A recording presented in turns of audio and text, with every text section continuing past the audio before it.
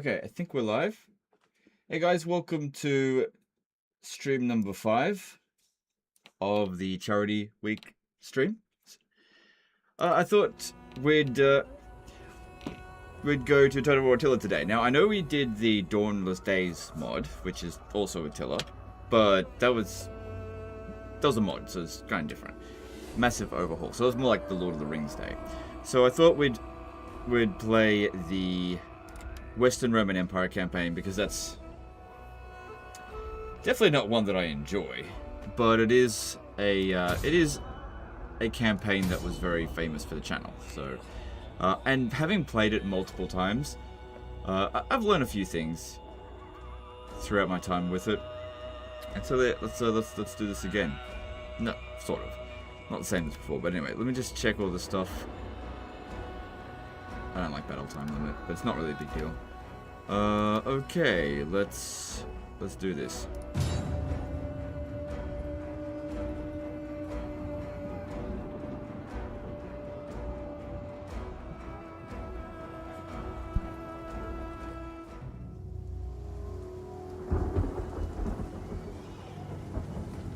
The air was filled with smoke and blood.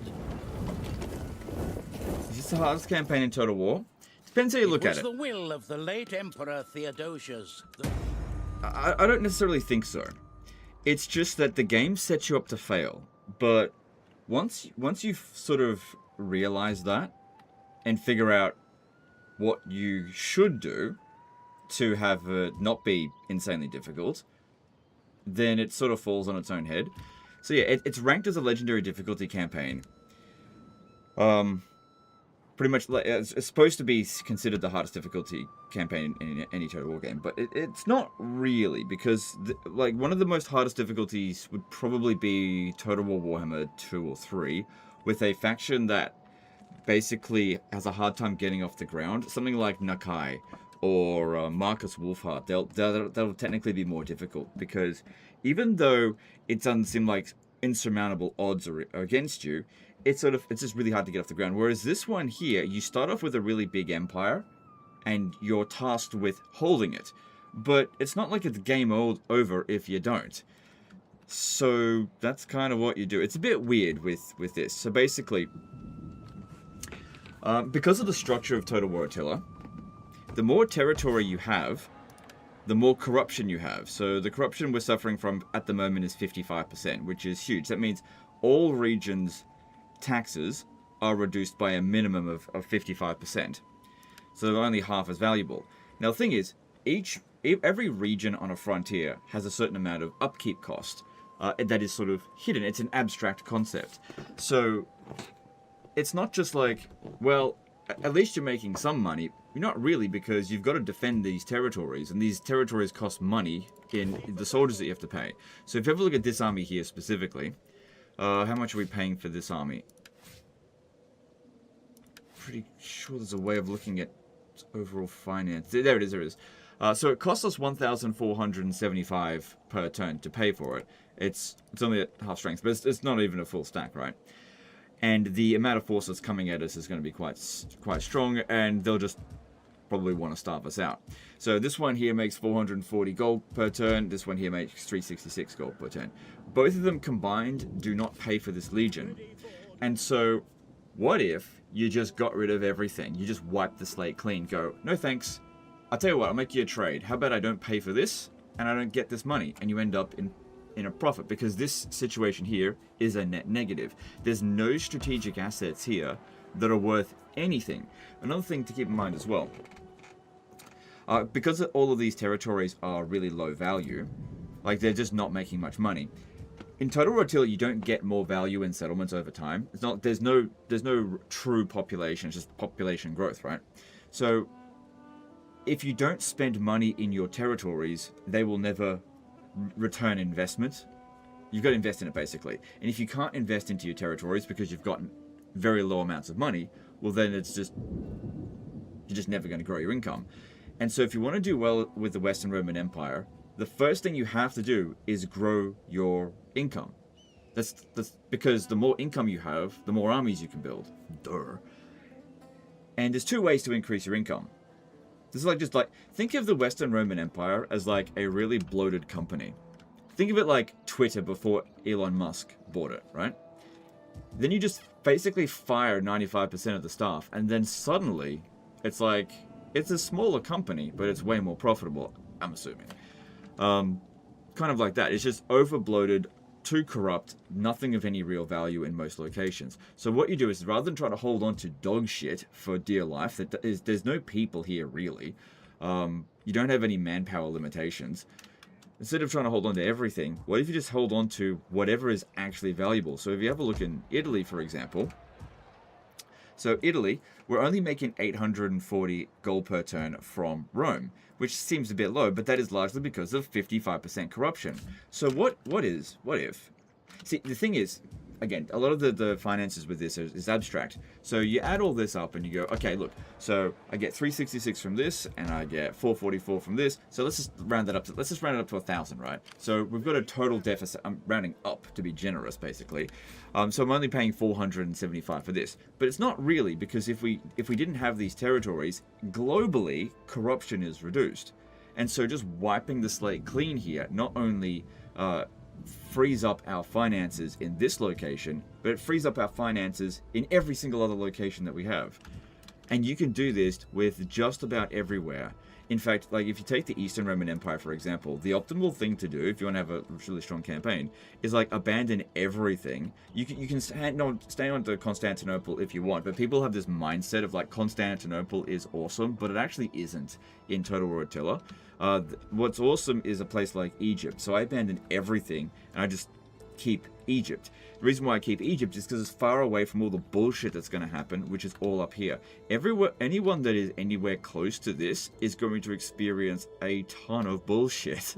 So basically, it's like the further north you go, the more bullshit there is. So going south, the better you are. Now, for the Western Roman Empire, however, I don't really recommend abandoning everything and just staying in Africa. You could do it. It's just that you also have some bullshit down here with the Garamantians. So you've got bullshit on both sides, whereas the Eastern Roman Empire, less bullshit, essentially. Eastern Roman Empire has the interest money glitch. Well, it's not a glitch, it's a feature. It works as intended, it's just, you're not supposed to, they didn't intend for you to do that. So basically, with this army here, just immediately disband. Don't even bother. Now, you could just abandon these territories. Oh, hang on, I shouldn't have done that straight away because it's actually weakened me. We should go into diplomacy first and just see if there's like anything we can do, like establish any trade agreements. Probably not. If we go to the Eastern Roman Empire, they've got some enemies like Visigoths, Alans, Tanakids. No, don't do that. I'm not going to be able to get peace with any of them. I don't think we can get any treaties. Oh, hang on.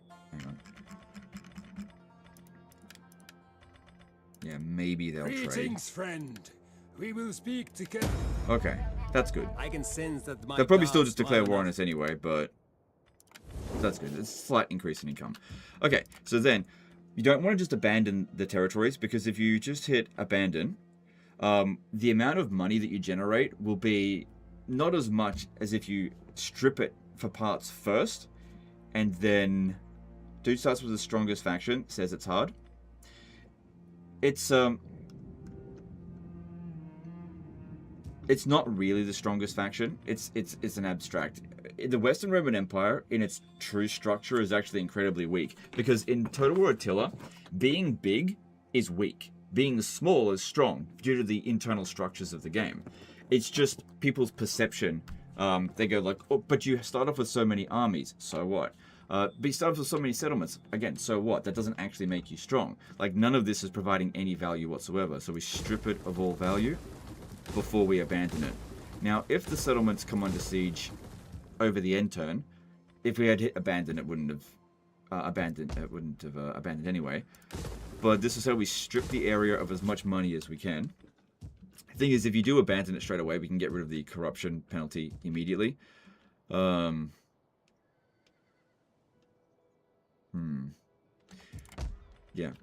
And if we're going to be abandoning, ideally we want to do that all at the same time. Okay, so this army over here, start off with the catapults and that one there. Alright, what we want to be doing with them is killing the Swabians. So I need to get them Don't get too close to them or they'll declare war on you. Get all my armies pulled up around here so I can just take them out. Because they're a horde, once they're gone, you know, good. Ready for orders. It's a bit quiet. Let me just adjust a bit.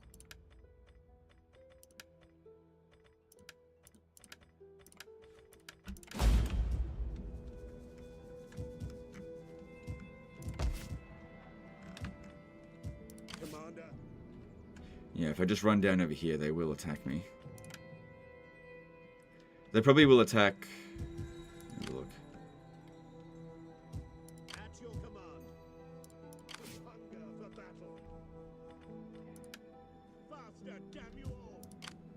Because I really want to get them down here. This game is not about building an empire, it's about not dying. Yeah, well, you can build an empire. It's just at the beginning of the campaign, you can't really maintain an empire because of the internal structures that limit your economy. You don't have the tools to deal with it.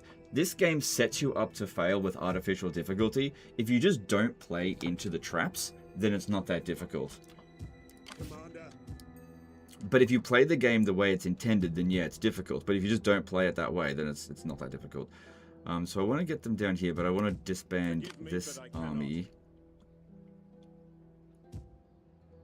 as soon as possible. But I'm just trying to see where I could put them. Right, how about you come down over here? Set up the watch. I want this guy to get down over here, but I don't want him to be out in the open in force march. Ready for orders. So get to about there. At your command. Yeah, no one can get you from there. And just have them stay there. Okay, where are our other armies? Because I know we don't have many. Ready for battle. So we've got one here. Alright, we want to grab them and... Yep, get moving over this way. I'm going to abandon all of Iberia. Gathering supplies. Because you can hold on to it. I've managed to do that just fine. It's just that it's such a pain in the ass and you have to fight so many rebellions. Especially on legendary difficulty. So I just figured this would make things go a lot quicker. Because like, we got one stream with this, right? Let's try to get through as much of the game as possible. And if I spend the first fucking 5 hours fighting nothing but rebellions, I don't think that's very interesting. It's still very quiet.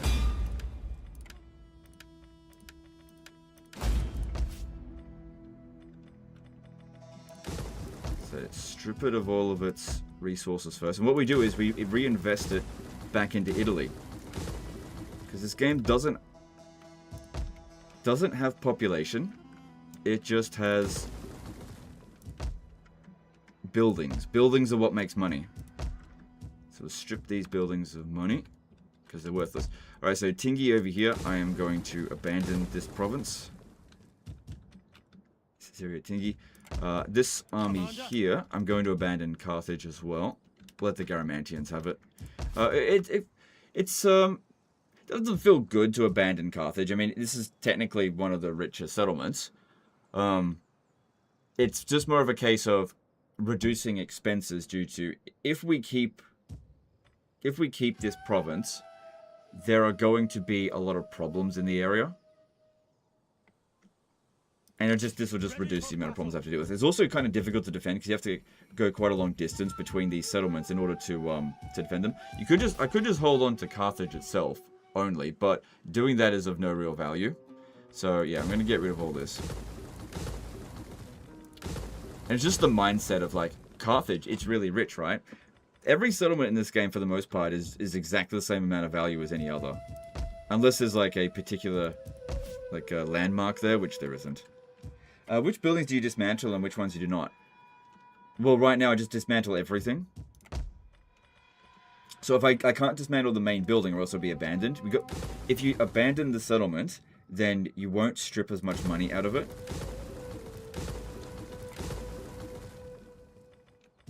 So we're abandoning all of Africa. Yeah, see that one there, that can go down because it's a tier 2. Just double checking that I've not missed something. Because I think next turn will be the one where we just mass abandon everything. It's Some of these settlements will get attacked, so they won't be able to progress. Gold is also a big trap in this game. Big trap. I've explained this loads of times before, but if you look at Deep Gold Mine, right? So you've got Squalor plus 10, Public Order minus, sorry, yeah, minus, Public Order minus 15. Wealth plus 2,500 from Industry, right? So you might look at that and go, wow, 2,500, that's heaps. But it's not really, because corruption takes away most of it. So it's actually only 1,200 something, roughly. But corruption doesn't reduce the penalties. And so what do we need in order to sort out those penalties? Basically, more than what it costs to, what we get out of that.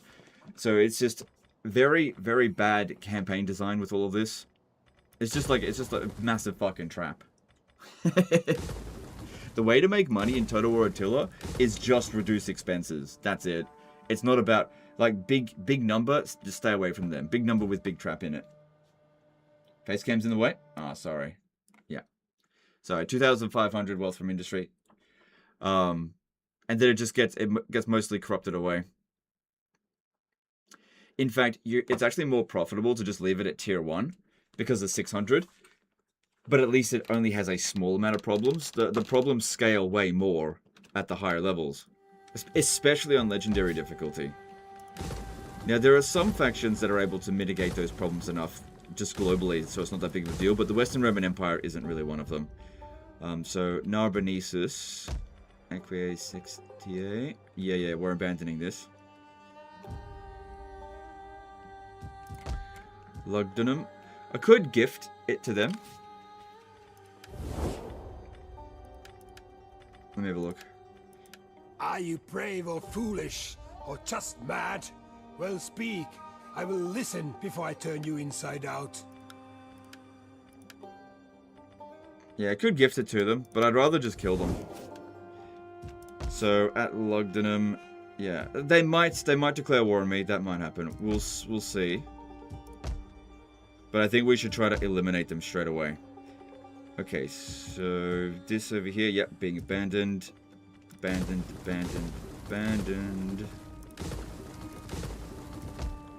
Also, another thing, being a big empire makes everyone hate you.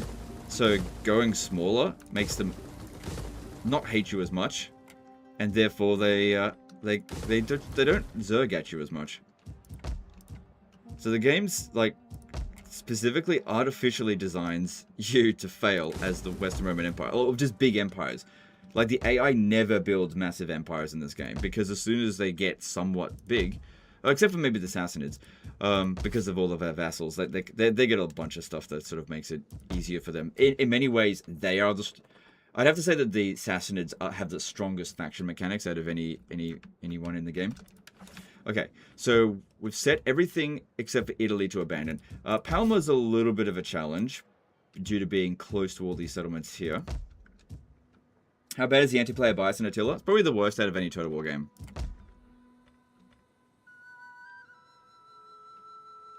So, this region here, the fertility is rich, so I don't want to abandon this, but it can be difficult to defend island settlements. What do we got here? We got a military jetty. If I just demolish that down to the previous level, because the military jetty, I'm not going to be recruiting fleets for a while. If we just go down to here, we'll actually make more money. There'll be no squalor because of it. Well, it would be good to convert. Hang on, how much does it cost to convert? So, yeah, it costs 2,250 to convert. But I reckon we'll get a fair bit by abandoning it, like demolishing it, and then just rebuilding it when I'm ready. Because this is not the region that I really want to deal with right away. So just get rid of that. Just drop it down to begin with. Because that food, we need to do something about that. If we want to hold on to this. We don't have to, but I'm gonna try to hold on to it. See how we go. So this one here, I'm gonna send them to Carthage and then send them to Syracuse. We hunger for battle. Yeah, just stay there for the turn. Okay, Syracuse, we're not abandoning anything in Italy. Okay, then we've also got the territory out here. Oh, these guys. Yep, there's still Cho. We need to send him over to here. Ready for orders.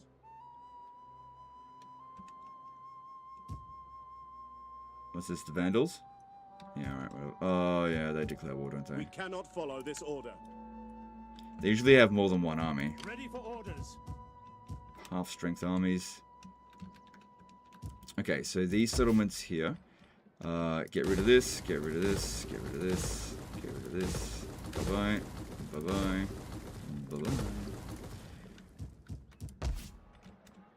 Bye. So this will also give us a lot of money to work with next turn. Again, to reinvest into Italy. So we'll see a nice big fat income improvement. So for this turn, if we were to... Yeah, let's just go full tax. We're going to have revolts anyway, so might as well just fucking just go straight forward. Technology, let's have a look here. If we go with Civil 1, growth, so that's good long term, but there's definitely some big improvements in the military early on. Like replacing Limitanis with Comitatensi spears is definitely a good choice. -1 corruption of current value isn't going to matter in a couple of turns. So yeah, let's go with that. Definitely getting some passive bonuses to integrity will help. So we start at war with the Quadians. I think it is possible. I think I did this in this Total War campaign. I sent my army out here and blew them up, but I hired a bunch of mercenaries as well. No, that doesn't seem right. Yeah, I blew them up. But I think it was like quite a rough fight. Hang on, let me have a look at the Quadians. 1 region, no army. And I'm a bit rusty at Total War Attila. At your command. Probably just disband this army anyway, since I won't be able to get him over here quickly. I could give it a shot and just see what's there, but I really can't remember. Ready for orders. Yeah, there is no way we're going to be able to beat that. At your command. No chance. But if this army comes over to here, I might be able to beat it if this guy stays here. We hunger for battle. Because yeah, if he comes over here and plunders the settlement, we're not going to get as much money from dismantling it. But the only way he's going to do that is if I go into ambush stance. So I need to make sure I retain 50% of my movement.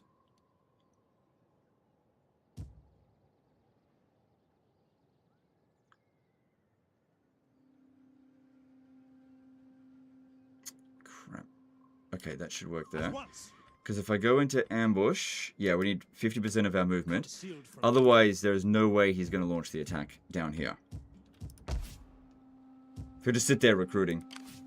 He could come down to this settlement here instead. But, I mean, that one's closer. We don't actually want to ambush him. So he'll just come down here, launch the attack. We'll come in as reinforcements. So this settlement here at Savaria will thin them out. And then hopefully this one here will finish the job. Hopefully. That's the plan there. Watch your end tutorial. Nah. Figure it out. Okay, so then Stilcho. We need to get you over here.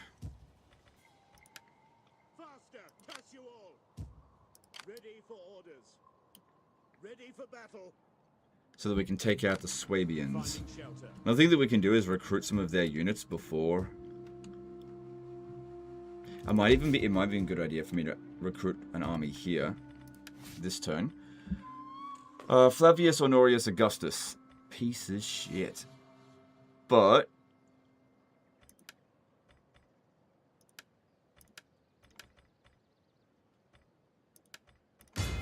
let's see what we can do with him. To your duties, men. Oh wow. Call this a garrison. On the move. So yeah, we could pick up a few of these guys real cheap. No mercenaries in the area right now. Cheap to recruit at least. Maintain as well. Alright, grab them. We need good fighters. Because yeah, getting rid of the Swabians I think is a good idea for us.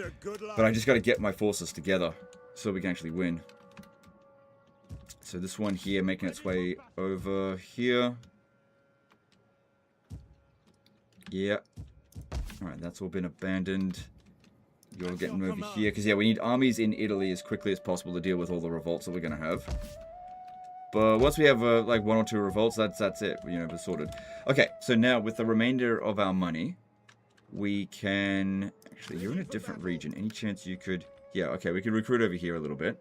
Only recruit the Mittani border guards because the building that these are coming from is being dismantled. Plus, it also increases their replenishment rate ever so slightly.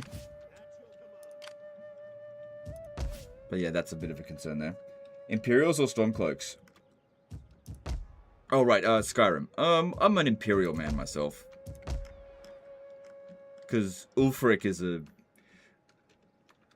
wanker. He's an elven bitch boy, isn't he? Yeah, fuck Ulrich. I mean, the Empire kind of is as well. Alright, so military jetties over here. Let's dismantle that. And just go full economy. Rally field. Yeah, just get rid of that. Don't worry about getting anything other than just trash. For the time being, we don't need a professional army. Trade jetties is fine from Ravenna. Ravenna's our capital. No, Milan is our capital. Okay, then we've also got the Latin Chapel. That shouldn't be a problem.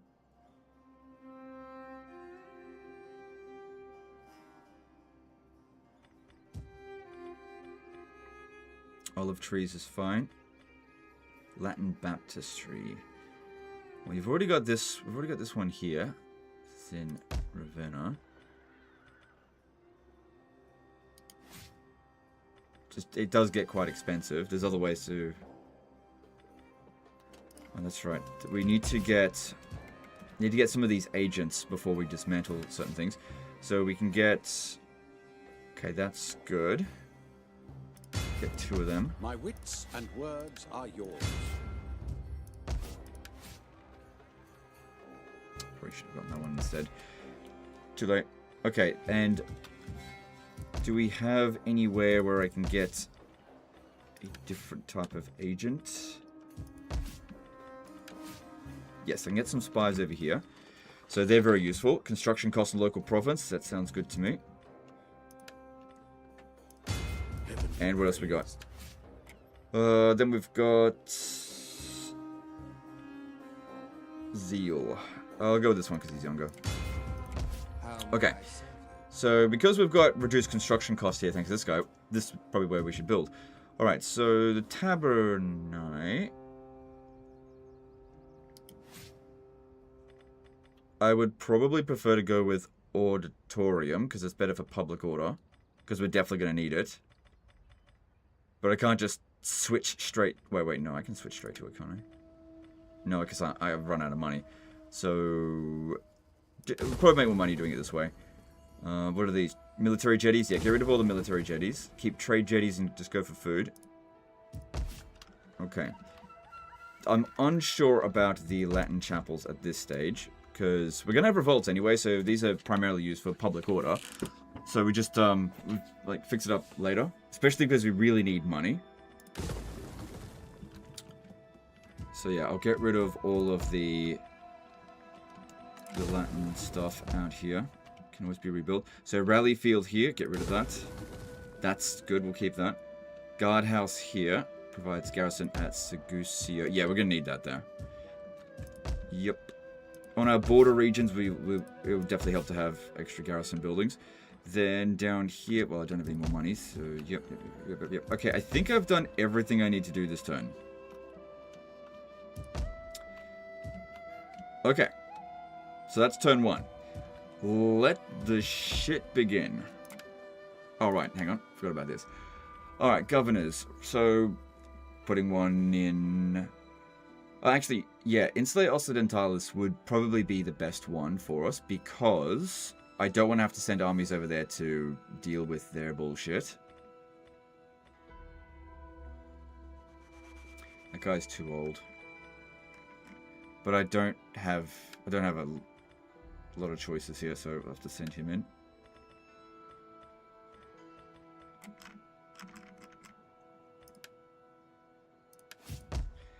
And there is still going to be a revolt, though. There's no avoiding that. Maybe I should send this guy down this way. Don't have to worry about Corrales too much, but at Palma and Ajax, I may have to worry about it. This guy will be at Syracuse next turn.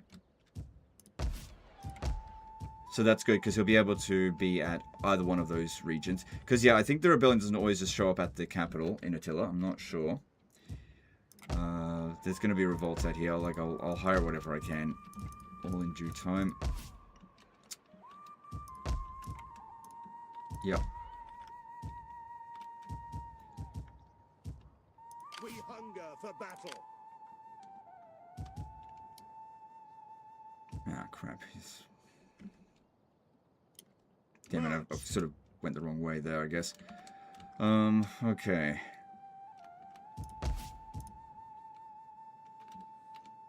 Alright, so what edict do we want to put down here? Research rate, reduce corruption, food and public order. Yeah, let's go with food and public order for the time being. Oh, right, there's also this here. I think this just comes down to opportunity cost. It's just not the best building to build at this stage. When you get to the final level, it's pretty good. I don't know. At one of the Patriarchy Seas, I think. If we have a look at it, the Latin Patriarchal See, getting this one to maximum is really good, because religious influence +1, all regions, that's really fucking good. But in order to get there, you've got to get to here. That takes ages, so no point having it there in the meantime. Alright, let's move on.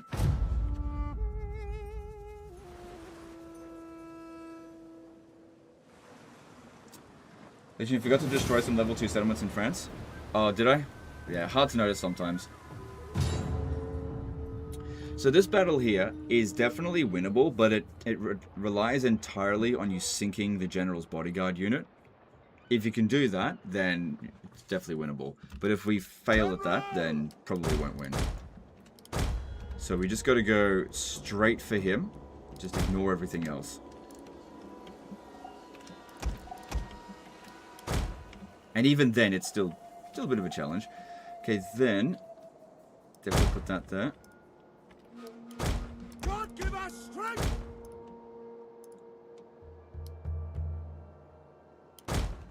Form testudo and defend! Defensive testudo! Let's get cavalry out here for now. And we will see how we go. Vegetarian! General! Moving out! We will hold these walls or die, men! Are you planning on playing some Shogun Fots or Shogun, or what else have you planned? Well, I don't tell you what I've got planned. So there are 2 more streams. You'll find out if you show up. By filthy invaders. So we stand, we hold to arms.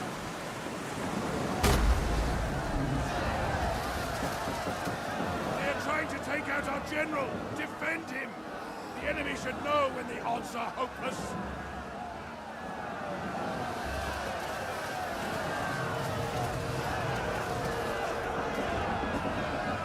So you don't want to use this until they're already tired.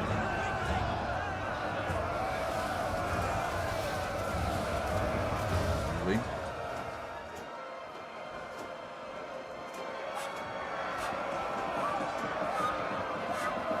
Because, yeah, giving them 15 melee defense, it's fine, but making them 50% tired afterwards basically makes them super weak, especially considering these guys here are seasick.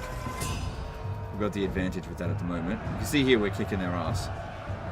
And our guys are...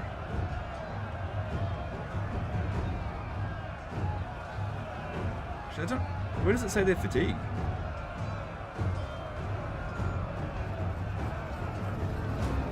This is definitely looking good for taking out their general here. It'd also be really good if we could take out something else, but they didn't wait around for us. I wasn't expecting them to.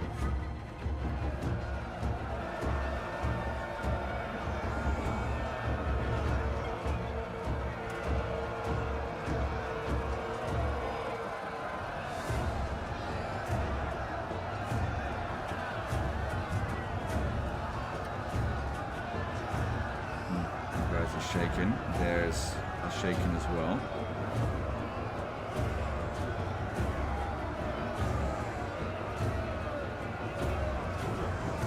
The general has fallen. Good. Our victory grows ever nearer. So we probably don't need to do this then.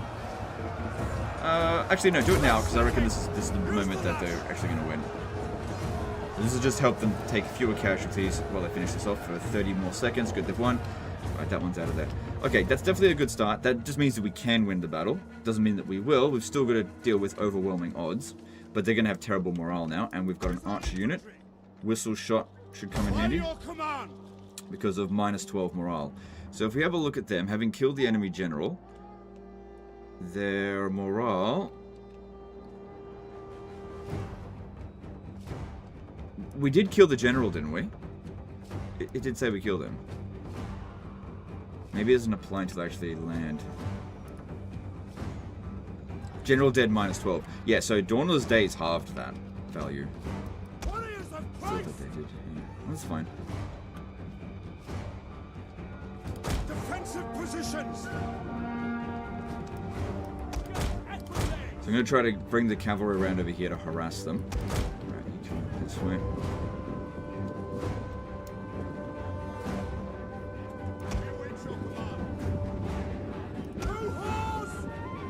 I'm running over this side here because it'll be more concentrated over this way.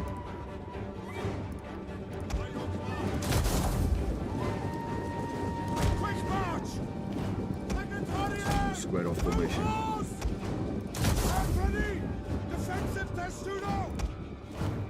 By your command. Yeah. At the double. On watch. Alright, to begin with, just start using heavy shot.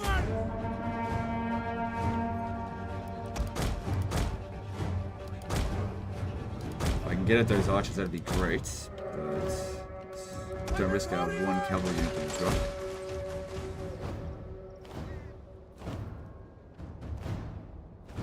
Heaven can wait. Yes, Commander. We only need one arrow. Actually, if you shoot at this one here, every one that goes over heads. Shoot. Right, yep, that applies. Let's change it to this.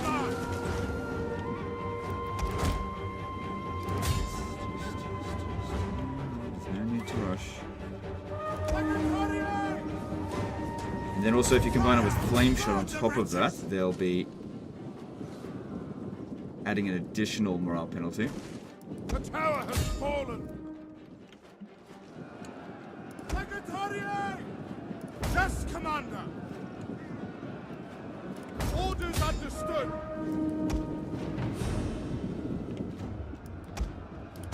Okay, you'll have to just land over here, I think. At the double. Pull back just for a moment, because those javelin men can be a bit of a problem. They've drawn their attention, which is kind of good.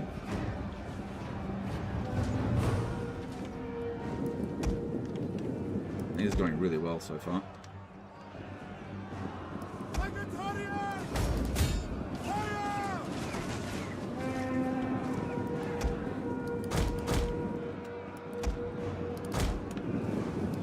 It's stuck there.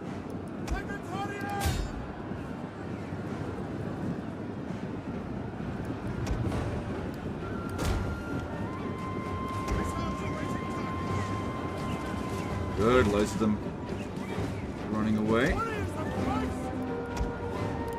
Just wait, just wait. Wait for them to commit before we send him in there.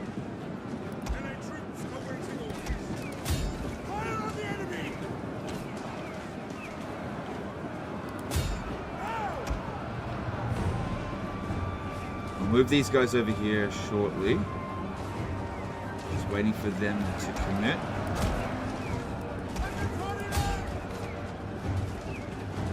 Over here. Oh, crap, I didn't put them into through there. Now I can't because they're... Get over here. Because they're in melee. Then send them in to rush in. Yeah, if we can keep those javelin men busy, that'd be really important for the cavalry.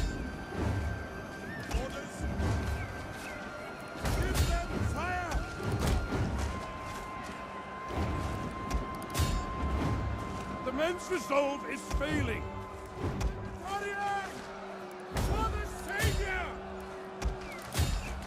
Pull back! Oh, that's not good. The men have broken. Okay, I gotta get this guy out of there. At speed! Because the whistle shot would have done something to them. Over yet. Missile infantry ready. Shit, there's no way really for this one to escape.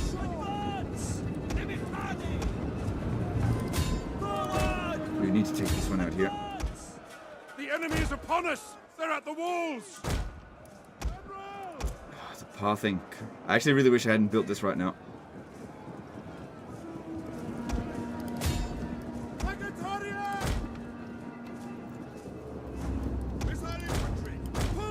It was going well up until about now, where it's looking a bit more dicey.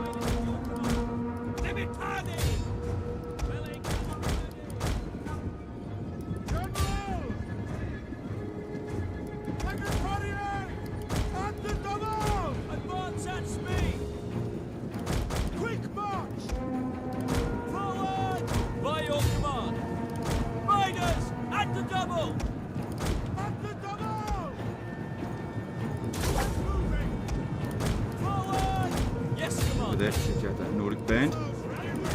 By your command, our men have given up and are running for their lives. Cavalry.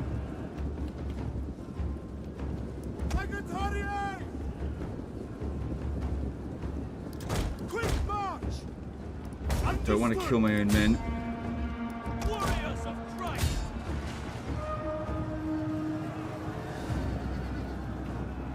I think we're still going to lose. There's just too many of them, and they're just not mass ready. It was looking good for a moment, but when those guys broke, it failed everything, and then it goes to cavalry. Yeah, we still end up Men are losing. broken and running for their lives. It was close.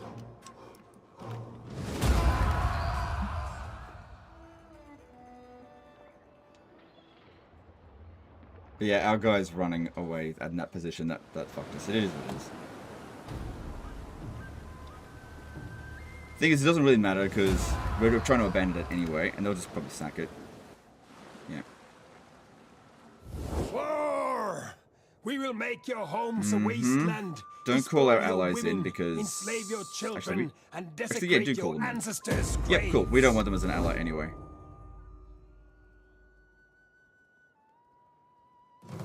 Okay. Now, even though we're on force march, this is fine because we can actually still withdraw. Regroup and fall back. And that should have used up all of his movement. At ease, men. God damn, it used a lot of mine as well.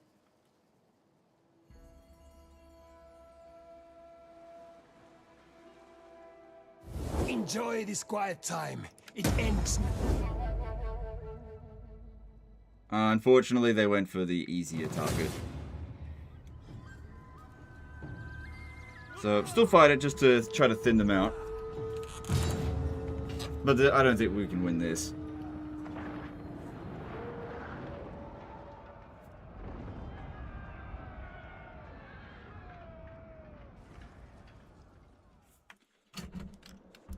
Alright, so let's see here. Put that down there. Ideally, we want to kill the general, but because he's not a cavalry unit, it's kind of difficult to kill. Well, more difficult to kill him. There's still turn 1. It's the end turn of turn 1, yeah. Turn 1's the longest turn with the Western Roman Empire, because there's a lot of shit you gotta do. I can't see. He must be hidden. Probably over here. Alright, so I'll put this one on the barricade, and we'll see how that goes. And, of course, block this position here and here. But yeah, there's no way we're gonna win this. Just try to dish out as much damage to... Like, try to wipe out one of their units if we can. We are outnumbered.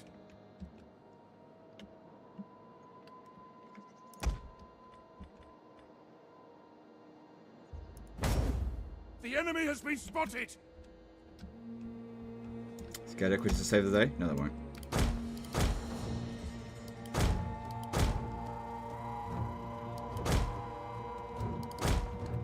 Nothing remains of that tower now.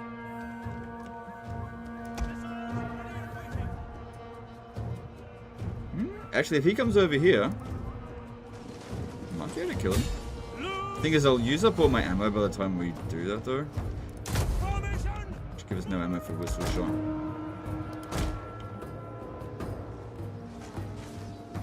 Okay, just keep focusing on this one. Yeah, he's not coming around this way anyway. Wipe it out.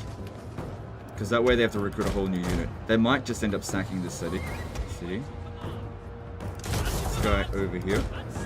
We must defend the barricade. Oh, no, he's... Look around over here. At least that unit is completely wiped out, but yeah, we don't have much ammo left.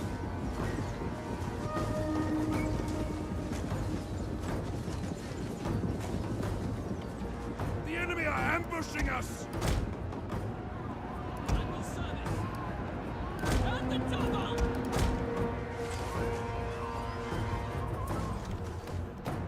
Okay. There are archers over here that we could take out.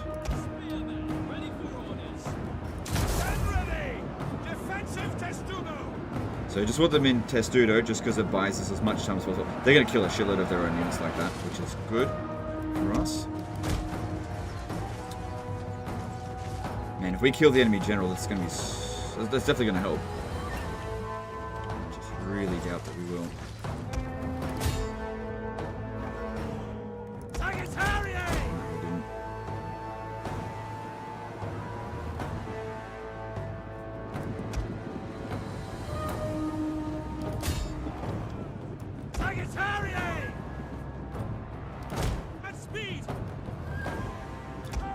Get our general.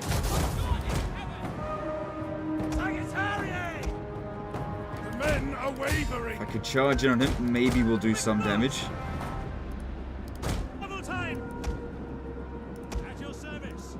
Because obviously it's quite a badly damaged unit. It should have taken a few arrows. You just charge in over there. That one's balance power is spent anyway. If you can wipe out that unit, that'd be great.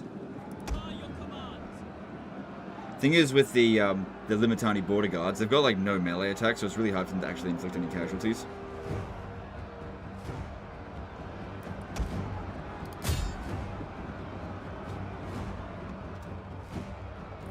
If I could kill that Germanic warband, that'd be great.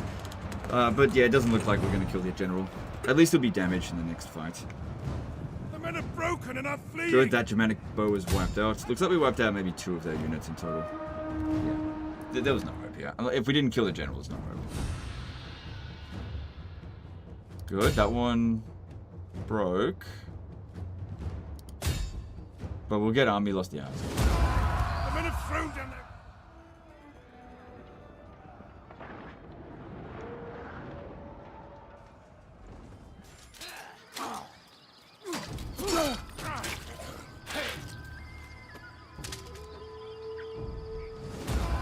Alright, so 2 units wiped out, he's damaged. Yeah, they didn't go for the one I wanted them to. We're still in ambush stance, so... We will make your homes a wasteland. Yeah. So yeah, all in all, not too bad. Pretty bad food though. Pretty bad. Okay, so now our finances are truly horrendous. That's okay. That's okay. All we're gonna do is keep the taxes where it is. We have 150,000 now to spend. So this is the turn of abandonment. So we abandon. Yep, off you go. See ya. Yeah, there was nothing to worry about with that one anyway. I mean, they might come back and attack again. That's usually what they do. Which should prevent us from abandoning it. That was at tier 2, wasn't it? Okay, we don't have time to do it, like, demolish it again. Ready for orders. So we've taken a little bit of attrition because of the... No, we did get replenishment because this was at 80 men. I need to fix this over this turn, though.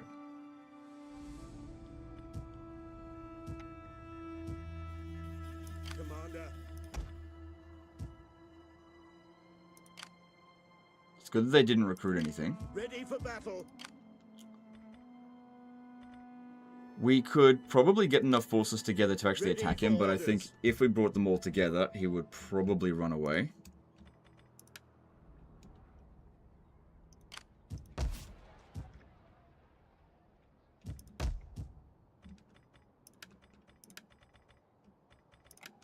So I think maybe the best bet would be... Just trying to think. Yeah, I could get all 4 of these within range, but then actually having them stand and fight, I don't know if they'll do that. So we've got to lure them into a trap. Ready for battle.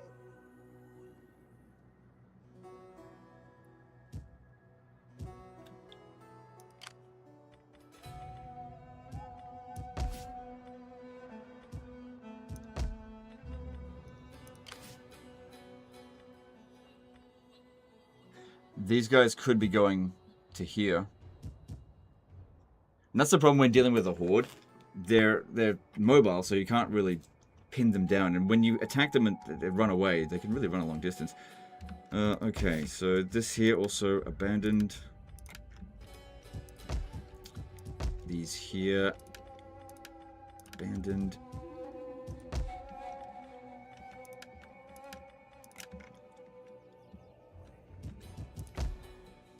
Don't abandon that. Oops. So abandon. Yep. At your command. Advance. Is there nothing else? Making for port.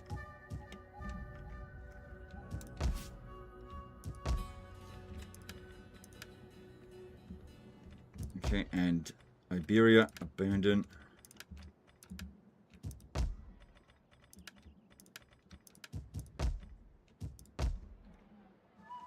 Grand Christian would be based. We start off Christian.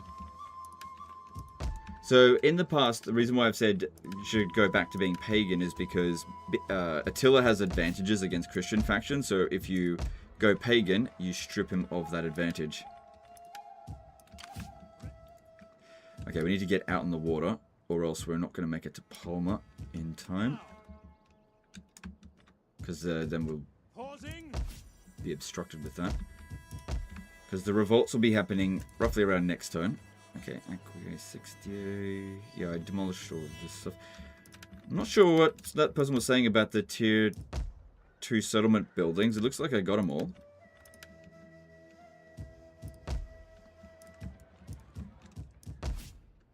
Yeah, I don't see any tier 2 settlement buildings that I missed. Okay. So I've got all of them. Yep, got that. Yep. And over here, abandon. Yep, let them colonize it if they want. That'll keep them busy for a little while. Then we need to sort out the food problem. Alright, so spies. Need to get them leveled up before they can reduce corruption for us. So heaven be praised. Well, sending them up this way would help. Let's go. I am yours to command. At your service. And these guys here. Send this one here. And I'll send one of them over to here.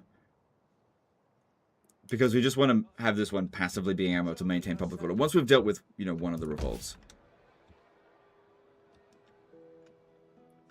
So we get rid of the Latin church for the time being. Should be able to manage with that. We definitely need to sort out this food problem. Okay, so let's have a look at this. This is the only region that's making any food at the moment. So we need to make more food as much as possible. We actually need to sort out the food this turn. So Africa, that's fine. That can remain being taxed. This one here, that's only minus 10. This one's minus 50. Actually, look at the worst offenders. Go to Liguria.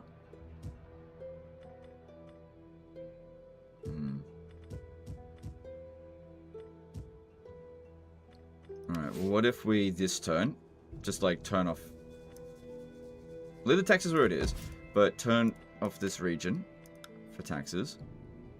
Because that'll sort out some of our food deficit. We don't want to be not getting any replenishment. That's really bad. Same thing here. And just keep doing this until it's sorted. Because if you turn off taxes in all regions, then No food deficits. Everyone's just left on their own.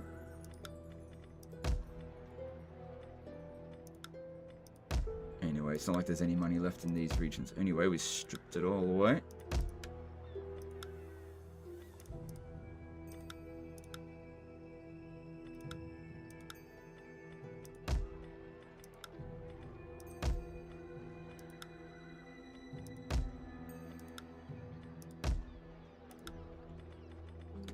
Jeez. Gotta turn off a lot of taxes in order to not be within famine. Okay, so that's what we needed in order to not be within famine. If we turn off these other ones here, I won't be able to turn any other ones back on in order to sort out the food. Okay. Okay, well, whatever. I don't even know if we'll make the money from this region, because it largely depends if the settlement gets abandoned before you collect your taxes. It's not that, like, it's that much anyway. Yeah, leave it like that. That's fine. Okay, so we definitely need to fix up the food in this region here. So Genua. Let's have a looky here. Let's get the food going. Should you do this even on hard or very hard? You just do whatever you want. I mean, this will definitely be easier for you in the long run, for sure, to do this. Alright, so this here, Commander. why is it saying that?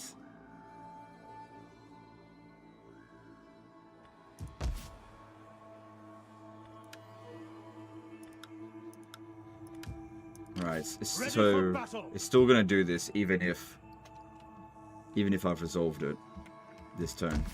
So basically no replenishment this turn. Alright, well, Ready, good to know. willing, and able. Alright, so this one here, deploy that one. I shall see to the grain stores.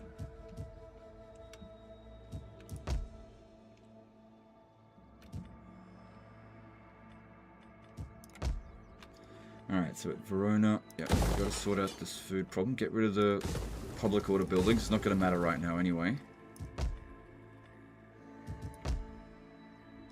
So in Italia, that provides a little bit of food. Because yeah, if I turn this back on, yeah, no, then we're in the red again. Okay, get rid of that.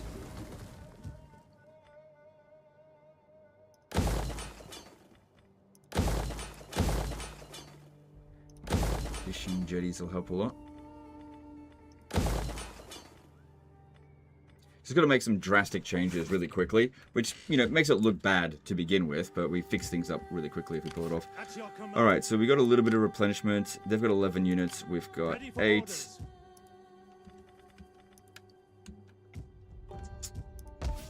Seems most likely that they would attack Savaria next. Ready for battle. So yeah, hang on, let me look at this. Make haste, Ooh, men. actually, I could go over there and blow up that settlement, but that'll just turn them into a horde. So ideally what we want to do is kill that army first and then go and blow up the settlement. That's the ideal thing to do. Because yeah, you want to just eliminate as many factions as you possibly can. So if we could eliminate Iazyges, that'd be great too, but we just don't have the resources to do that. So I'll stand behind them, stand behind the city there, go into ambush stance again. I'm assuming they're going to attack this one. We'll come in and reinforce. We might even be able to auto-resolve that. Just get rid of them. And then we'll see about getting to Nitra and blowing it up. Depending on whether or not they've already recruited a full stack over there, which they might have. Commander. Alright, so these ones here. I need to lure the Swabians to come down to here. Ready for So the orders. garrison here will only help us out this one turn. We hunger for battle. Ready Alright, for so I could battle. stay about here. I think I'll still be able to be Make in... haste, men. Yeah, Concealed ambush from stance. view. That's good. We hunger for battle. Commander. Then... For battle. Alright, this one here. Force march You will march and to deliver the northeast units of me. to him. And he remains in ambush stance that way. March. And then you can just be disbanded. We hunger for battle. And then At if your you, the Emperor,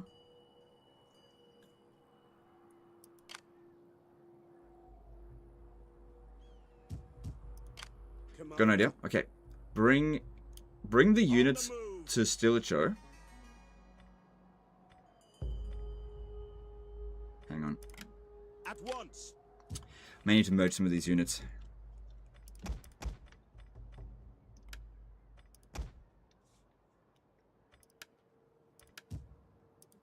We hunger for battle.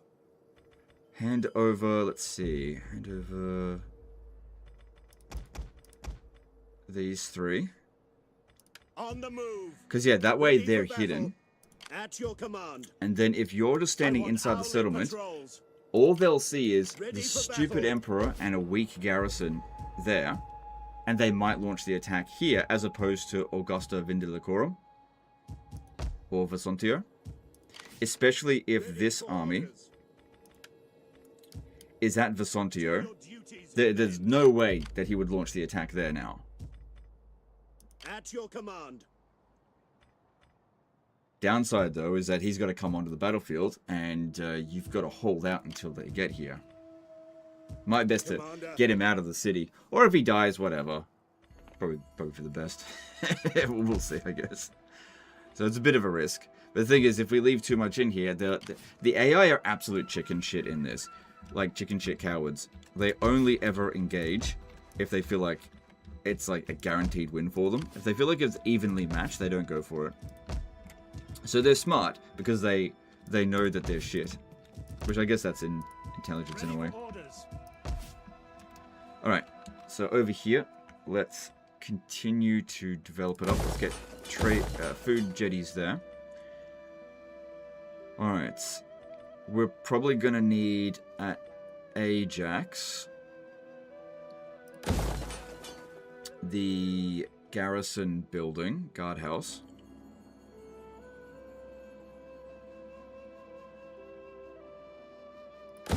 Because there's just no way I'm going to be able to get to there fast enough. That's if the revolt happens there. This is just to cover all of our bases. Once we've dealt with all the revolts, I'll get rid of it. Then here, just basic public order with a bit of... we do need sanitation. Although I usually prefer to get the fountain. Because the fountain at Tier 4, that provides sanitations to all regions in the province. And also a fair bit of money at a pretty reasonable amount of cost of food. Whereas if we build this one here, this provides sanitations to all regions in the province, costing 200 maintenance. That's actually not a big deal. This one here provides growth, so that's pretty good. Maybe I should be building a lot of these just to begin with. Build some cloacas. Alright, I'll do that. Because, yeah, the cost on that is negligible. It'll be fine. So that provides a little bit of growth, a little bit of public order. And we don't want any diseases to occur. So just getting that all into the green is important. This is why we get rid of the buildings that we just don't really need. So waterworks, we'll build that in all regions if it's available to be built.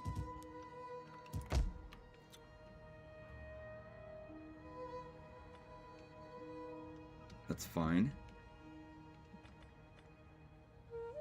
No, don't want to increase the squalor and stuff right now.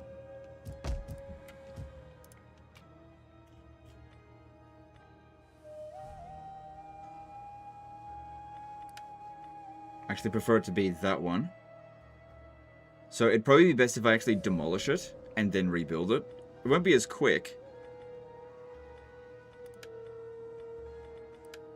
But it's more profitable that way, because we'll get a fair bit from demolishing it, and then we're nitpicking, I guess. You know what?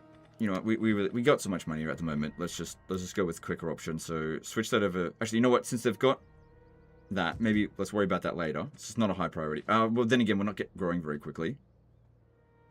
Yeah, so we definitely want to get growth going. So if we swap that over to here, then we get 7 growth. So let's do that. Olive trees for 1 squalor. That's fine here. And we're not taxing the region, so we got to get... The reason why we're not taxing it is because it doesn't have a surplus of food. Because guardhouse at Attila. Yeah, that's definitely going to be needed. We keep that there. Then at Ravenna, got the sanitation buildings, so go with that one. Forum building's good. We don't want this. Get rid of it. Yeah, for now. We want sanitation. And at Genoa, I don't anticipate having to deal with the Huns very often.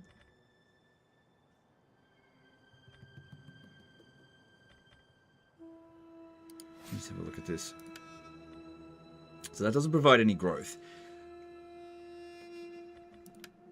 There's marble here, but I don't think we've got a whole lot to trade with. Let me have a look at what else is provided. So it'll reduce construction costs in the province, wealth from cultural buildings, province to each region. It's a weird way of saying it. Religious influence. Yeah, none of that is a high priority.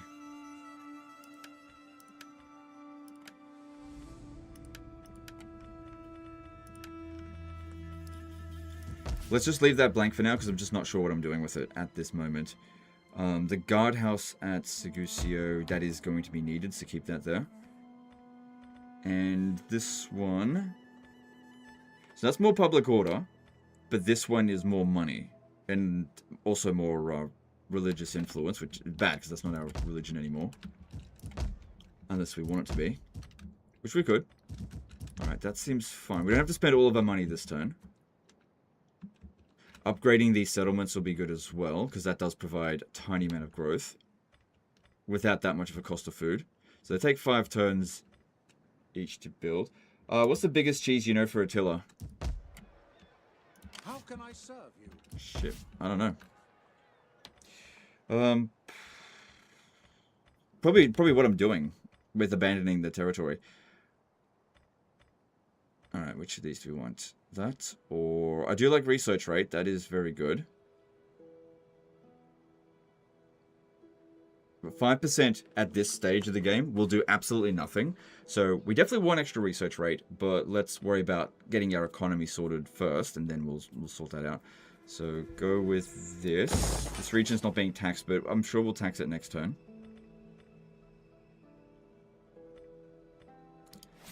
Alright, so 2 options to go down. Which one? So this one here provides... This one provides more food. This one provides more public order and also more wine. I don't think the amount of wine matters. The public order definitely does matter. But also so does food, especially in the later stage of the game. So, typically speaking, nobody really wants to trade with you anyway. So going down the fruit orchard path is probably best. Because, yeah, the AI is just does not like to, like, we're already not allied with the Eastern Roman Empire because of one war declaration. Anything that has too many negatives, or just even some negatives, just leave it be. Don't advance it right now. Attila is not under any threat, so let's develop that.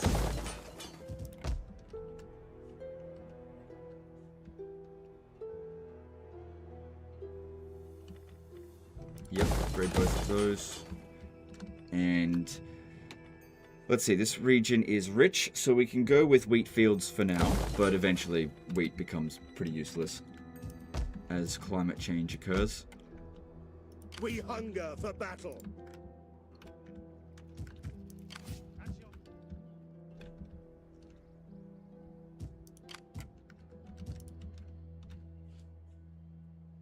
So yeah, I do find that these guys besiege the settlement for frickin' ages. They like sack it and over and over again. There's not really anything that we can realistically do to beat them, because I don't think there's any mercenaries in the province. No. And I'd never get anything recruited in time. Ready for orders. But, hang on, over here... No, if I start recruiting here, then it won't get...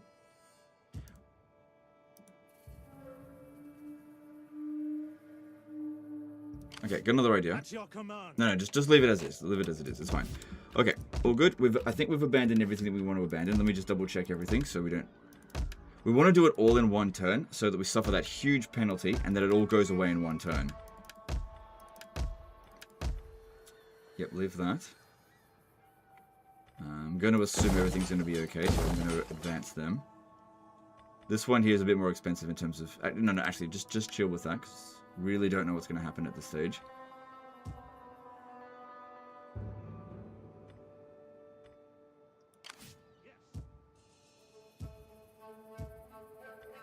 Now, you know what? I think I've got the resources that I can recruit a new army here.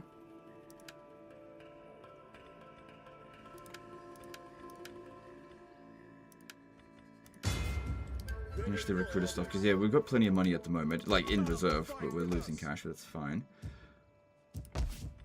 Because the revolt will be pretty much next turn. Alright, that should be fine for those ones. We can advance that then. And then at Ajax, this is a rich region. Yep, so wheat is fine. It's not good for money, but that's okay. Food is kind of more important at this stage. Yep, we can advance that. Oh, hang on, no, we've got bad food. This one here, I'm not sure if I should keep it, because the amount of money... It'll make more money soon. Alright, I'll leave it.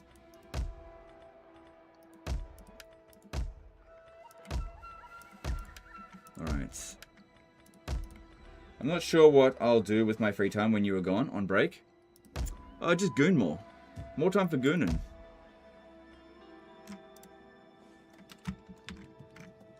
Just like whip, just smash that meat stick.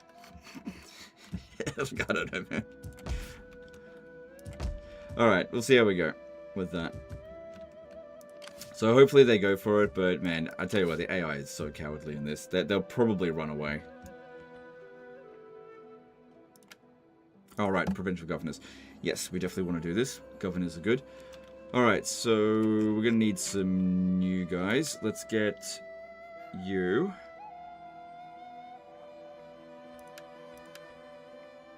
That's better a commander. This guy's a master planner. Okay, go with this guy. I actually have to hire all three of them. Let's put you in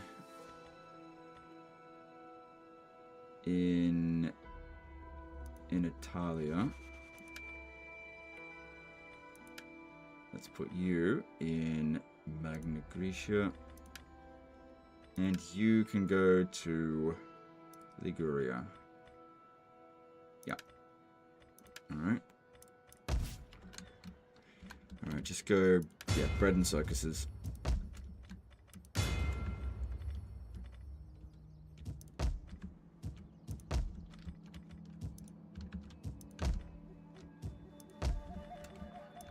there we go. What do you wish? Alright, we're done with turn 2. So yeah, hopefully they take the bait. I'm glad they didn't declare war on us, because that means that the settlement will be properly abandoned. See, this is why I want to hurry up and get them to abandon. There's nothing we can do here this time, just to resolve it. Hopefully they actually occupy it, because we don't want to create new factions. That's why we want to abandon it before that happens, but I lost that battle. It's possible to win it, but it's just didn't.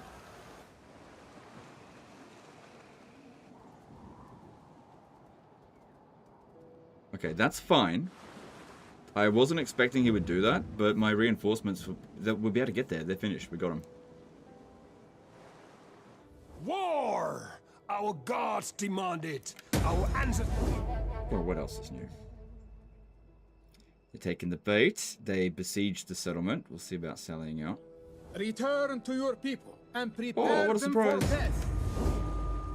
As long as they don't launch the attack this turn, we're fine.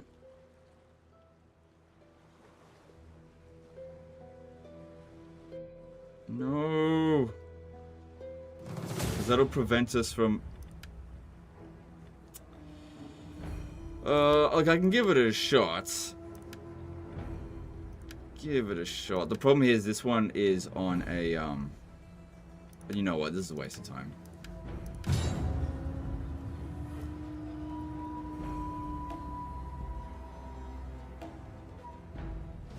There's no way I would have won. I just would have wasted time. them sacking the settlement causes us to not abandon the settlement. Okay, now mass abandonment everywhere. A couple of settlements were denied.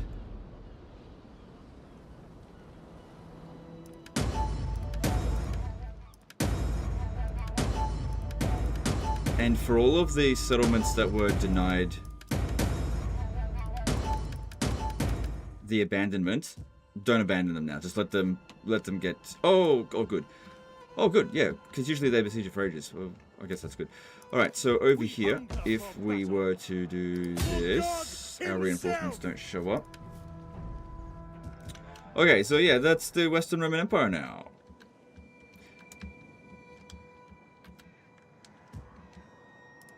We hunger for battle. Okay. So at least we're not taking attrition anymore. And if we have a look, we should be able to turn on taxes everywhere.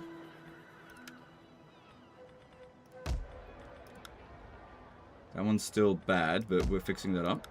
That's still bad, but it's... That one's good now. It's good. That was already being taxed.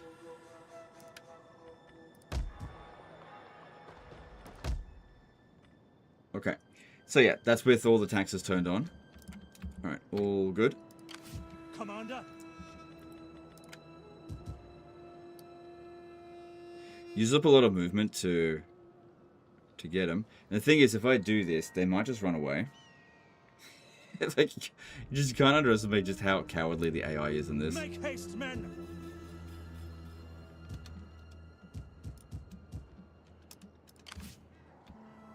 So they're coming down this way. They're looking to raid Verona. So we do need to get down there as soon as possible. Can you do this on your own by any chance? To victory! No, you're not going to be able to do that on your own. And yeah, they can actually reach there. That would suck. So Stilicho could get over here to stop them. If we put him in here, even if both of those armies... No, that army should not be able to reach, even if it's on... Oh, then again, it's on raid stance, so that one is using up some of its movement with that. So if it goes into force march, they'll come down over here. Do they have cavalry generals? I think they do, I'm not sure. Verona, yeah.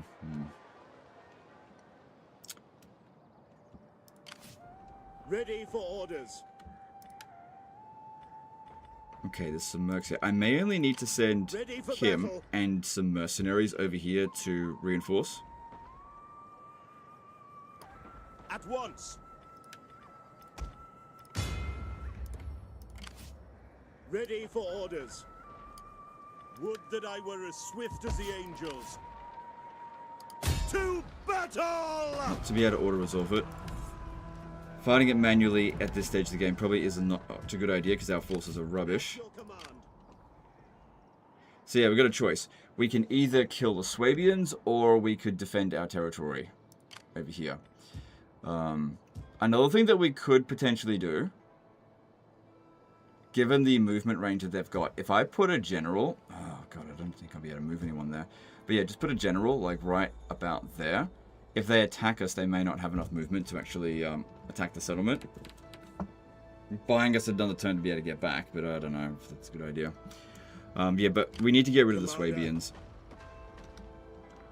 So that just has to happen. March. Waiting for orders. If we attack with this one, then it's going to move him all the way over this way. But if I go it with this way, he'll go in this direction. If he crosses that river, that's bad for us. But unfortunately, in this game, it's just... Hear us, Lord. Okay, good. We got him. All right. We'll probably be able to auto this. Ready for orders. Yeah, Any we got man him. who drops out is left behind. Advance. And we should have our Emperor launch the attack. It's Ready not going to for make any battle. difference in terms of auto resolve, I think. Kill them all. Oh, he can't. Okay, never mind. March.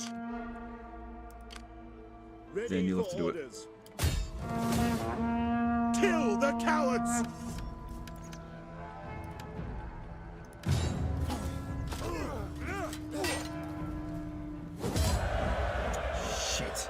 killing the general means that they don't get wiped out.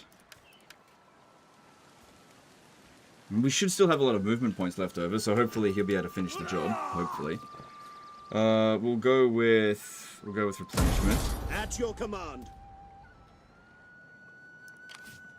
Ready for orders. Ready for battle. Ready for orders. Get moving, you wretches. Okay. Well, we got more than one shot at this, so if this isn't good enough... Leave none Which it is. alive. Okay, good. The Swabians are gone.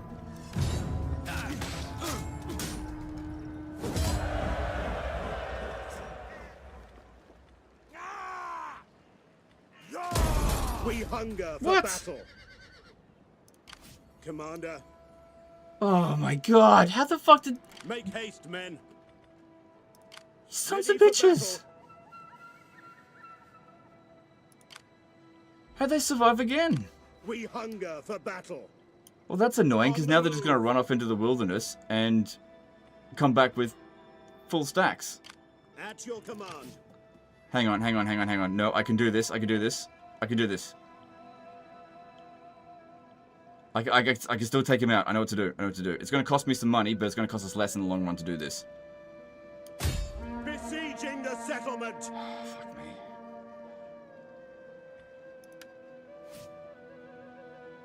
I think I got 130 grand. Let them Do it. cower like kennelled dogs. We hunger And for then- battle. Wipe them out. Got him. Oh, it's expensive, but I got him. Commander, Alright, so we picked up a piece of shit that I left behind. So in hindsight, I shouldn't have abandoned it last time, but I couldn't have predicted that was going to happen. Like I said, chasing after hordes is so fucking difficult. That should have wiped them out completely now. That should have been faction destroyed, right?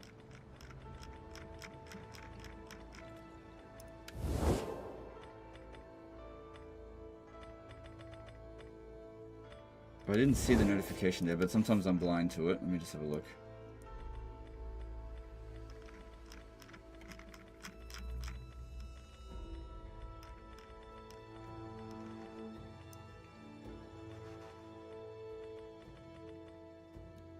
Yeah, there it is. Right down the very bottom. Cool. They've been destroyed. Alright, cool. Now, as for this army here, just disband it. Because it's like right out there. Don't abandon this, just wait for some random to come in and take it off us. Commander, Same thing with this one here. Don't do any more abandoning, because look at that, minus 400 public order. Okay, so now we've got to go back and sort out our public order. These two kind of have to remain here together. Although, we hunger for battle. I want hourly patrols. hang on, if you... Set Good. up the watch. I can drag some units into here. And that way we get more replenishment if we're sitting inside the settlement. So, I want to keep those. Yep, I want to keep these. I want to keep these.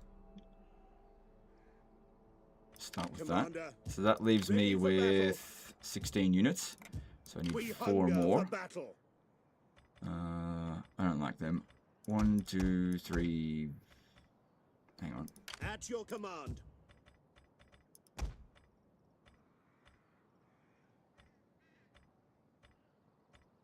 Just seeing which would be better. I'm going to keep our factional Ready units. for battle.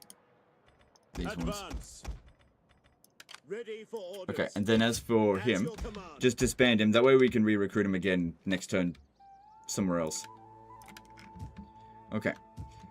Also, yeah, for this turn, have the taxes on super high, but we're going to turn off the Ready for taxes. orders. Yeah, put them a bit more reasonable soon.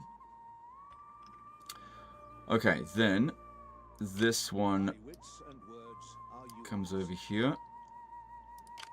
My work here This is done. one comes over here. We Yep. hunger for battle. So we got our bases covered there. Ready for orders.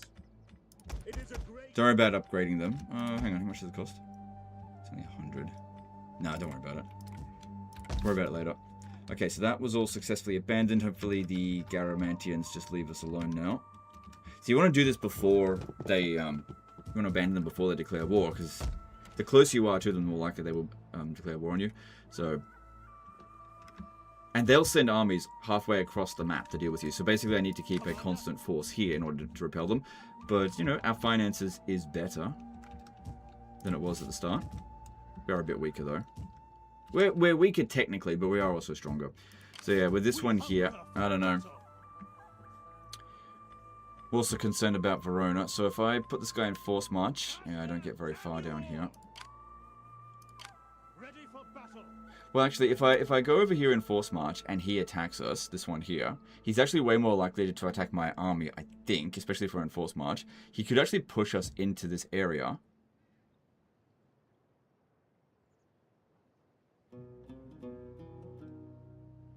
And that way we could probably defend it next turn. Because, yeah, otherwise this one could attack Verona. I don't want that to happen. So, yeah, force march to there. At ease, And he could come over here, attack us. We withdraw, push us into here. He should not be able to pursue us from there. And we'll need some more recruiting here, obviously, because we've got a lot of shit coming in. Plus, there's going to be rebellions. So, I think recruiting it at Attila is probably the safest bet. Because if we recruit it at Verona, it just increases the likelihood of them actually attacking it.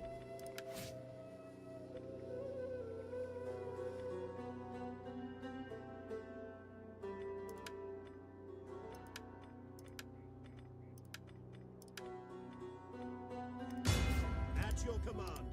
Okay, cool. So stick him in there, and then just recruit, you know, what little we can.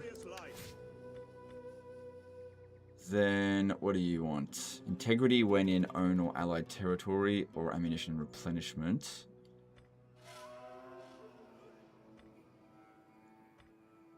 Yeah, getting civil duty is pretty important. So if we have a look at that at the moment, it is going down by 2 because characters are causing 2 problems.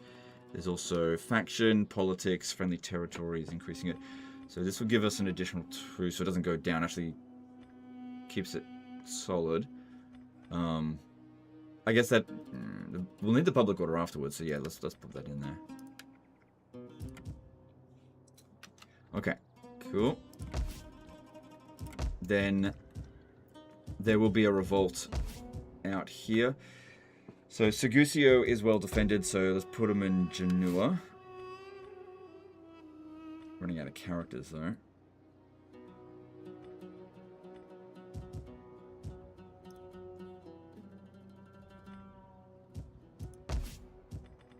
I think it'd be best if this one is actually at Regium, because that way he could just go to wherever location they do show up from.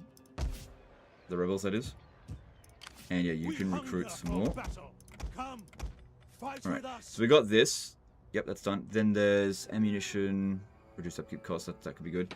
Integrity, all forces. This one over here, we don't need to worry about corruption. I've already sorted that out for the most part. How well do mods work on Linux? Oh god, I don't know what they are. We'll go with that. Actually, no. Go with this one here first. Go towards that. Because integrity, it would be good if that was under control.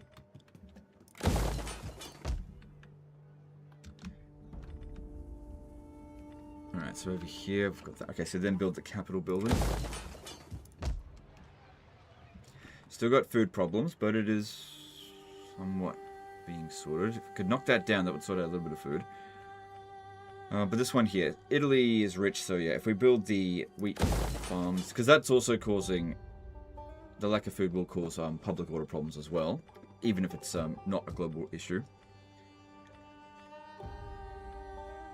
So over here we need to get sanitation. This is why I've got rid of the religious building.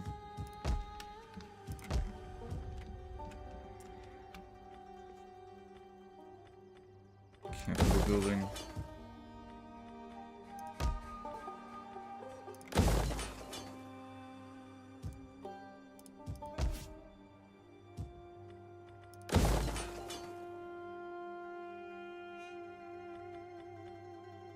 Yeah, it's rich, get the wheat.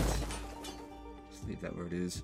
Alright, I want to recruit at Genoa. Oh, wait. What about Italy?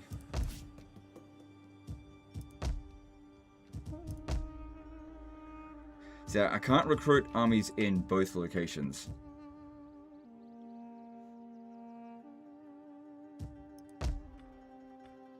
So the penalty of desolation, that's just for the next turn, and then uncertainty, that'll go away as soon as a revolt happens. That's why we do it all in one turn, and that way we just don't have to deal with that bullshit again. Let me have a look at this.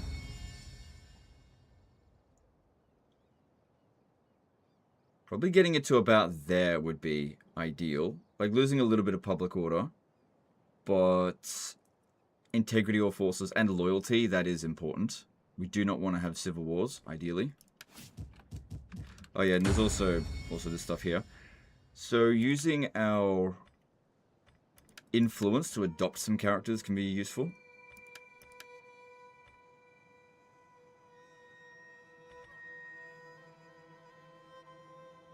Yep, just chuck them in there.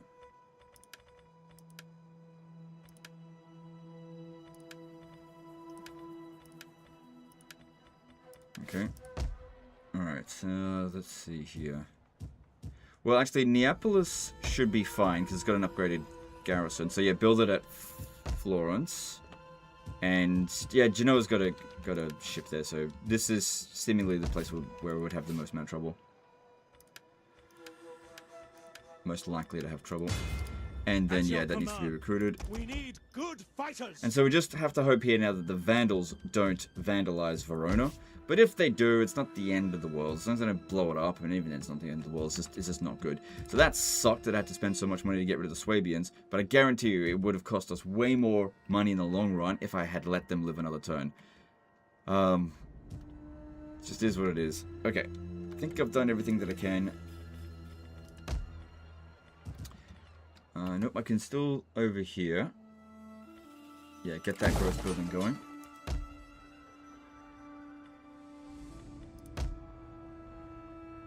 Still not sure what to do there, so just leave it. There's no urgency with it. So this is rich. No, this is just good. Alright, if it's just good, then let's not worry about wheat. Go for... was it sheep or cattle? So sheep gives less... yeah, go with the cattle. Because that's more food than sheep, but sheep provides more money. Actually, no, go with the sheep first, because honestly, money's kind of important. Okay, let's just wait for the turn to play out before I do anything, because of the rebellions. No, actually, fuck it, just do it anyway. So at Verona here, this is rich, so wheat.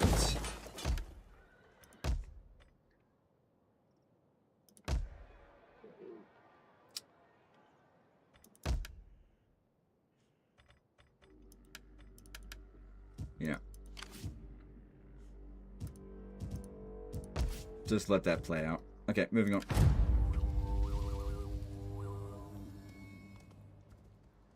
Forgot to move my spies, but it's fine. Get a loan from the Eastern Empire. Well, I've got plenty of money. Okay, so they're just raiding this turn. They're not actually attacking. That's good, I guess.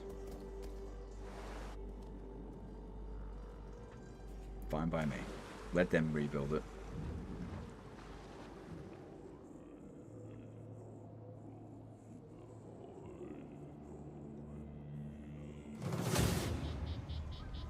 Yep. Yep. Whatever. Actually, you know what? The odds... the odds are... you know what? You know what? Alright, I'll give it a shot. I'll give it a shot. It doesn't look good, but... I don't know, that general's not looking too healthy, those cavalry are not looking too healthy. We'll give it a shot. Yeah, it would have been good if he had gone for this settlement over the first end turn, but unfortunately that's just not what he did.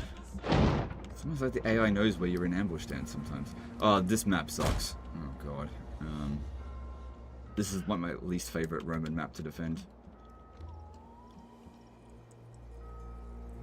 Ah, fuck. Okay. Because yeah, I've tried like holding the choke point here, and all we did was delay them from killing us without actually doing any damage. Because our guys have no damage output, really. So what we need to do is put a barricade there.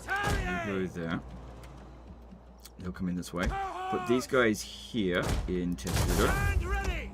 Defensive Testudo! Melee troops awaiting From like orders. this angle, if we can. No, like this. Yeah, like this. Libertadi! God give us strength! That's it. That way we can shoot in on them here while being defended, while also defending the tower, hopefully. And then this one, just chill over here, and we will see how we go.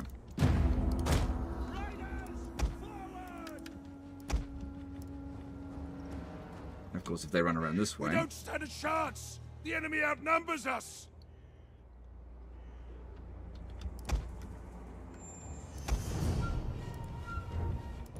Which, yeah. Orders understood! Okay. We'll use up our ammo pretty quickly anyway.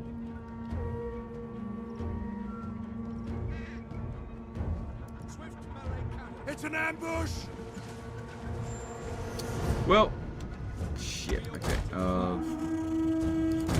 Don't sacrifice yourself to save the archers. The archers will use up their ammo real bloody quickly. They are trying to take out our general! Defend him! And, let's see.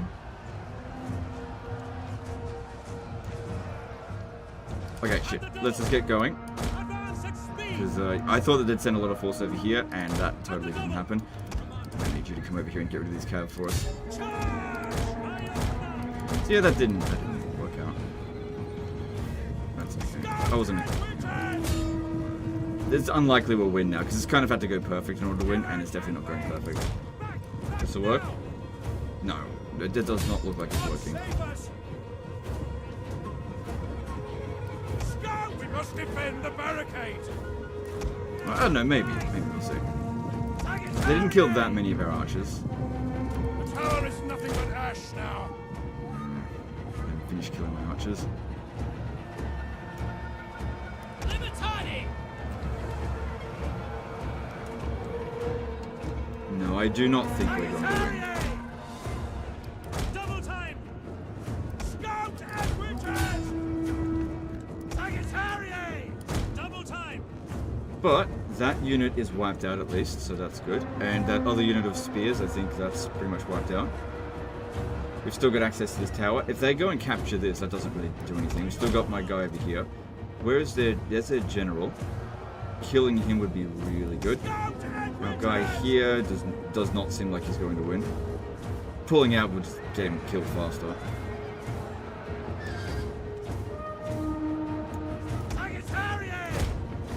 But I will do that because he's losing anyway, so I'll try, if possible, to shoot this one. Our men are wavering! Commander!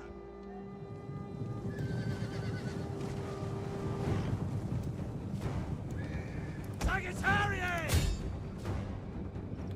Yeah, this isn't going great.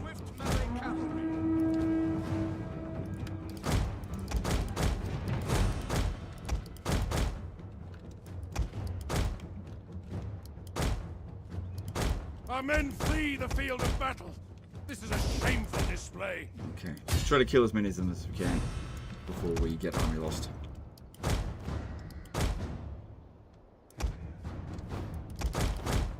Our men are rallying! They're not done yet! Yeah, they're done. This is over. This didn't go very well.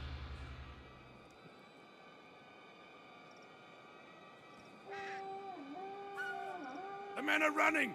Stand and fight, damn I want you! them to finish this one off. The men are losing faith! Right, a few more kills and it's gone. Our men have given up and are running for their I don't know if we lives. wiped it out. Because I think at 6 men they're still technically not wiped out. But I know this one got wiped out. But yeah, that didn't go very well. Honestly, that's the best case scenario, because that just means I don't share a border with them now. Attila's brutal. It's only the first few turns doing it this way. Like, it looks really bad, but it's just the AI doesn't give you any time to get away from them. Because your garrisons are pathetically weak. Especially in the first couple of turns. But after just a couple of turns, you get way better units. An offer of peace from us should not be spurned. I'm fairly sure this will What cause say us you? reliability penalties. I actually can't remember. So I'm going to accept it, but I'm fairly sure this will make us unreliable. Okay, I was wrong. I'm glad to be wrong. So this here, I think it's actually a civil... Yeah, there's separatists. So, okay, that's fine. But yeah, that's an easy win for us there at Palma. So, good.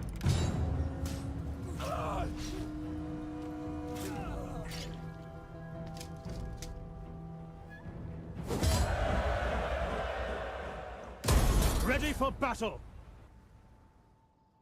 Oh, nice. The rebels fighting my enemies for me. Nice. Alright, now there are vandals in the area. And it's winter. At your command.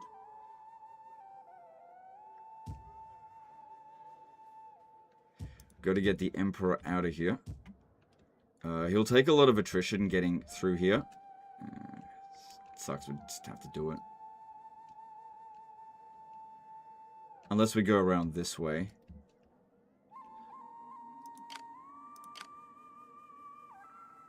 Commander. So this is owned now by the Alamans. Okay, that's fine. Ready for battle. We hunger.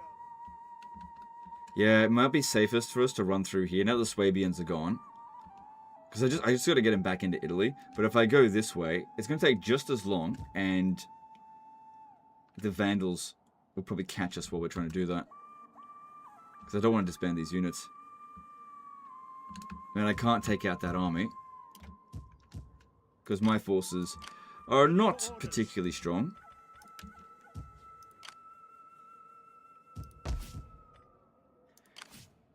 So they start off with 2 full stacks. Okay, so where did the rebellions occur? So rebellion happened in the opposite place that I thought it would. Alright, there shouldn't be any more revolts. Okay, now at this turn, we drop it down to normal taxes. So, a bit of financial problem, but it's okay, I'll sort it out. Got plenty of money in reserve. A lot of wiggle room. Plus, we've got a lot of investment in here. We'll fix this up. Okay, so we need to make sure that this settlement here doesn't revolt again. Actually, let's have a look at the difference between the different taxes. So, hang on. Where is it again? Yeah, here. So 4,000 to that. Okay, good to know. Alright, now, if we... I probably will need to leave this here while the Morians are at large. Well, a fleet would work better. But that's more expensive. I have to get rid of the military jetty. Okay, you come over here. This will help us maintain public order. I can assist you further. Yep. Right, Ajax should be safe. So we can sail into Genoa with this one. Let's upgrade these guys now. Ready for orders. The waves still beckon. Making for port. At your command. Ready for orders.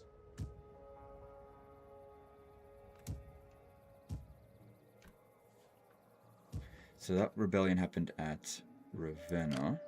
Ravenna's garrison is fairly large, so I don't think that one is... It's like an emergency to deal with it. The only problem is that it's causing reduced public order, integrity, and loyalty. I don't know why it was... Maybe it's because it was a capital that revolted. I don't know. Wait, that's not the capital. The capital's over here. Where was the revolt here?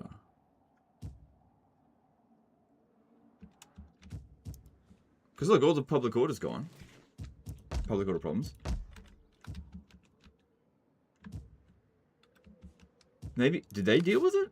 They must have, they're damaged. They dealt with my civil war for me. Okay, so let's have a look here.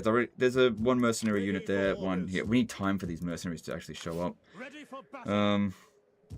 Attila got some defenses there, so if we have a look, it's got...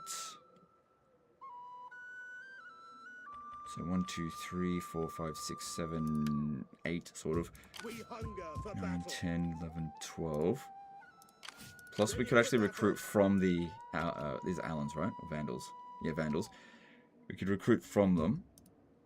As long as they don't send 2 full stacks to that spot, should be fine. But over here... Yeah, you come over... Shmur. At once. Ready for orders.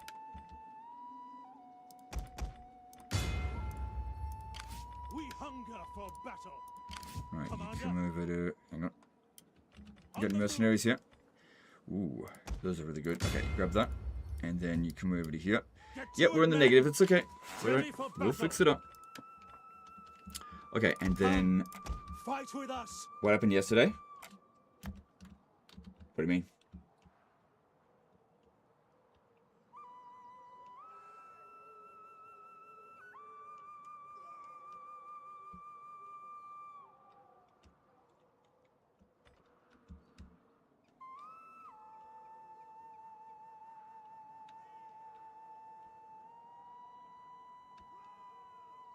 I'm not sure what's going on in chat. I haven't really been paying attention to it. Soldiering. Okay. It's a good Yeah, life. do a bit of recruiting there. Commander. So that civil war, I think, is less of a concern than the Italian rebels. So let's maybe deal with them. I think they'll run away from this. But I was wrong, but I'm always happy to be wrong. When that's not what I want them to do anyway. Discord drama. Oh, right, yeah. What? What Discord drama? Alright, and then we will...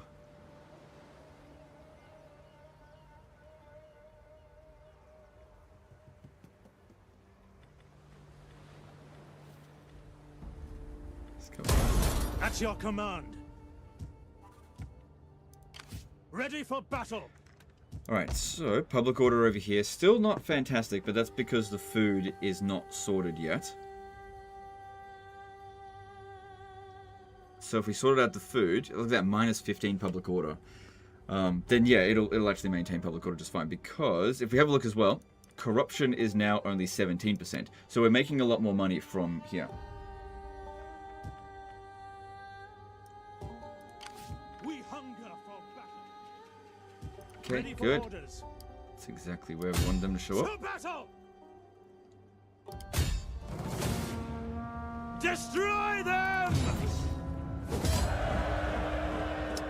If you take on warriors, rulers get negative traits such as mean. Oh, that's right. Okay. So what are we supposed to do then? Ransom and release?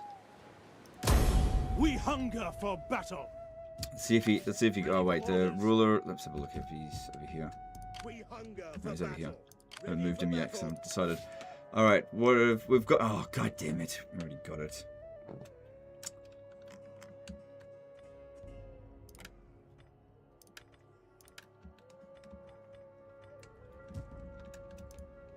Okay, so that doesn't appear like there's any real threat down this way. So Salutations. this guy is now free, I suppose, to come up over here and help us defend the north.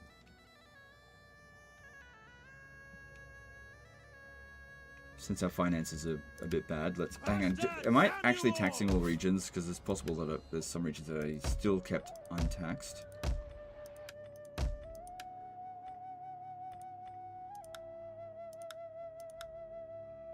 Well, huge difference, but yeah, that's fine. Tax that. Okay, then we... Ready for orders. Yeah, you just stay... yeah, you stay in Rome. To your duties, men. And continue recruiting. And you... Ready for battle. Yeah. Get over to Neapolis. I want hourly patrol. So public order over here, -4. Alright, but we've also got military crackdown, so the public order is going to get worse.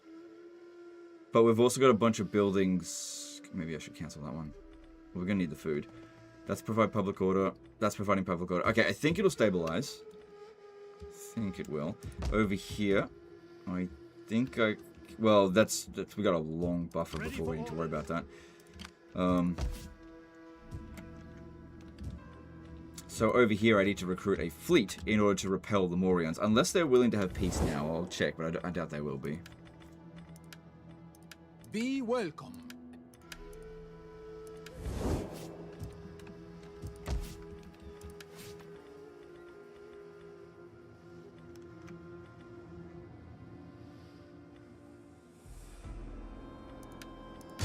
Fleet reporting.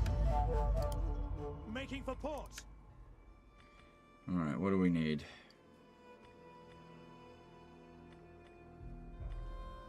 So, ramming ships... I can't remember if they're particularly good or not. I used to spam these when I had loads of money.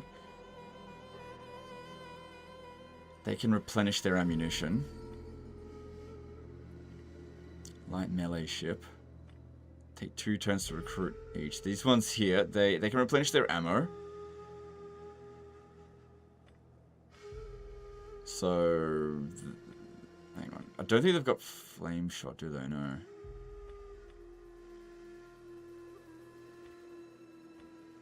But they're also cheapest in upkeep. Okay, grab those. Recruiting more ships. We hunger for battle. Block the spam guy. Okay, who's spamming? Who's spamming? Just say in the chat who's spamming, because I obviously haven't been paying attention.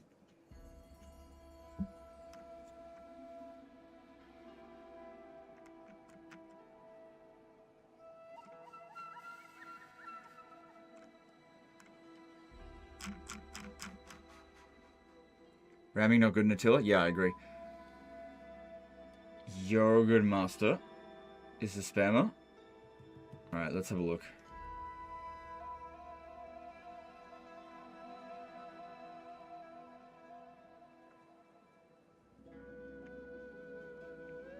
Okay, I gotcha.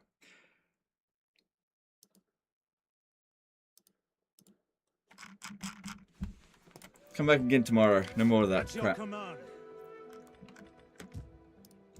Alright, I need to leave that one there just because they've got forces on the way.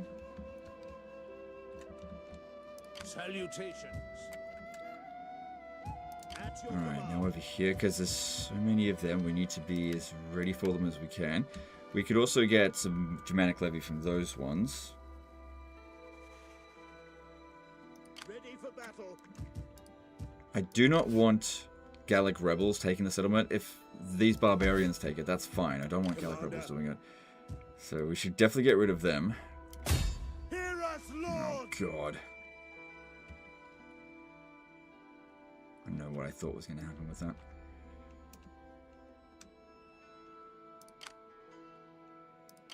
Well, At your command. I'll tell you what's going to happen. Shitloads of attrition. Destroy them. But like I said, I do not want this settlement creating a new freaking faction. Yeah, Ready okay, for see if we can battle. get rid of that trait. I don't know if we can. Ready for orders. Well, I was going to go around the other way, but it's not going to happen now. Okay. If we go into this stance here, at least we won't be taking attrition this turn. And we'll just wait and see how things pan out. They could attack from here, but I'd be able to run back.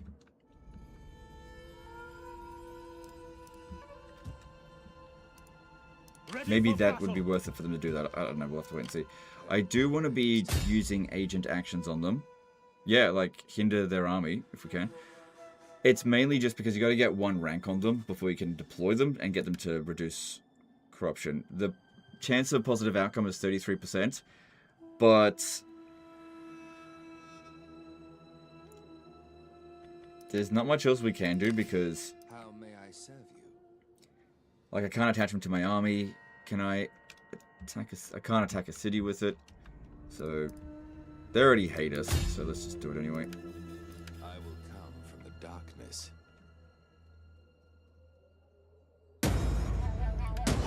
My apologies to the Failure. Senate. That's fine, because they'll get some experience. It just won't be much. I am yours to command. Won't make it there this turn. So could try it on him.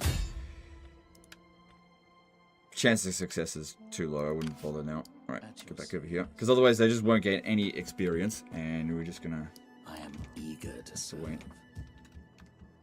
Where is Numidia, by the way? Numidia is like over here. At your command. Okay. So this guy here, Flavius Neoterius. Yep, public order. Here seems good. Ready for battle. This guy should really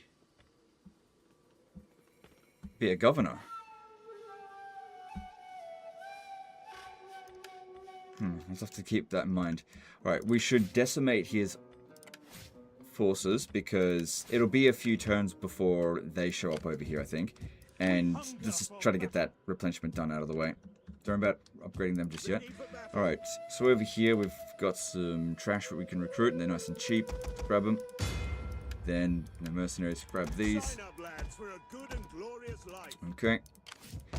So if they were to besiege Milan, the garrison here is not particularly strong, but they don't attack it straight away, so that's something. At your command. They could go to Segusio and attack that. Really hard to predict what they're going to do. They have all the options in the world, and I just can't predict against everything that they could potentially do. Orders. Alright. So this guy here, Cunning. So Cunning is a good trait for us. But he's boring. Okay, well, authority is needed more for our governors, so that's fine. And then zeal is what's needed for integrity. Right. It doesn't matter, that gives him some integrity. Yeah, melee defense for the command of force is quite good, but we do also want to maintain public order. No, just... yeah, whatever. Get it all eventually. Alright. So Syracuse should be fine. Let's upgrade those. Good. So the food here is at 120. So getting an additional 30 spend there would give us 100 extra wealth from subsistence, but also some growth. Bit of public order also causes squalor, but the squalor should be fine. Alright, do it. Ajax needs to keep that. Should we upgrade it? Yes, because I do expect to get attacked there semi-regularly. Alright. Then, Tarentum. Yep, this is all, everything's building that can be built at the moment. And at Italy, we still got a bad food problem, but that should sort it out.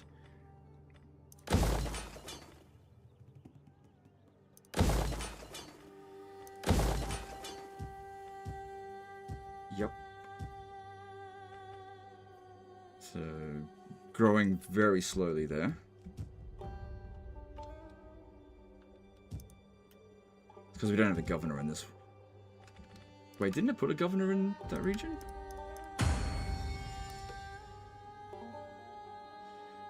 I did. There is a governor there. It's just that our Imperium has gone down, so we can't use it anymore. But the other ones are... What? I didn't put that there, did I?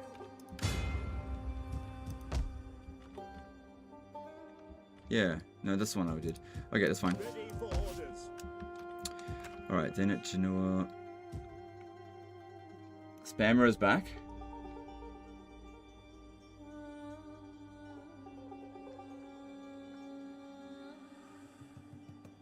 Well, I timed him out for 24 hours. Who's the spammer this time?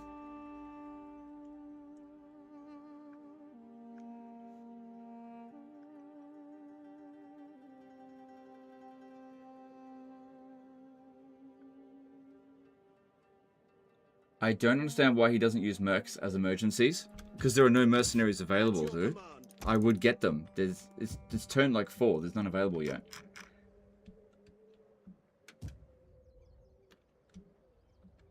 Isn't back? Okay. Ready for battle. Alright, so this guy here. Oh, this guy would be a way better governor. Still, it's not like this isn't useful as a governor anyway. Definitely is useful. I need to reorganize this stuff a bit later. Right, there'll be time for this guy here to also sort out his replenishment after we decimate it. I'll do that later. It does increase our upkeep costs. Commander, ready for battle. See, there's literally no more mercenaries available. Yeah, no, I've already used that up. I'm hiring mercenaries wherever I bloody well can. Commander. Okay, so now we're at minus 342, but that should be fine. Okay, all of that looks fine. And we just wait for this settlement here to fall. Could abandon it, but that will cause rebellions again. And so it would be better if just somebody would just take it off my hands. Yeah. Alright, moving on to the next turn. Actually, hang on, before we do that... Oh, I didn't bring Steel Cho back, but hang on, I'll deal with that in a moment. Alright, it'd be good... Oh, this guy's loyalty is a bit of an issue, but he's just a statesman, so it's not that big of a deal. Just don't give him anything to do.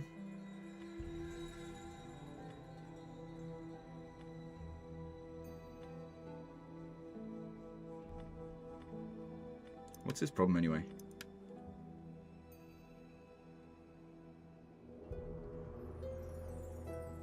Offers given to subordinate.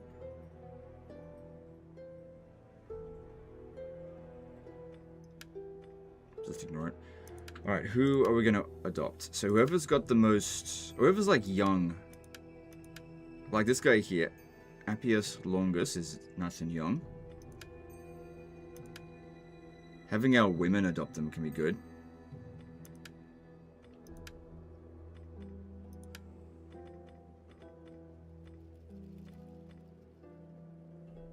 He doesn't have enough influence yet. Okay, but you do. Alright, spend your influence and adopt Appius Longus. Oh, hang on. This guy here. Oh, he's 61 years old. He's going to die soon. Alright. Yeah. Adopt him. Alright, let's move on. Ready for battle.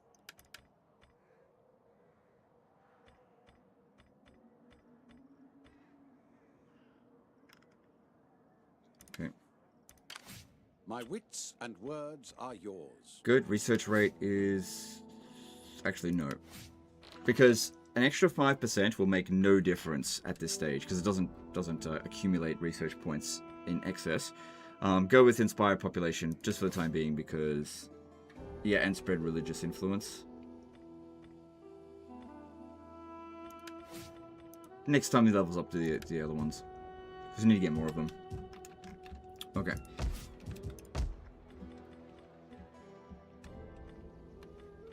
No. Okay, moving on.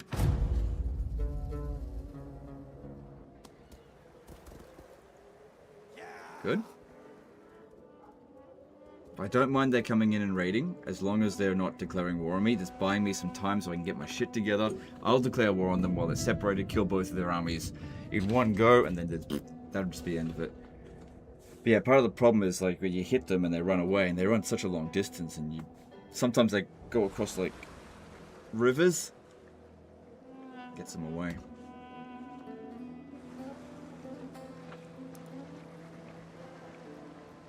Ugh, excuse me. So, I don't care what they do with the settlement, just give it up or whatever. Blow it up, occupy it. No, they just won't do that. Yeah. Hopefully this rebellion here...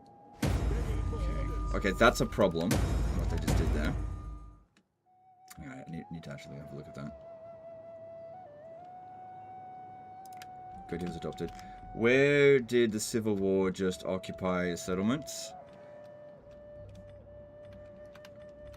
We need to put a stop to this, because it actually seems quite viable to do that. Right, that was the rebellion from over here. That's what they went and did. Funny thing with that is that we could actually just occupy, and they've sort of... That's actually kind of good that they did that. But yeah, we need to get rid of all of their armies so that we can get rid of the civil war, because it's causing problems for us. Ready for orders. Ready for battle. We hunger for battle. Ready for orders. Hear us, Lord! March. Would that I were as swift as the angels. Alright, which guy do we want to get the most experience? This guy is 23 years old. This guy here is 37 years old, but he's pretty good, so I'll let him get the win. Ready for battle. Advance. No, I won't. You... Commander. You're fired. Yeah, you're fired. Because we got Stilcho. Let Stilcho get the win. At your command. Okay, there we go. And then Ready take for him out. battle. Cool. Auto resolve will be fine. Cool. Sort it out. Alright, so only one Civil War army remaining. So we want to be going ransom and release every time if we want to get rid of that trait. Ready for battle. Thanks for reminding me about that. I forgot about it. Alright, we've almost collected our forces enough over here that we would be able to wipe out one of their armies. Ready So this guy has to go over here and deal with this. Luckily, because there's no walls built up, an easy win. So I could occupy it. That will not increase our income. So another thing is I could just blow it up again. Because it's not that this is a bad settlement, it's just we're trying to reduce corruption so that all the other settlements is good. Alright, so with Honorius. Alright, looks like he can actually make it back to Milan. As long as there's nothing in the way here. March. Good. Finding shelter. We Good. hunger for battle. Ready for battle. That's really good. Okay. Ready for orders. This one here's to replenishing.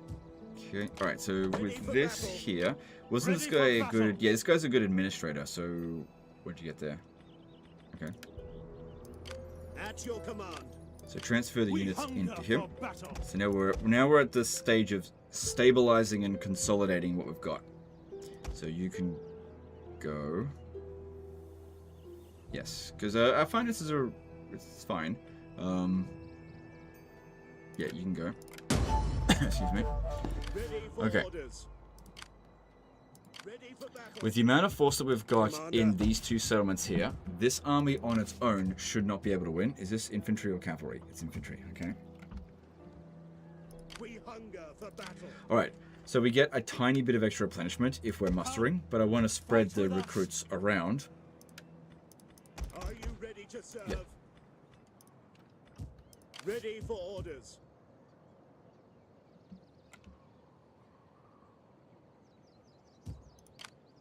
Okay, so according to this, there's no way for him to get over to here. Ready The reason for why, battle. excuse me, the reason why I want him over here is so that he's able to recruit something. So you come to here At once. and just grab some Come more fight with shit, us. At your command. and you go and blow this up. None will escape. Besieging the settlement. There's no walls here.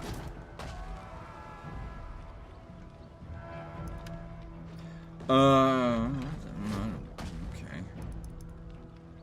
Let them Is there a cower mercenary like honor job here by any kennelled chance? dogs. Nope. Okay, well that's fine. It just means we have to None will spend a turn escape. doing this, which is kind of a waste.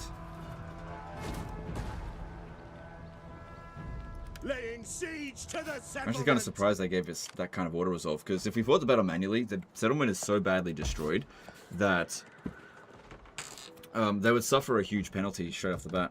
Probably get rid of all their essentially AI cheats. Alright, now we're not recruiting anything in this province here. We need to make sure that we keep these guys We hunger for Easy. battle. Alright, so if I try hinder army again here, 33% chance. If we fail like 3 times, he'll get the level up, and that's all we really need. Bringing destruction and Critical failure. He is wounded. Okay. Yeah, these things happen. Okay, then this one. Spreading fear and doubt. Success. Okay, cool. So, great. At least one of them succeeded. Oh my god. What the fuck is this? Well, shit. Okay. So, having low authority, chance of being wounded after failure, agent action cost. Good thing I'm just using him for reducing construction costs and also... Oh shit, where is it? Yeah, investigate corruption. And I don't think their stats apply to any of this. God damn.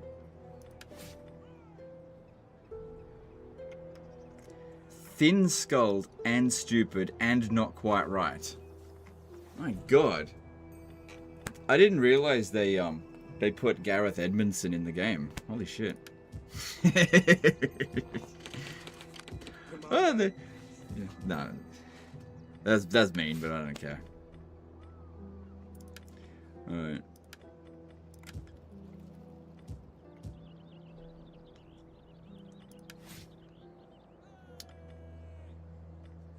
So integrity with this. Oh yeah, he's fine.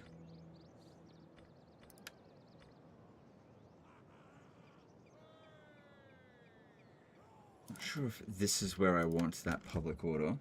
Who's that? It's the CEO of Creative Assembly. Okay, so over here. So looking at the public order, it's going down slightly. Good food.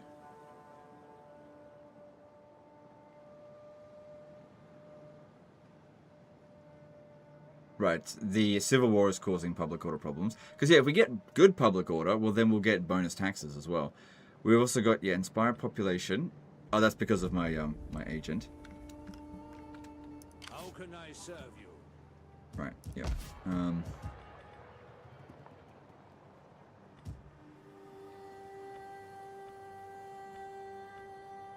50 maintenance cost, not a big deal. Got the money for it, and that way it will provide us with more... Yeah, look at how quickly that's growing now. That's very nice, comparatively. That's providing some additional public order. But we need more build slots, so that's just gonna take time. I wonder if this should be a military jetty. So this would give us the Burning Galleys, Roman Light Marines... No, that's garrison. Oh my god, the military jetties actually provide no additional units to be recruited from. God, what a pile of crap. Okay. Yeah, don't worry about that right now then. Also, these provide public order, so that'll be fine. And we just need to make sure that they don't come over here. Okay, so that's this guy here. If we have a look at him. So he's a political animal. He's trait for govern province. He's 46 years old. Definitely make a better governor. Taking him and moving him up this way is unnecessary.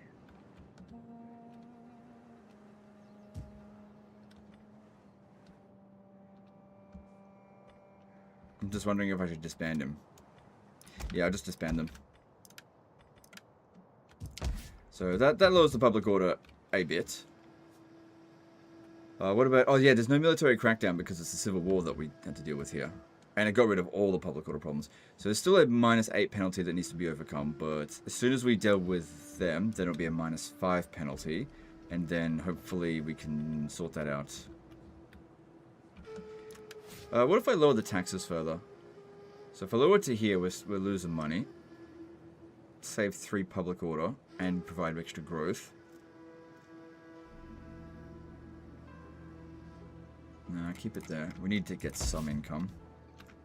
Because we've only got about 60 grand left, and then all all of that wealth drained from our other regions is spent. Alright, so with Mediolanum... Okay, we got food here. So going with... Let me look at this.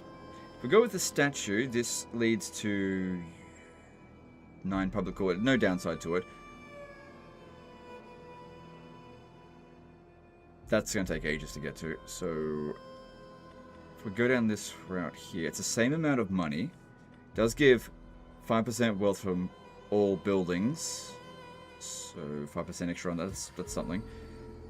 And it's an additional 6 public order for 10 additional food. Sounds good to me. We definitely want to have very high public order. And don't forget the latrines. Yep. So I don't want to spend the growth on this until after the Vandals are gone. Because if I spend the growth on it and then they blow up the settlement, well then that's all gone to waste. Alright. I will upgrade Lucio there, and that'll do for now.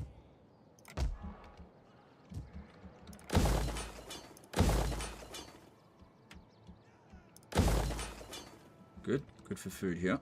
And so this is rich. We'll put the sheep here anyway, even though wheat will give us more food, because we're good for food. We'll need that. Oh yeah, there's also the Iazages fuckers. They'll be making their way over here soon.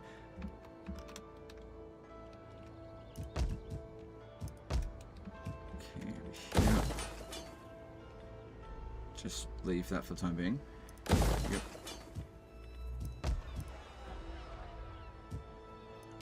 Ready, willing, and able.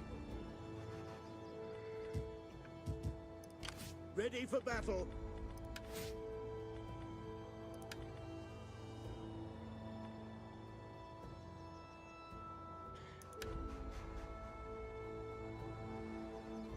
Yeah, melee defense for all of these forces. That seems like a good idea. Alright. It's possible that next turn we'll be able to strike at the Vandals. Possible. It largely depends on what they're doing.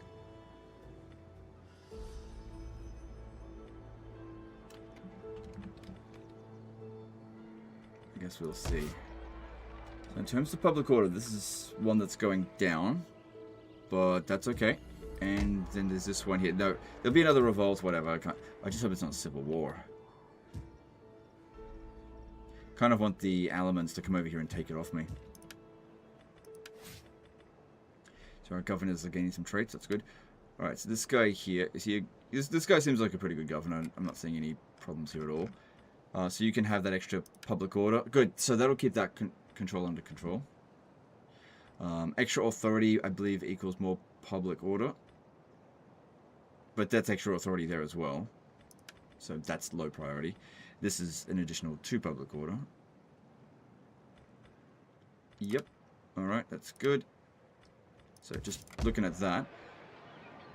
Yeah, that's sort out the public order because the extra, the artist hasn't applied yet. Okay, so that's good. So this guy here, how good is he as a governor? So he's irresolute, so lowered zeal. Does that matter for the sake of being a governor? Nope. Okay, so him having low zeal doesn't matter. Good. No, doesn't matter. Cool, just grab that. Stupid foreign interests. He is loyal, but he's stupid. Well, if he's stupid, he's loyal. So it's just basically loss of cunning. Does that really matter for being a governor? Nope. Oh, wait, hang on. It increases the maintenance costs. But if we get down to here, then that will sort out that anyway. But yeah, this guy's probably the one to get rid of. Dangerously low integrity. So looking at this, it's going down -2 per turn. We've got at 17. If we decimate, it's probably not a good idea, considering we probably need to fight in the next couple of turns, and we're still replenishing. So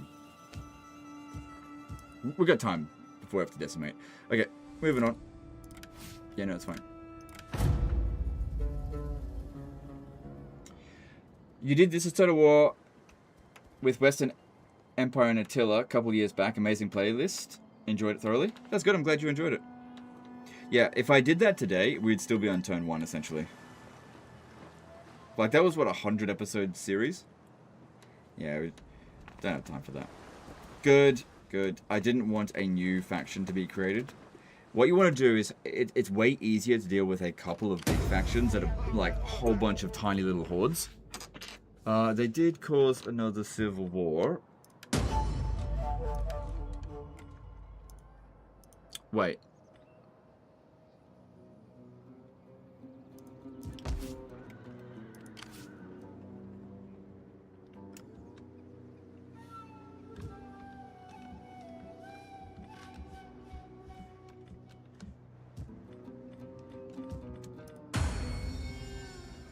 Was it that other guy? Like the statesman, I think. Statesman. I think that's him. Right. Okay, so interesting thing here. For death and honor! Ready for orders.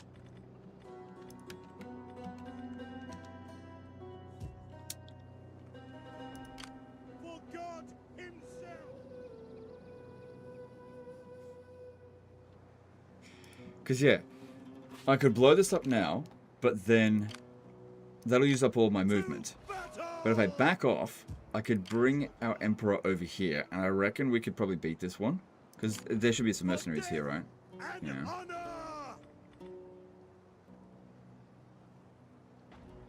Because if we get these 2 to beat him, and then these 3 to beat him, then that's the end of the Vandals. And this guy's not going anywhere. Okay, back off from this. Victory! Yeah, back off. Retreat! We'll just deal with it next turn instead. See, if I go chasing after this, then I won't be able to reach over here. I need to be in front of them because I might need to fight the battle manually, and I don't want to be pincering them. I need my forces to be fighting together, side by side. So you stand here. Ready for orders. Do that before we declare war. And yes, we are of course going to do this. Commander. Ready for battle. I think there's a good chance he'll run away. Any mercs? Yeah, there are. Grab them. We hunger for battle.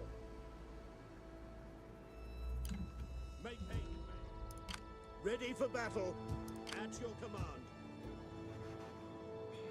Alright, I'm just trying to decide which way we want to push them. Probably north, so still a show will make the attack. Which means I don't need to do anything different here. Hopefully this guy will be able to reach that instead. But that being said, I don't think we've got much to worry about there. Okay. Commander.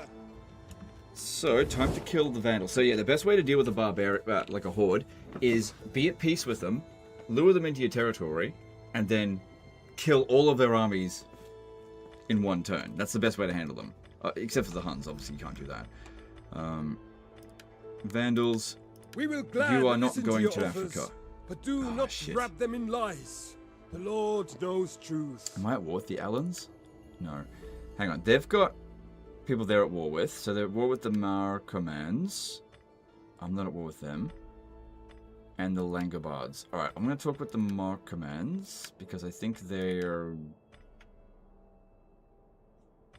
Hang on. The Langobards. Yeah, talk with the Mar Commands. I might be able to do something about this.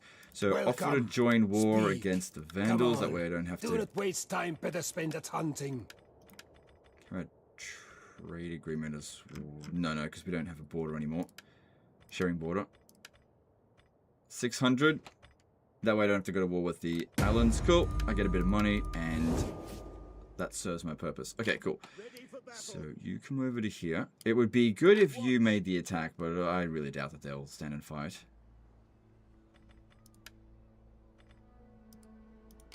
We hunger for battle.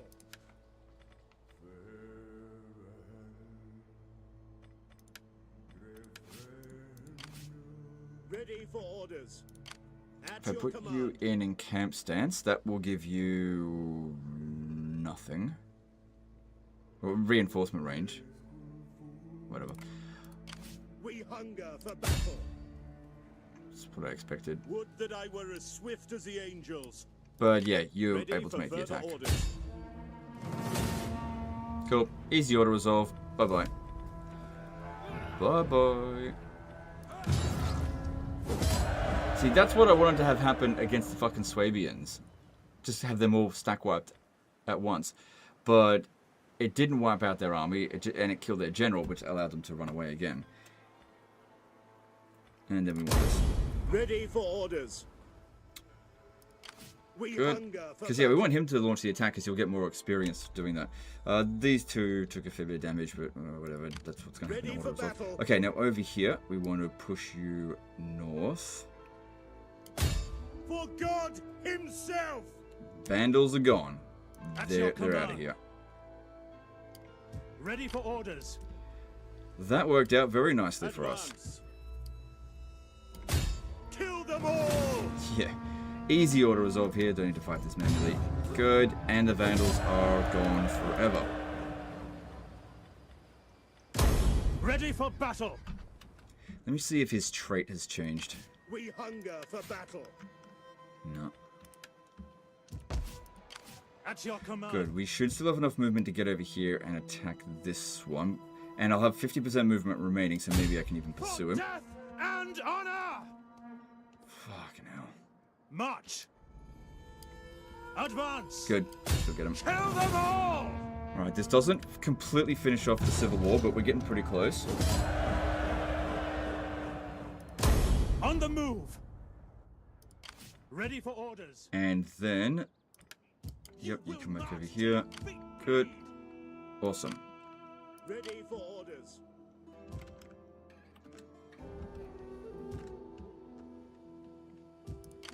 Commander. Downside here is that these guys might run off and hide somewhere, go over to here and colonize something, who knows. We hunger for battle. But it was a higher priority to get rid of the Horde as opposed to these idiots. They're not a big deal. Okay. At your command. Since he's badly damaged, I'm going to force march him Faster, damn you all. yeah, back to Genoa. Get to it, men. This one's fairly expensive. I think we can justify disbanding that one now. And start being a bit more efficient with what we're doing with our forces.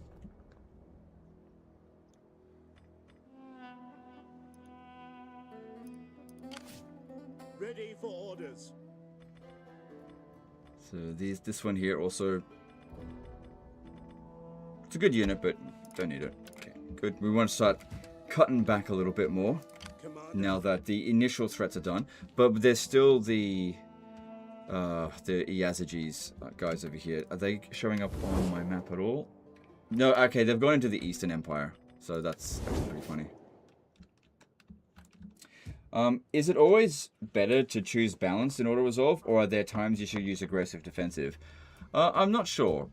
It doesn't really tell you which is best, so I just go with balanced because I don't know. I think I've found that defensive is the worst. It gets the worst results. Honestly, I don't know what the difference is between different stances. The game just doesn't tell you.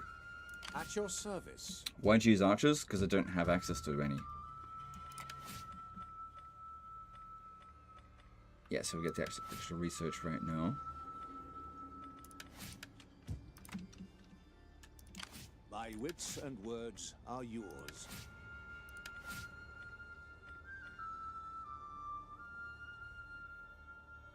That's actually pretty good, but you can do that with the next one. Alright, good. So over here we've got a small fleet just in case the Mauryans decide to attack us. Let me see if I can get out of that war with them now, because I'm happy to just... I am here then. You done with them? Speak your words, and be sure that I find profit. Just curious. Yeah, if I gave them a lot of money, they'll accept it, but I think the best thing to do is kill this army here, and then they might want peace.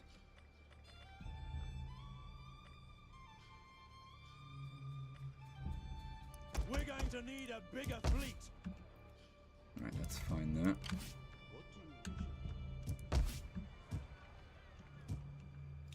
Hi, Legend. Looking at naval battles of historical Total Wars, how do you think Navy system should work in theory for Medieval 3? Look, if I had to guess, I'd say that they're probably not going to have naval battles in Medieval 3. If I had to guess. They've made no mention of naval battles. Here's the thing. Creative Assembly tells you everything you need to know by everything they don't tell you. Because, like, if they wanted to hype up Medieval 3, they're going to tell you things like naval battles are coming back. Everyone will be like, oh yeah, naval battles are coming back. They might not have even started with the naval battles, but they'll like hype it up. The fact that they haven't told you about it means that there's a possibility that there won't be naval battles. So don't just assume automatically that there will be naval battles in Medieval 3. Because there hasn't been naval battles since Total War Attila. That was 10 years ago. You can say Thrones of Britannia, but not really. So, basically, always assume the worst with Creative Assembly, and you'll be right more often than not. It sucks to be the case, but that's just, I don't know, that's... Evidence has pointed to that being the case. Do people really care about naval battles? Some people do. There are people allowed to care about whatever they want. Alright, so Squalor here. Yeah, that'll be under control.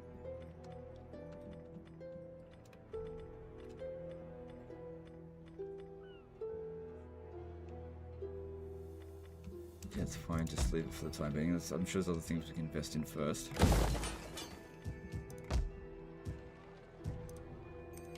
Ready for battle.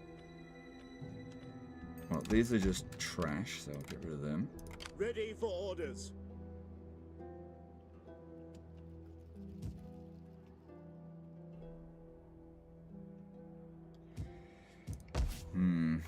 I may need to send an expedition out here to just go and kill them. Like, blow them up. Ready for battle. Okay, so this guy here, Ready for orders. Okay, here's what we do. Ready for orders. Wait, which general is best? So... This guy clearly should be a governor.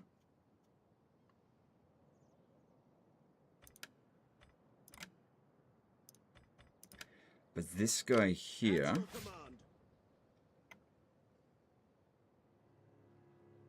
This guy here is hilarious. Melee morale when defending on land. So this guy seems like a better commander.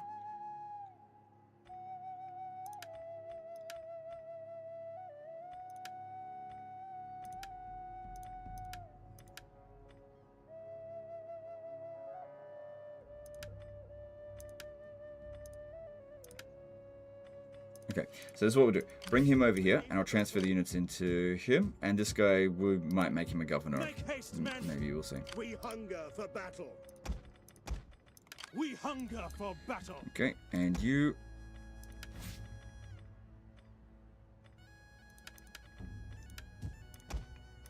Alright, cool. He's gone. Okay, cool. That saves us a little bit of cash. There's no supply lines in Attila, but still. Alright, and Stilicho should be the one that is commanding.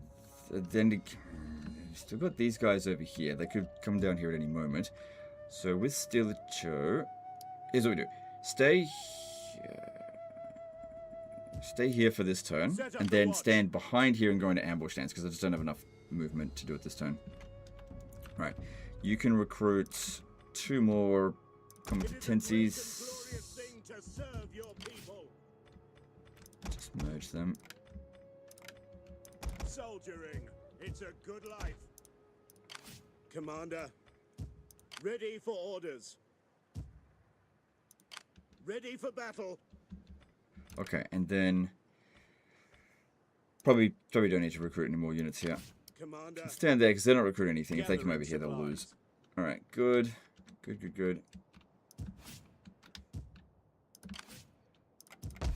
Okay, got a bit of income coming through, and still got 30 grand left to spend to invest into these territories. Okay, olive orchards.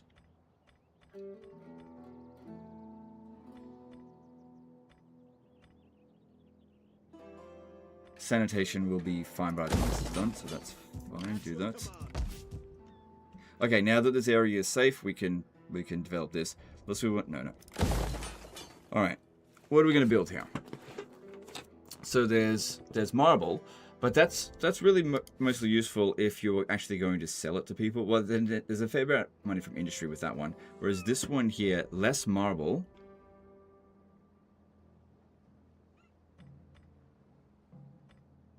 Less public order problems. But this way, sorry. This way here at least gets some money from industry. But it also causes problems. And that's another thing we got to take into consideration, especially on legendary difficulty. Whereas if we build fountain, it will only cost us 40 food, which that should be fine here. That sanitation is not going to be needed. But the public order is nice, and also the wealth from culture is nice. The Latin baptistry, getting down here. No, that's not really a very good building. Local industries. So, definitely better off building the marble if you want to do that. Same amount of money with less problems. And then I've already looked at fountains. Probably don't need a guardhouse here. Do we want to go full food? Trade jetty. Now, I'll go with the fountain. Because usually what I do is once the province is fully grown and developed, I get rid of the latrines. The cloacas. Because we don't need the growth anymore after a while. And this provides only 6 sanitation to all regions. Whereas this here will provide 7 sanitation to all regions. Plus it'll provide money at the cost of food, which is fine. And it'll also provide public order. But I need this one first. But just build that anyway. It'll be a redundant amount of sanitation, but that'll just provide us buffer for later down the track. Alright, so your integrity increased. I mean, your thing. Yep, grab that. Okay, so we've currently got 1, 2, 3, 4, 5 active armies. Out of how many could we have?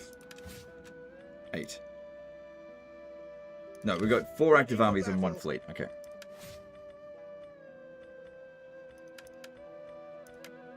At your command.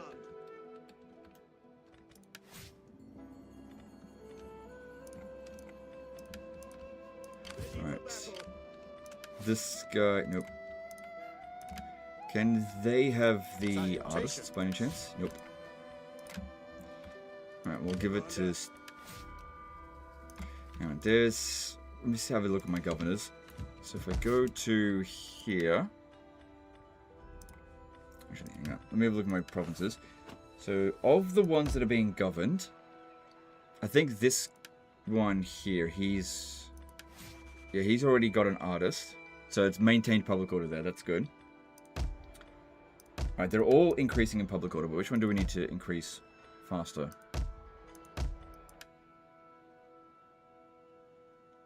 Magna Graecia is actually making more money, so we'll do with that one. So... Oh, he's already got an artist. Oh, hang on, unless this is looking at the wrong person. Yeah, it was. Okay, then... Yeah, it's fine. You can have that. Good. And yeah, we need to send an expedition up here to go blow that up. Okay, moving on.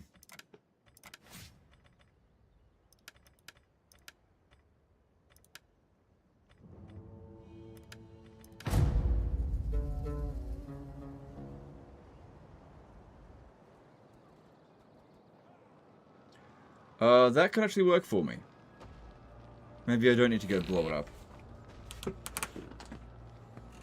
Yeah, because I just don't want to have it anymore. I don't care if they have it. I just don't have it.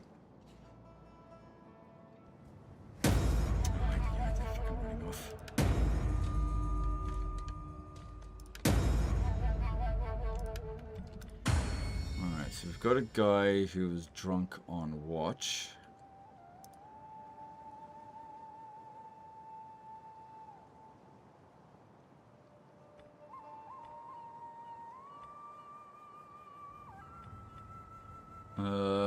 Flog him.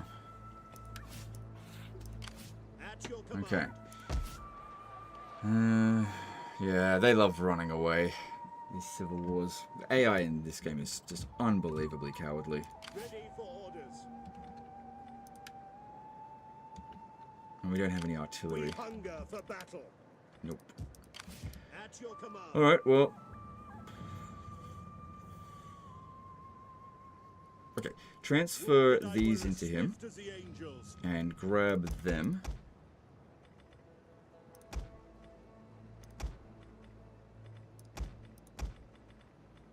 At once. Yep, and you go besiege this. None will escape. Ready for battle. Oh! Huh. That's weird.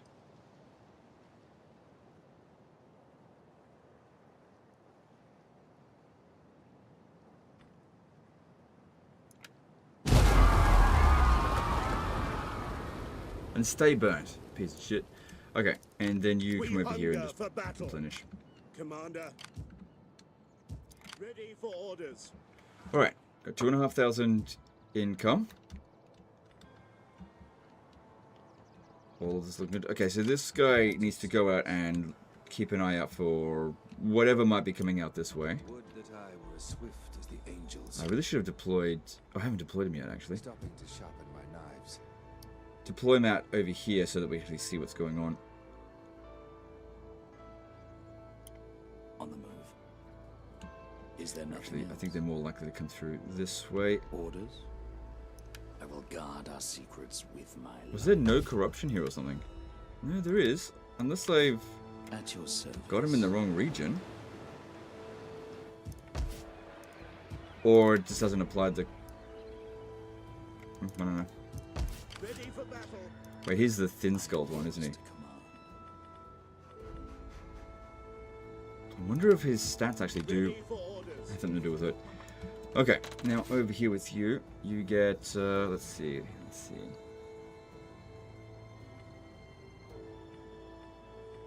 See, providing loads of public order and getting these regions to like plus 100 will give us, I think, extra growth and extra tax rate. So, more money out of them. This is why we just want to concentrate on just a few really good regions rather than try to hold on to the entire decrepit, corrupt empire. See, we've already stabilized. And what turn is this? This is turn 7. We're already stable. Battle. It just looks shit to do it to begin with. Okay, so having melee defense is also very good, especially for auto resolve. Campaign movement range is good. A lot of stuff here is good. Getting extra replenishment rate also good. Yeah, just and yeah, cunning also good for night battles. Okay, what do you got here? Yeah, why not? Why not? Okay.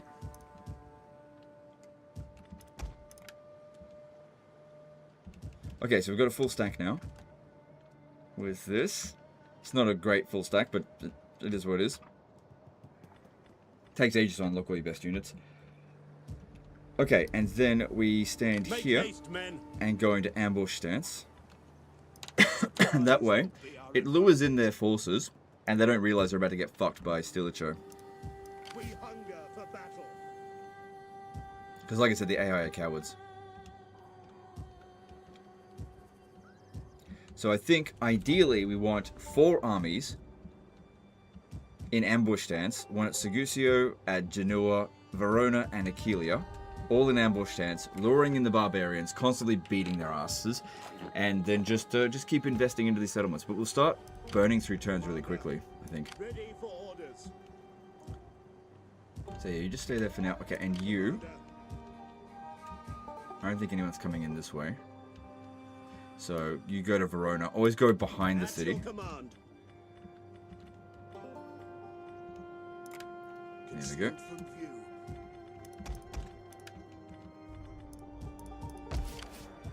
Ready Okay, for all good. orders.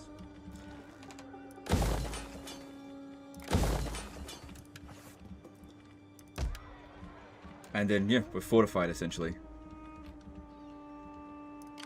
Ready, willing, and able. to run low on cash, so I just need to make sure that if there is a limit to how many things I can build now, that we invest in the best things that we can. So upgrading to theater will cause 1 squalor, 20 extra food, and give us 700 wealth. But also increase influence from Roman paganism. That shouldn't matter because this guy here will basically count for that. And 3 public order.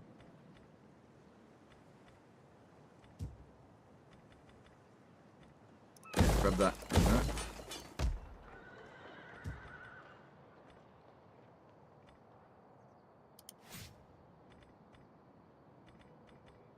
Because if we build a circus, this provides the most amount of public order, but we're fine. Whereas if we go with this option here, the Great Theatre, that helps us with our money, as well as providing a bit of public order. Less squalor as well. Okay, so get that there. Okay, cool. I think we're just going to start burning through turns now. Yeah, see? As soon as we go into ambush dance, they're like, here they come. You got to lure them in. If you just sit in the garrisons there, they don't come at you. Unless they bring overwhelming force.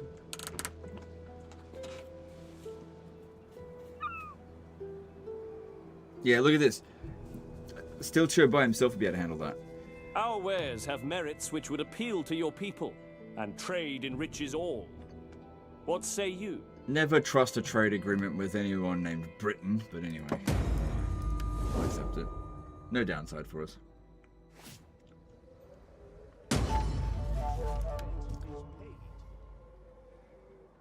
I wonder, if we just sally out here and lose, it'll actually increase our income because it'll reduce corruption in our other settlements. But it might cause this one here to disappear completely. I'm not entirely sure. So yeah, I'll come out, I'll auto resolve, lose.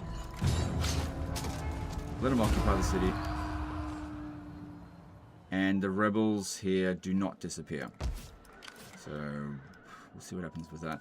Now, with the Alamans, would you like to fuck off? I have little gain in weight. Nope. So let's have a look at who we're at war with and see if any of them are not willing to attempt to just sweeten- fuck off. I am sure you have... Speak quickly and well. Come, come, let me hear. You have the ear. Do not wander in. Please don't bother with. I don't know what they're doing, but they're going through the Eastern Empire. So the Visigoths, they've captured some of Greece, whatever, I don't care. You are welcome. But that Oh, look at that, they've occupied the settlement over here. Well, no walls here, which means you're dead. Laying siege to the settlement!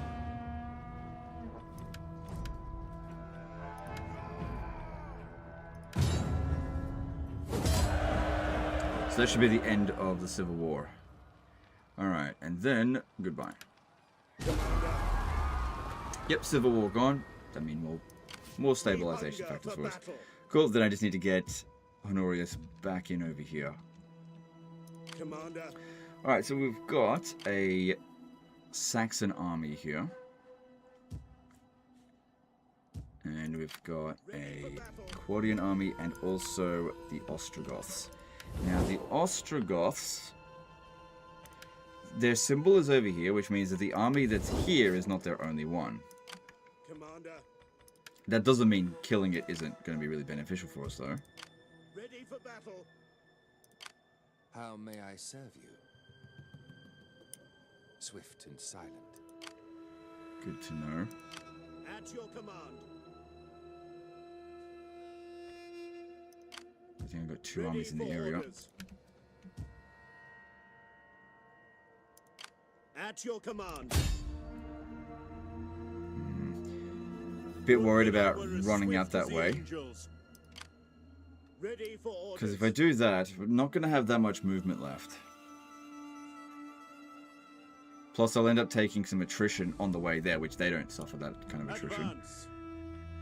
But I also want to try to get this up. We need them to be gaining more influence.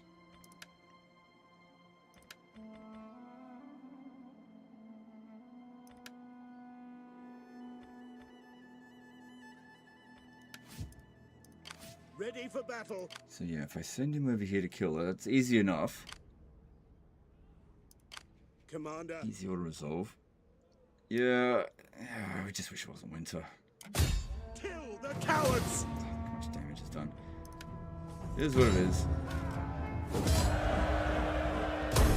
Would that I were as swift as the angels. You will march till your feet bleed. I was expecting more movement than that.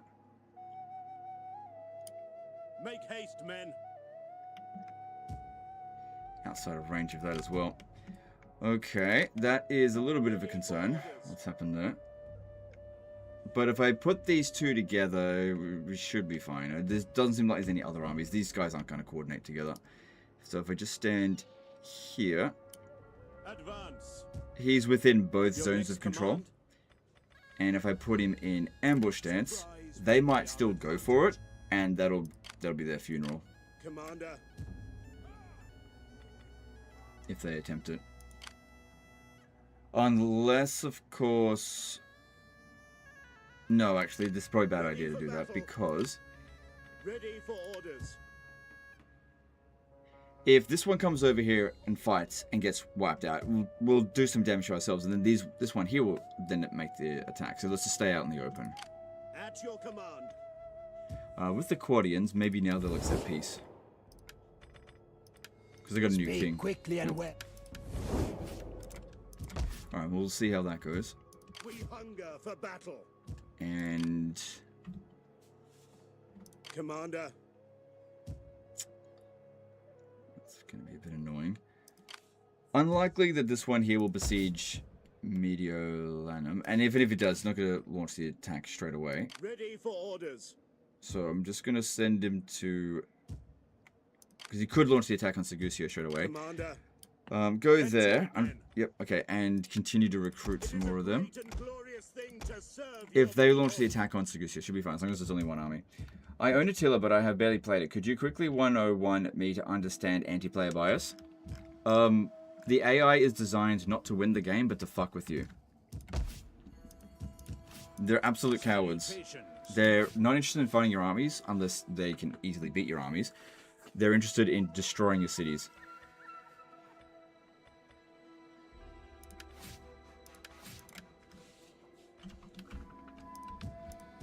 So they're designed to be frustrating. They're not really designed to... Like the AI, if you left the AI alone in this game for like 1,000 turns, no one would ever win. Because the AI is just not trying to win the game. They're just like... Their goal is like, oh, the player is here, let's go fuck with the player. Like they'll send armies halfway across the map, sack one of your cities, lose half their army and go, I've done my job here. And then just go out into the wilderness. And then 50 other factions will do that. So the more factions that you discover, the worse it is. So you actually don't really want to expand early on. And it's better to wipe out enemy factions entirely before moving on to like taking more territory.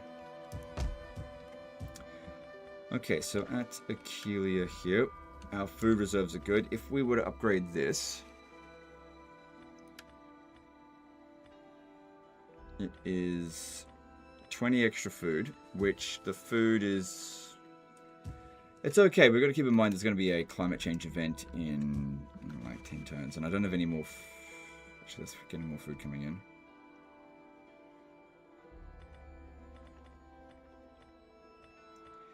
And it only provides one additional cohors unit and 2 public orders, so it's low value. No, it's just low value with that one. Okay, upgrading this. Let's see. Yeah, that seems good. Money, food, and salt. But I'm fairly sure we're not selling off all of our resources. Let's have a look, actually. So with olives, we are selling off... Yeah, we're selling off 100% of it. That's good. Salt, I'm selling off 100%. Oh, cool. And wine, also 100%. Cool. I guess that's good.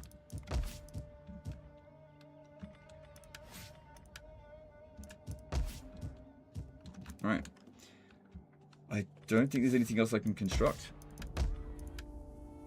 And like, yeah, now we've got 5 fully... Oh, here's something. Yeah, no, just leave it. 5 fully consolidated provinces. Our income is 3,500.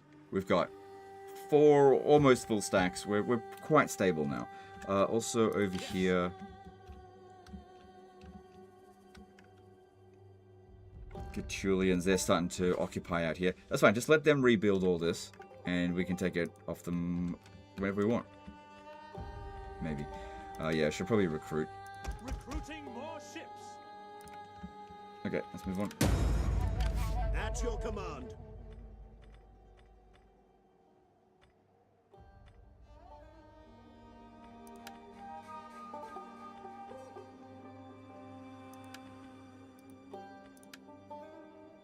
Okay, probably take him... Maybe I can get back here next time. I guess we'll see. Alright, and... I'm not too concerned about this one. Alright, let's move on. Yep, of course. Oh no! Enemy faction has army! I run away!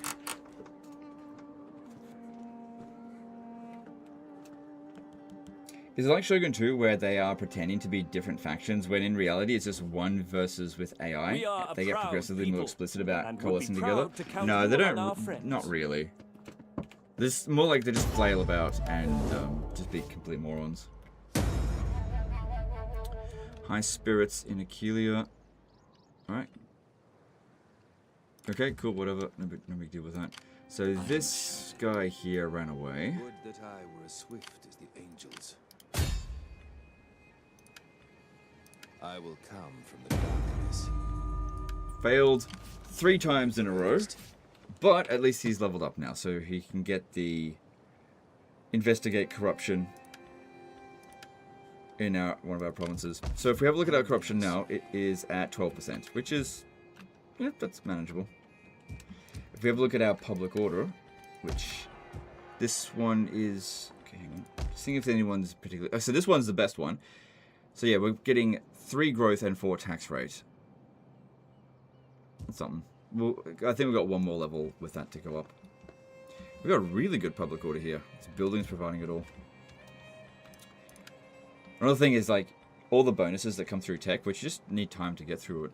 So if we research this one here, that will give us integrity, all forces +2. Reduce upkeep cost for all of our melee infantry. That sounds good. That'll save us quite a bit of money. Let's do that. And then force march you, yep, back over here. At ease, men. So they recognize that they just didn't stand a chance against anything there, so that's why they did nothing. Let's see if we can get peace with the Saxons, actually. Because look how far away they are. Why are they here? Speak quickly and well. Raid territory, and then eventually get wiped out. Alright. At your command. We didn't see what happened to those Quadian dudes. Okay, I'm going to send you to Verona. You sit inside of it, because that way you'll gain more replenishment. But you will stay here in ambush stance. If one army comes to attack us at Attila, then this should be more than enough to handle it. We have a look over here. We've got a decent sized garrison. Yeah, all of that looks good. At your service. I actually don't think this guy here is removing the corruption at all. Assist you? I wonder if... I don't think I did, but put him in the wrong region. Doesn't look like it. I'll just redeploy him. Just put him over to here. Treading softly. And... yeah, he was actually reducing corruption by like 1%. I can't redeploy him this time. That's okay. 1%'s not making any serious difference at this stage. Okay, looking good there.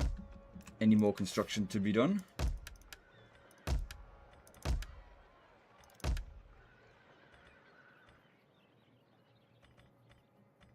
Yep, fine. All good. And moving on. Commander.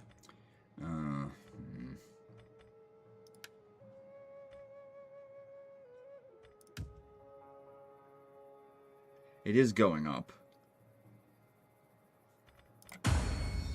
So, because it said something about faction -3, but this says here -1.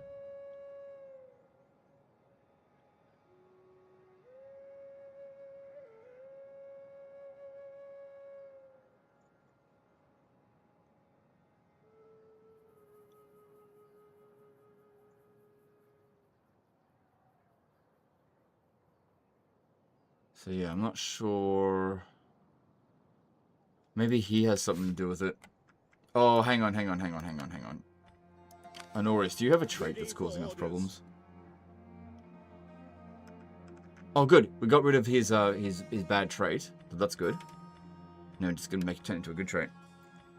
More victory? Huh? What are you looking forward to in your break? Lots of gooning. My god, I'm gonna goon like crazy. No, I'm just kidding. Already made that joke today. Not having to answer those kinds of questions, to be honest. That's what I'm really looking forward to. Be like, oh wow, no one's asked me any questions today. That's great. No. I'm serious, but I'm also not serious. I really don't mind being asked questions, but I also like who cares? These questions are not important. I honestly don't know what I'm going to be doing for the next several months, but that's a problem for 3 days from now. I'll figure it out. We hunger for battle.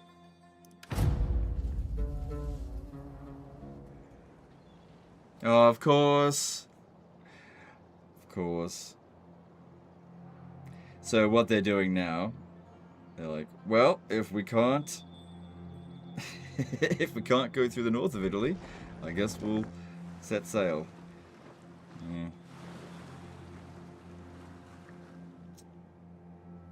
As if you have kids, all they do is ask questions. I can't wait for my kids to ask me questions. Your wisdom to my words. They'll be less stupid than the questions that I get from chat.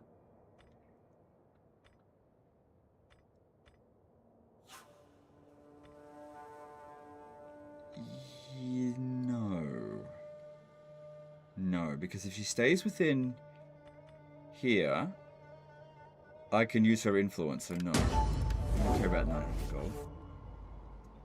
Aren't you going to be bored? I get really bored if I don't work. I'll find work. I'll find work. If I get bored, I'll find work. It's not like Total War is the only thing there is to do.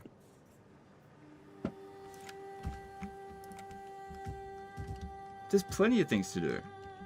I just don't know what I'm going to do, that's all. We hunger for battle. I don't know, I could... At your command. Oh, I just like so many things I could do. I could like I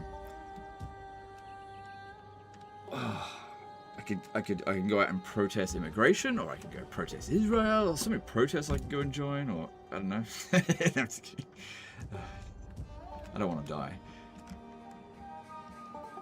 Also, guys, what do you think was the primary contributing factor to the fall of the Roman Empire? I have a suspicion it was Israel. No, it's just a joke, okay, by the way. I just find that funny. Legend, you're pushing it too far. Here's the thing, I gotta make these jokes while I can, before it's illegal. Knock, knock. Yeah, so you're that guy Legend Total War on YouTube? Yeah? I heard you said mean jokes about Israel. Yeah? You're going to jail.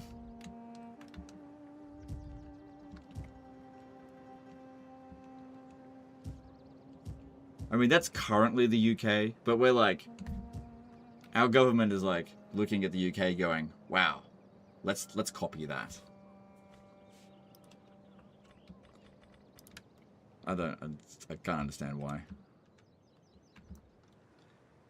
Alright, so they are likely to land around Ravenna, or they're going to come down to Tarentum. Good thing on this side here, it's all the walled cities. Ready for orders. Claudians there. At your command. Saxons ran off. Those little bitches they are. Islam is the one you can't joke about?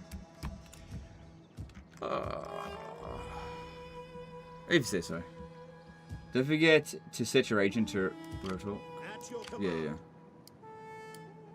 As you command. Whew, Guarding look at that money. against prying minds.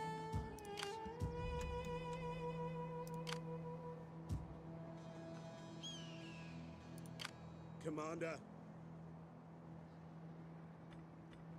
We hunger for battle.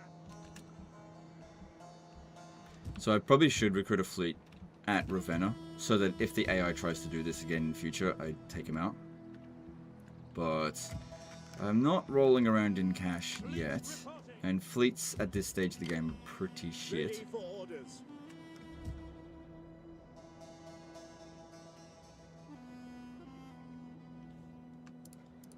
Got a lot of movement. Right, so if... Let me have a look at this, because I was in force march. And March till your feet no, I don't know. Alright, if you could come and reinforce... Actually, no. I got another idea. march. Come over here. Ready for orders.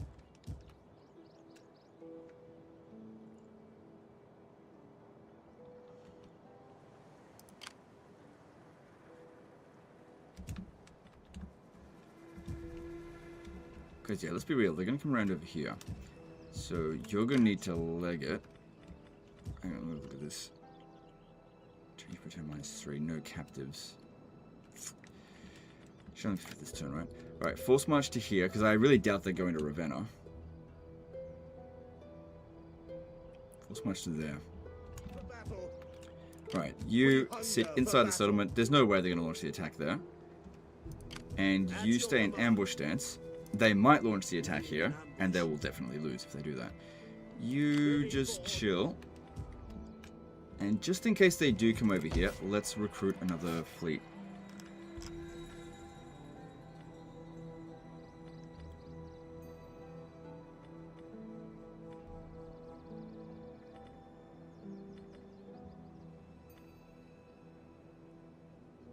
Alright, let's do that one. Yes.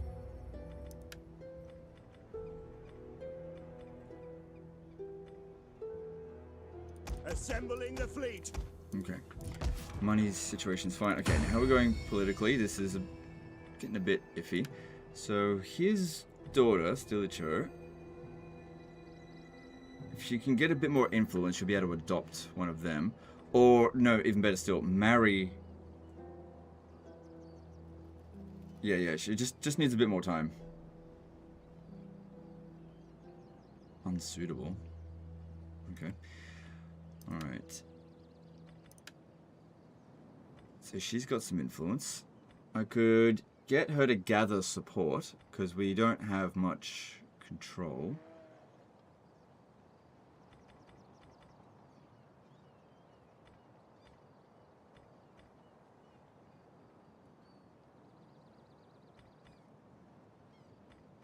Sometimes that can backfire though. Alright, do that.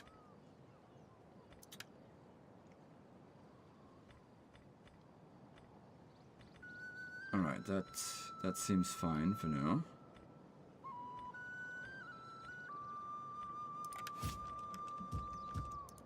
We hunger for battle.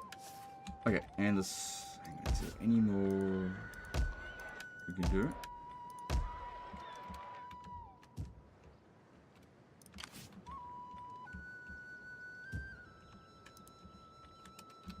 Yep, alright, let's move on.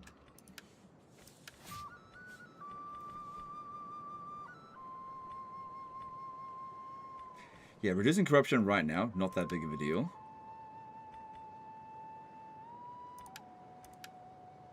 That's pretty freaking good. Beaded trousers, 10 growth. Could you imagine that? Be like, you walk around, you got beaded trousers, and then the people around are like, oh my god, I just need to have sex with my spouse a lot more now. Makes everyone screw more.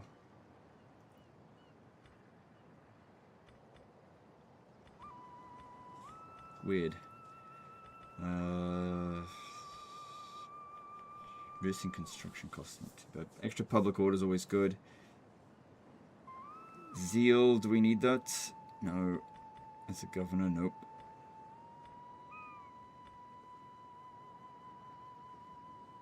Yeah, go with this and some more. Go with that in as well. Why not? Commander. Yeah, I mean that's actually getting better, so it's fine. Yeah, politics is -1. What's this faction -3 bullshit? What's that coming from?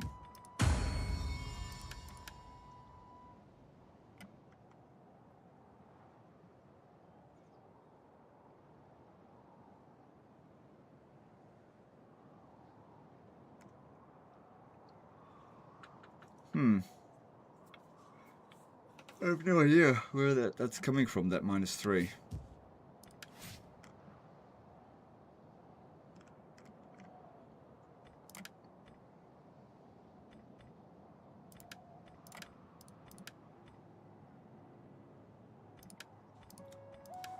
Okay, moving on. There's not much else to do.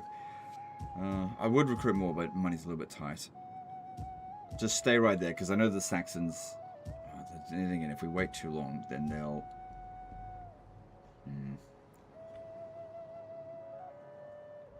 Let's just wait and see. Okay, moving on. Are you hyped for the deciphering of charred scrolls containing literature found in Pompeii? I don't know what you mean. Maybe he is from a different faction?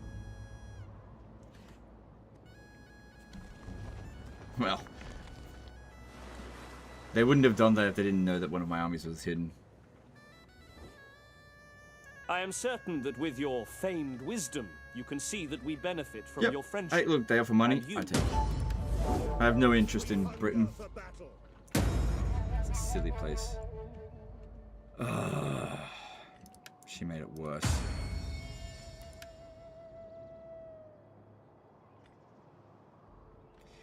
Because, yeah, I want to get over to here, ideally, because public order's fine. Guess you could just try again. So, yeah, we had 40 senators, 40% senators, now we got 36. Alright, try again. You know, there's always a chance it'll fail. Just, it is what it is. Ready for Okay, battle. so over here... Surprise. Swift as the angels. Okay, he'll definitely run away. To battle! And we want, of course, Honorius to get the win, because he'll get At influence once. for that. On the move.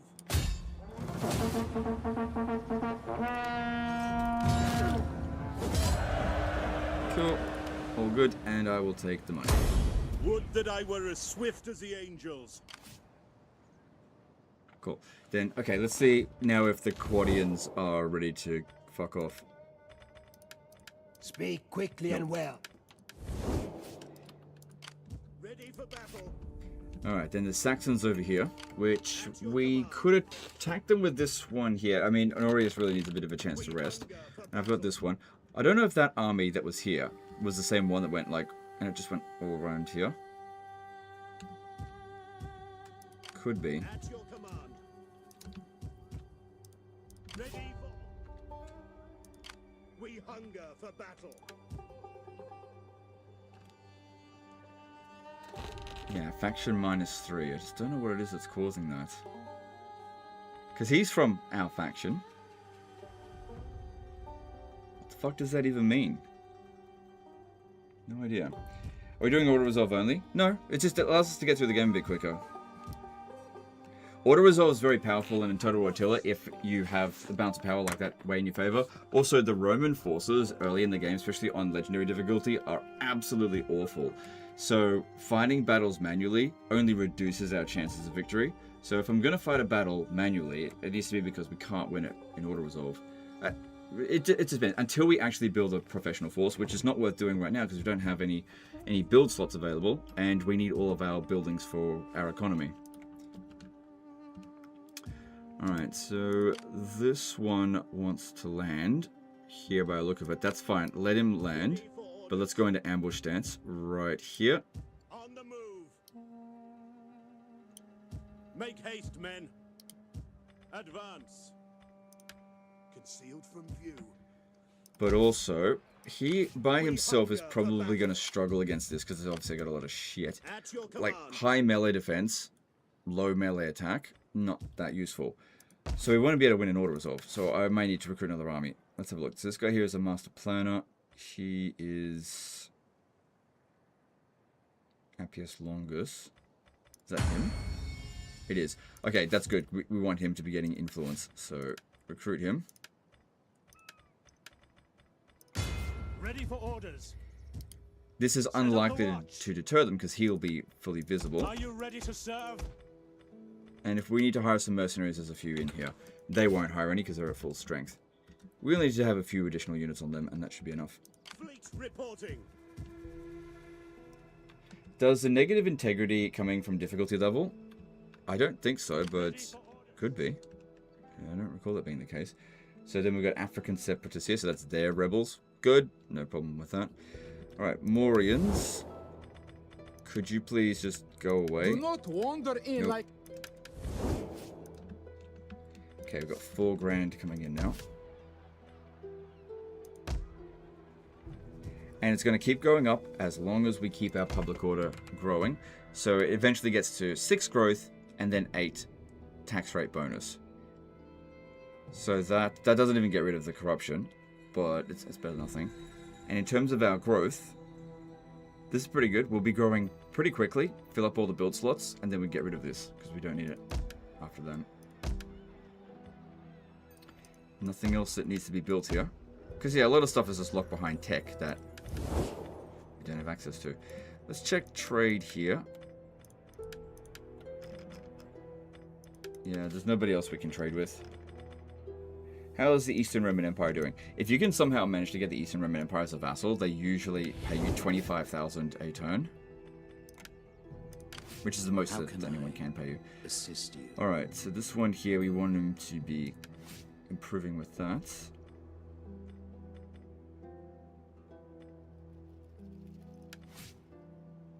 Oh wow, that didn't even increase his authority.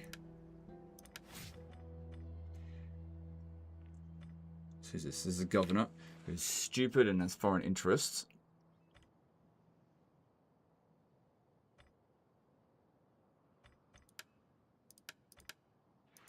That's fine, whatever. Yeah, because it doesn't need to. It's fine. Okay, so let's grab, let's see, reduce corruption. No, go with the public order again. Go with those. Yep. Oh, shit, I didn't need that here. Whoops. Oh, actually, let me just see. I might be able to reset his skills. Nope, I did it before I hit the tick. My bad. Alright. Let's see what the... Oh, hang on, I haven't dealt with these Saxons yet. Ready for orders. Ready for battle. That is impossible.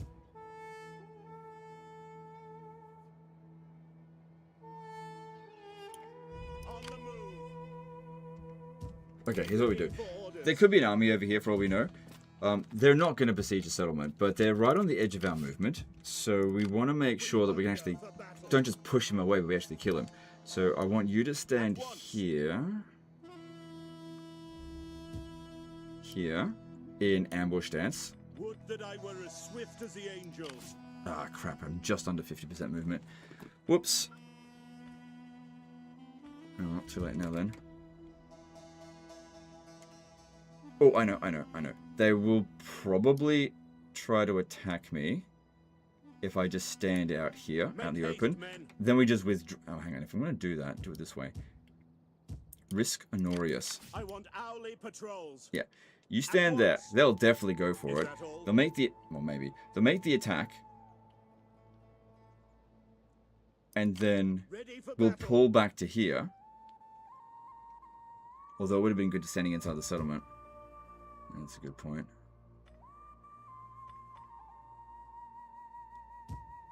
Yeah, okay, do it the other way around. Would that I were as swift as the angels. Yeah, they might not make the attack, but at least we'll get more replenishment this way. And while that's going on, you stay here in ambush stance. Hang on. 65% chance. Nice. And we'll just see. Might come over here. If he does, ambush him. And if he comes over here, trap. And we'll see what happens over here. But yeah, going chasing after them is a bad idea right now. And let's move on. Why do you only have Italy left? Isn't it the other game? Because I abandoned it all on turn 1 or turn 2. Like, all simultaneously abandoned everything else. So, holding onto the entire empire is a massive player trap. Do you like the naval battles in any Total War game? Sorry if you've mentioned already. I like them in Empire, Total War, Napoleon, and... Only the greatest dare speak of peace to their enemies. Only the weak seek the death Empire, of Napoleon, and Fall the Samurai. Those are the only ones.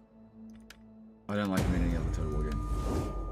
Now, I'll recruit a navy because I have to, but I don't like naval battles in this. The gods themselves would not make you a better offer.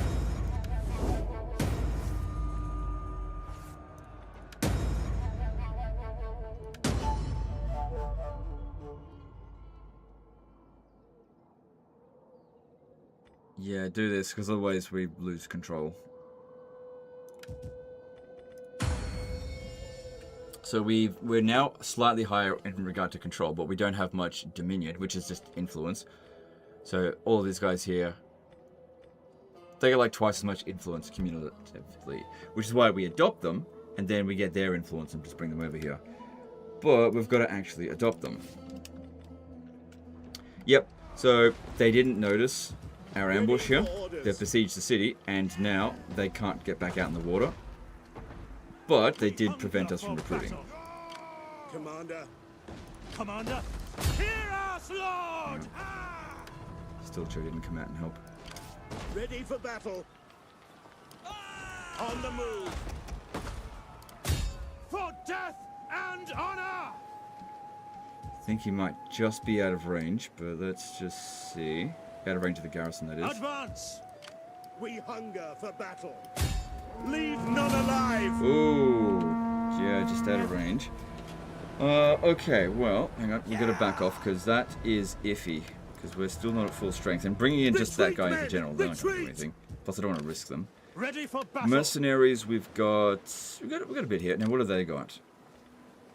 They got more cavalry, and of course, you got to keep in mind the AI cheats. It's pretty severe in this game. At your command. At your command. That's still iffy.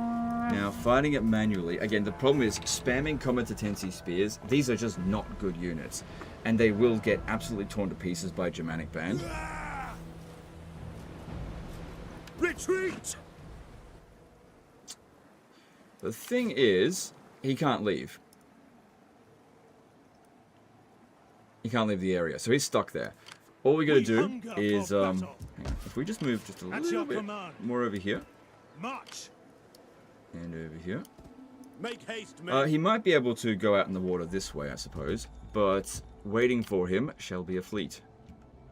And we can send these other two to go and assist. What do you mean by AI cheats? Like melee attack, melee defense buffs. So basically, they send a unit. Let's just say that you have two identical units going up against each other. Yours will always lose. And so when we've got an army that's filled with competency spears, competency spears are really good in auto resolve, but in manually resolve, all they're good at doing is holding the line. We don't have any damage dealers in the army. Now in auto resolve, you don't need damage dealers, but in manually resolve battles, you need damage dealers. We don't have any. Well, we've got a little bit. It's not enough though. So all we would do is just like hold them back and just slowly die while they eat us up. So I just need to recruit a few more units here, and it'll be fine. There is nothing to be concerned about. This guy's stuck. We've got the money. It's all good. There's nothing to worry about. We need good, strong men. Commander. Oh, I wonder if we could actually go into ambush stance. Yes, we can. Okay, good. Because that way he might... Ready for orders. Yeah, well, I guess we'll just see. Alright, cool. Alright, so this here has been done, so let's help out with integrity. Now let's go towards getting this done here for growth. Need shock cav? Yep, I just don't have any. We'll get there. it's not a priority right now when you've got limited build slots. We've got to focus on our economy and just getting growth sorted. Get all the build slots, and then we can start focusing on buildings. Sorry, on military stuff. Because if we focus on having a doom stack right now, that's not particularly useful because the enemy forces will just avoid your army. Whereas right now they underestimate our armies. We just need to be a bit better prepared. Like getting really strong units in the early stage of the game, very, very bad idea in many of these cases. Okay. Plus, most of the best units are locked behind the tech tree anyway, so we'd only be able to get side grades for the most part. Moving on. But yeah, in the first like 40 turns of Attila, you just basically don't even want to play the game for the most part. Just keep whack-a-moling them to get them out of our lands. Stop them from blowing up your cities, because that's all they want to do. While we develop these up. Okay. This guy here, more of that. My wits and words are yours. Good. Good. Okay, so we can upgrade Corrales now. Do that. We've got the growth building built. So let's go now with... Oh, the capital building requires marble? Maybe we were importing that from the east and they lost access to it. That's fine. I mean, I could always...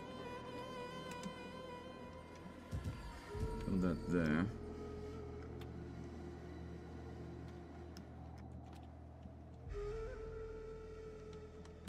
It's all good. Is the Western Empire a good faction if you abandon most of the territory? No, no. The Western Empire is a terrible faction. Like, none of their faction-wide bonuses are good. Their tech tree is bad. They're weak against the Huns. Their early game military sucks. They're almost universally a shit faction compared to everyone else.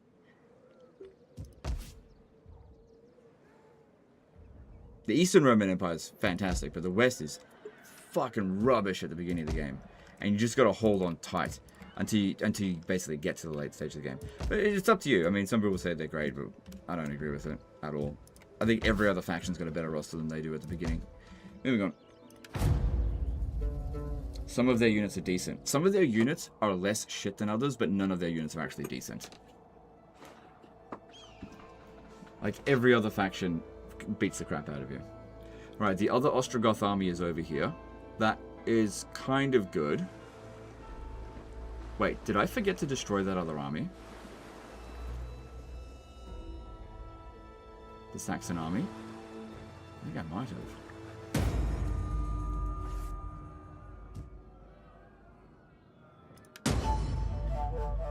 Wait. No, I got rid of it. Oh, what am I talking about? The other one... Okay, just trying to remember what I was doing.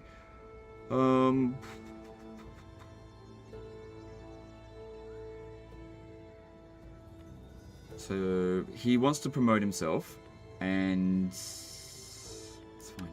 fine, not a big deal. So now we're on weak.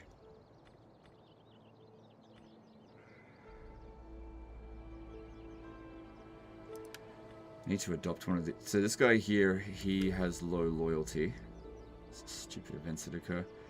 More influential than the ruler. Okay. Well, if we just put him in here, he'll use his own influence to do that.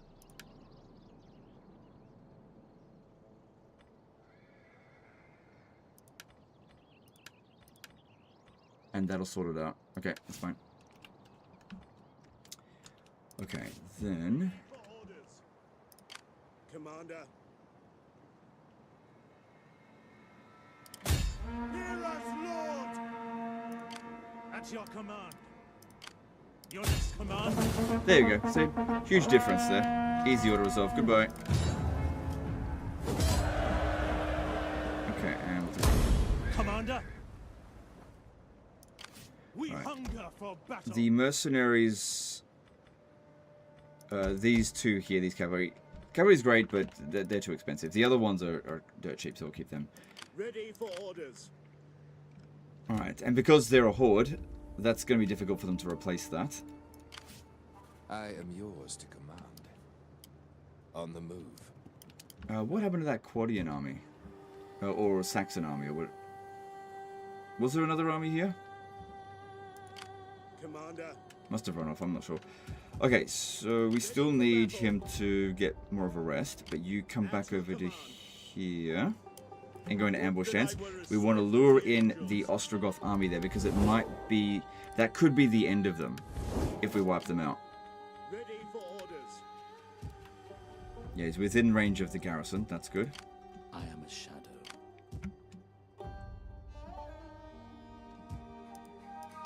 Commander. You can just stay there. Money's looking good, keeps going up.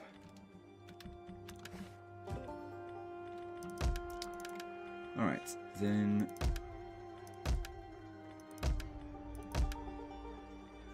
all good, there's nothing to do here. Just waiting on like, growth. Commander?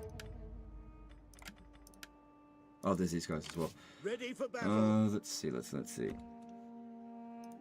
We hunger for battle. Yeah, you stick Make around, haste, and men. you just stay at Tarentum for this Get turn. to it, men.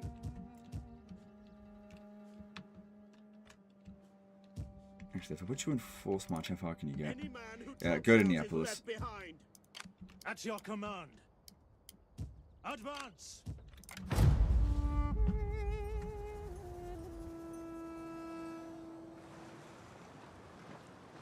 Okay, good. So we've lured them in. They're not going for the city itself just yet. Does Matt Blueshift ever turn up here and there? Oh no, long since. Man, Matt'd be mid-20s now. That's crazy to think about. No, he's long since. Shall we moved hack on, at each other as far as I'm aware. until our enemies can gorge themselves on warriors' flesh? Or will it be Good. peace? I have no interest in fighting Gepids. Ah, fuck.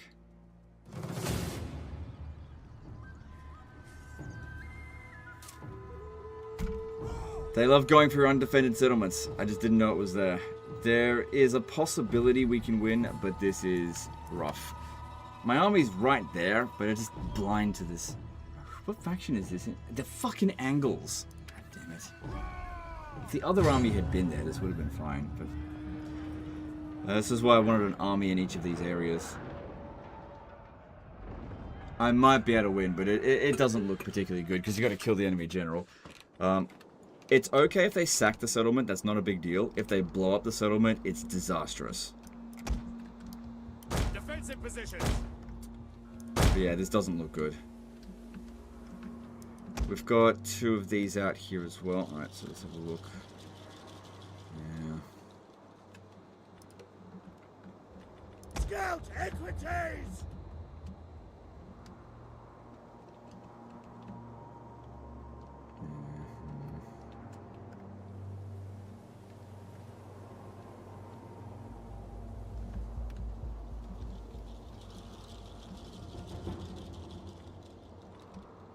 Alright, there's 1, 2, 3, 4, 5, 6 units here.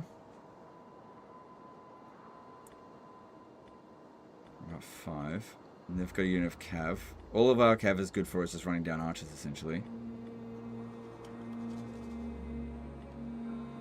And put them over there. Missiles awaiting targets. So stay here, Scout and you equities.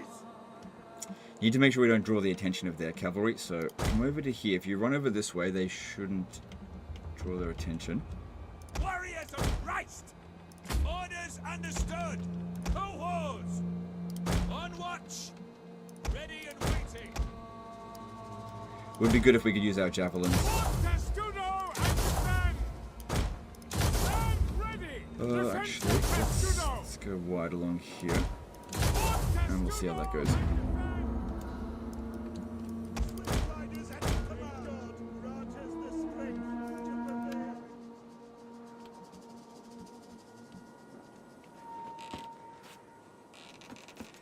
Does playing around the cap area give them buffs? This, I think we get a 1 morale bonus, map wide. The whole point of doing this is to make sure they don't cap it. But there's nowhere particularly good for defending ourselves here. Especially good.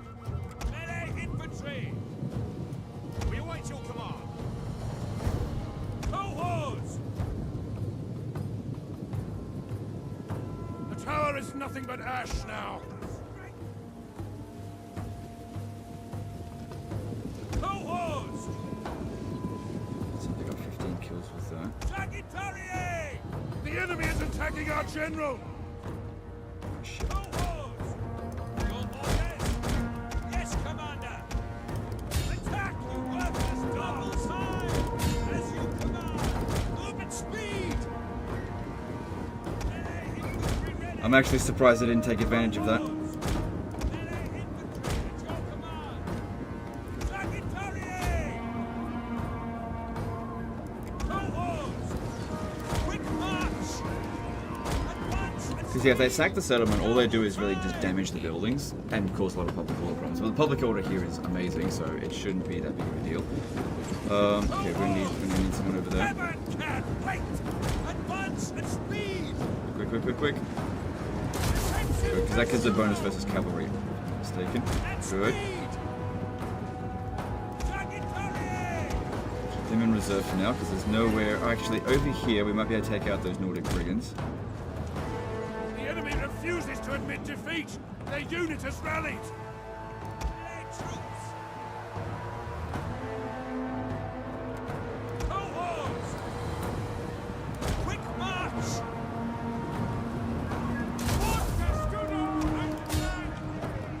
Oh yeah, I forgot about these. Jeez, stupid. The thing is, if they capture this area here, it's not over. Just bring them in over here. I fully expect them to capture this city inside here.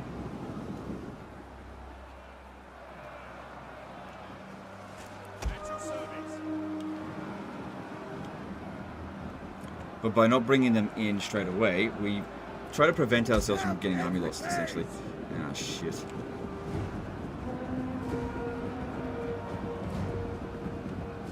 I really want to break this one here so we can kill them. Try to wipe out as many units as possible so that if we do end up losing this battle, which seems likely, hopefully they just sack the city. Because if they burn it to the ground, then they can't get away and we'll wipe them out. But there is a possibility that they'll do that. So yeah, our cavalry did not win in the fight there. They're starting to lose. Advance! Enemy troops That have one reached coming the at us, we gotta walls. get back from it. Come on, move. They'll use their javelins. This one here got a good number of kills.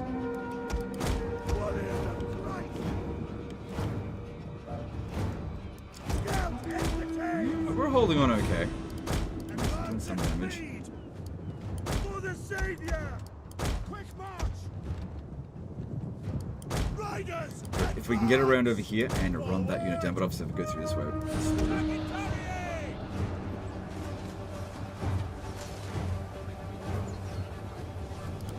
Take aim! Understood! good, our men are holding. That's fine. I'd like to pull this guy back, but usually as soon as you turn your back on the enemy, they immediately rout. Withdraw! Our men have given up and are running for their lives! That's what it is. And then they rout into the enemy.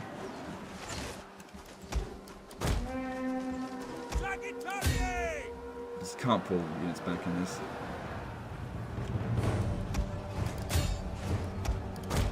Alright, I've still got a little bit of ammo left, so I've got the potential to use Our settlement is burning! a whistle shot. Not sure what I'm going to do with that though.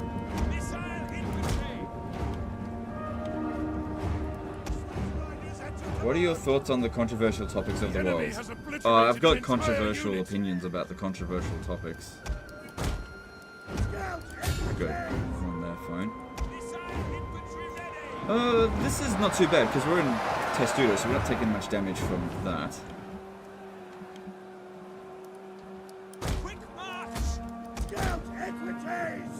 We've still got these two guys here, and we've still got some towers, or one tower active, so that's something. Definitely want to try to wipe out whatever we can, but this is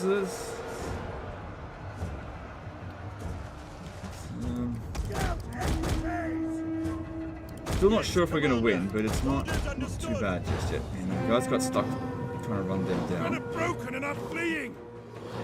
Can overrun there. Still got these two here.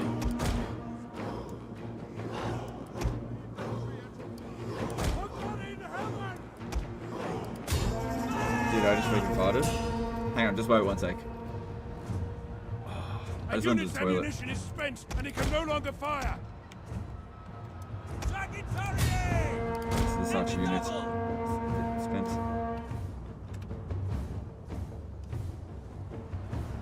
Definitely don't think we're going to win the battle, but the main thing here is just dishing out enough damage that hopefully they sack the city and then just go away. I mean, the best case scenario is actually that they occupy the city, because they'll never hold it. Because they've got an army right outside that'll just recapture it easily. But it is far more likely that they will sack the city, or at worst case, actually burn it to the ground. Our men flee the field of battle. This is a shameful display. So try to make sure we utilize this tower here.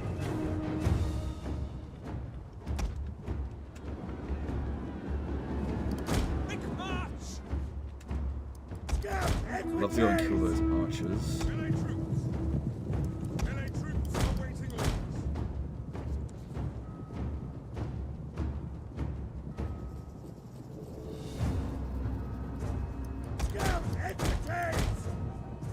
Hang on one sec, guys. I just got to respond to the text.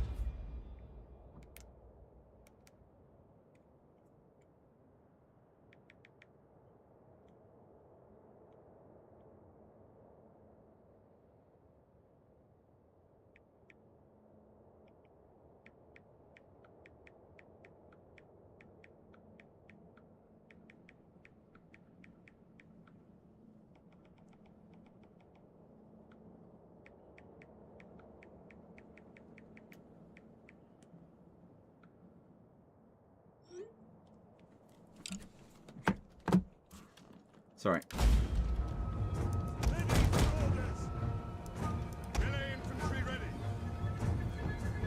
Are you going to remain Christian or change to paganism? I want to play the campaign where I remain pagan, but I don't know how.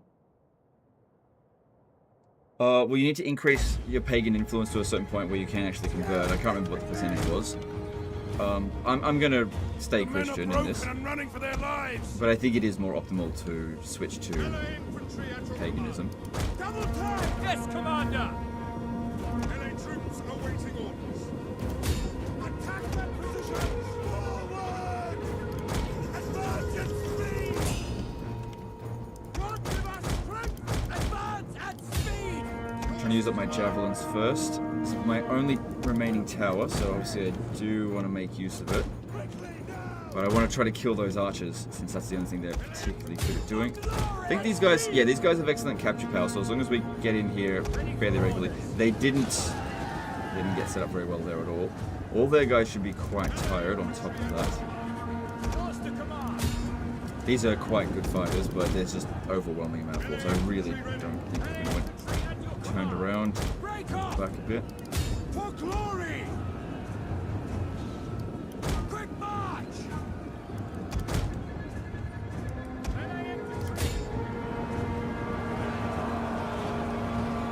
Good. Broke those pikes. Yeah, if I had killed the enemy general, that would have been really good, but it's way harder to kill the infantry generals than the cavalry ones.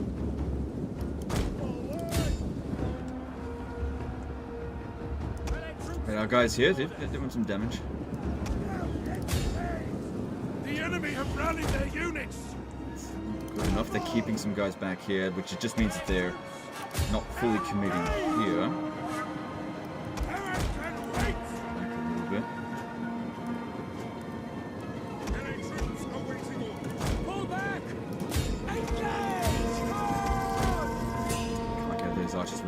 guys here. But still, them not overly committing here just means that it's easier for them. The men have Oh, I think we got thrown army down their lost. weapons and are fleeing. Yeah. Yeah, I did not expect to be able to win that one. Just outnumbered like 4-1. So, please sack the city. Actually, occupy would be best, but sack it is also... They sacked it. Okay, that's fine. That actually is really not a big deal at all. Good. Fuck them.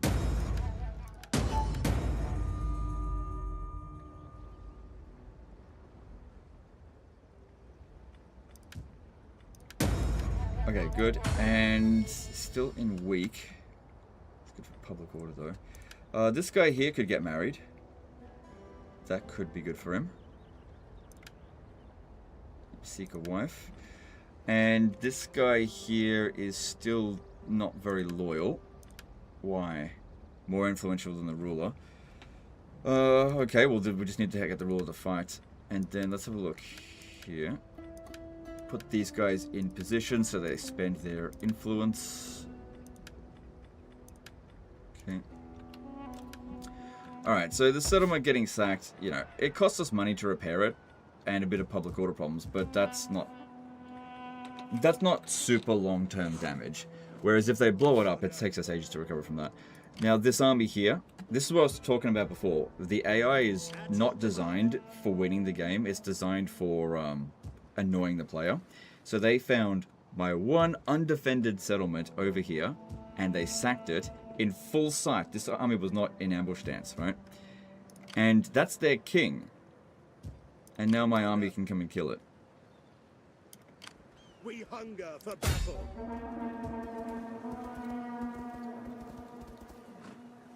On the move. So yeah, they sack my city, and then they lose an entire army. See?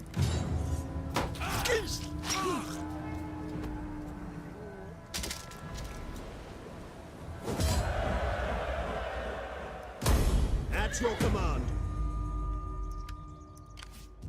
Ready Cool. for orders. Now, Segusio has some defenses, so it would have been easier to defend that one.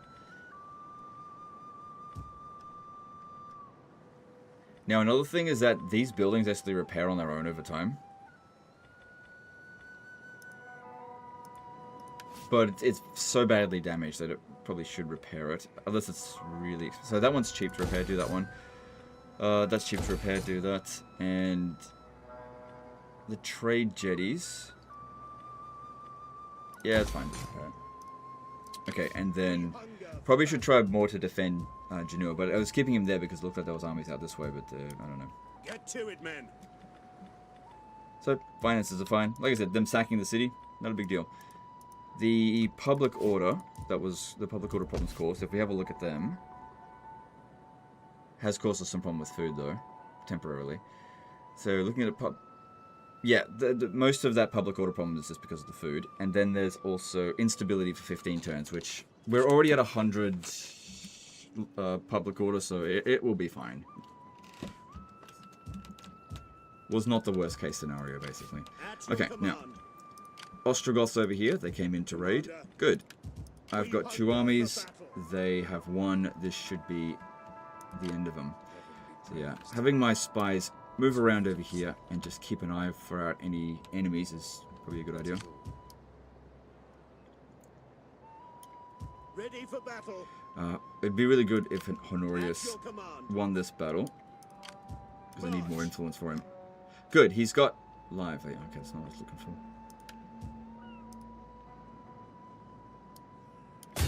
So run away, as per the usual. We should have enough movement to get him. And if I'm not mistaken, this is the end of the Ostrogoths. And as I said, you really want to be wiping out as many Horde factions as you can, because once that Horde faction is gone, they're gone forever.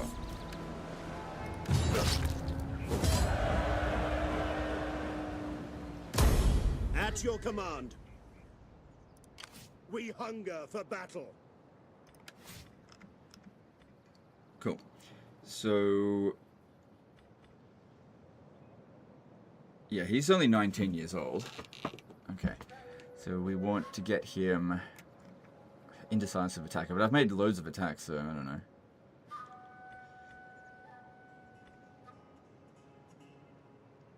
Getting campaign movement range up for him is very useful. Let's grab that. Alright, then... just wait for the next attack, essentially. Assist you. Put... yeah, you guys go stand the settlement, and you actually force march him to Verona. Damn you all! Call this a garrison. I don't care how tired you are. Do you have a video that explains how to play the game and switch paganism and sustain the campaign? No, I don't. At your command.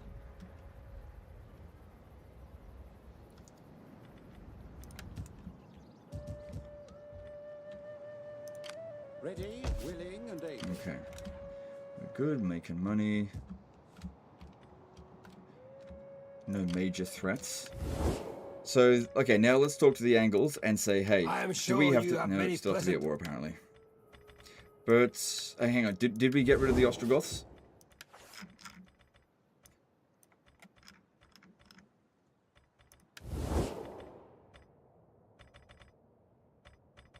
Yeah, they're gone. Where was their faction defeat notice?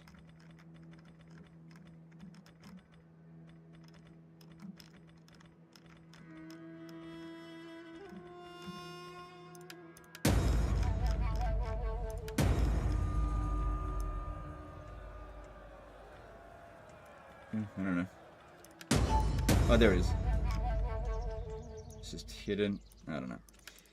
Yeah, so they've been wiped out. Good. They're not coming back. Okay, now let's see. Should we upgrade our military? Let's have a look here. Enables construction of medium siege. That doesn't matter. Western Auxilia Palantina replacing competency spears. Those are good.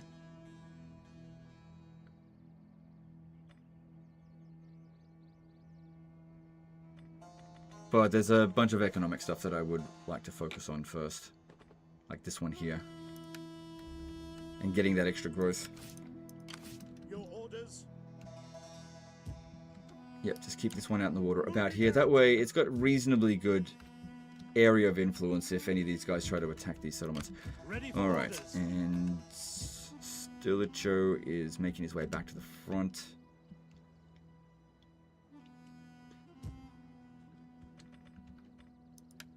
Faster, damn you all! And as for this guy here, I think I'll keep him at Tarentum. To your duties, men! We hunger for battle! But don't recruit any more into him just yet. Once we've saved up a bit more money, then do it. Alright, Corrales, let's get that going. Actually, might it be a good idea now to start focusing a little bit more on technology? Thing is, if we do that, yeah, we still will make money. We'll lose the public order bonus. That's not going to be a problem. Yeah, let's actually start focusing a bit more on increasing our tech rate, since that is one of the main limiting factors for expansion. We want to get this stuff done.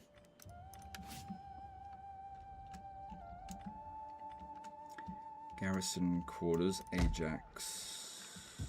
No, we don't need that there anymore. Get rid of that. Should have gotten rid of that a few turns ago. This is so unlikely to come ever under attack now. At your command. We hunger for battle.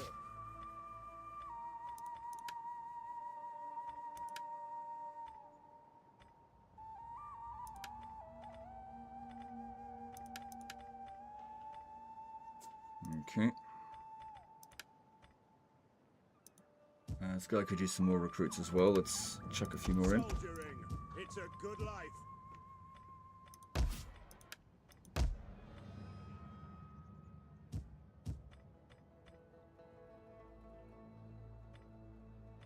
Yeah, look, repairing this is only worth 100 extra gold per turn. So if the repairs automatically repair more than 100 per turn, and that's not even taking into consideration the corruption. So if this repairs at a higher rate than 100 per turn passively, then it is not worth repairing it manually, because it'll repair faster. We'll make more money doing it that way. There's no other benefits to it at all. Okay, moving on. Another thing as well, in regard to this stuff. Oh, hang on, this is governor. Is that they send their armies in, and then their generals get killed after they sack one city. And then they got to recruit generals back to level 1. This isn't like Warhammer, where a level 20 lord comes in, because they fought one battle. They're already level 20. And they die, but they come back in 5 turns, or it's a legendary lord. When you kill someone in this game, they're dead forever. So as long as you keep your generals alive, and you keep your legions alive, they will constantly keep getting better. But we're just not there yet. So this is the governor of... I'm not sure where. Looks like Italy. I think I'll go with reduced corruption for him. Your orders? This guy hasn't even fought a battle. He's gained some experience.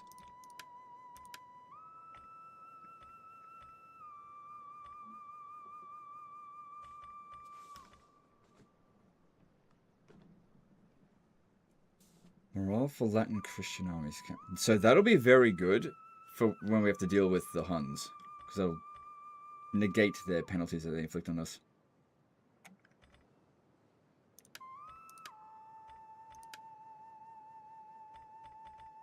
I think that's actually glitched. That doesn't work at all.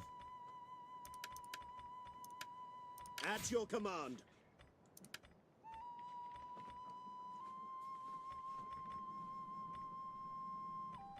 Actually, let's actually go with ammunition and replenishment here.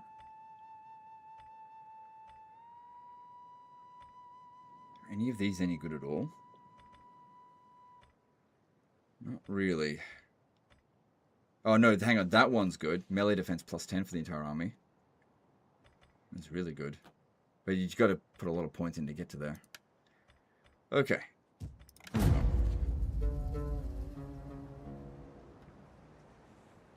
Wait until the hordes come to talk about God? You mean the Huns? Yeah.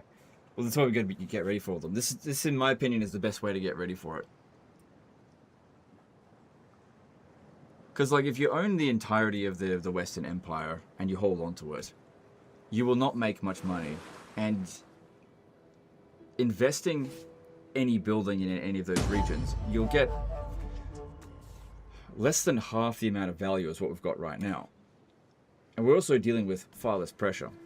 And once we've fully secured all of this stuff here, then we can expand out here a little bit more. Alright, she is...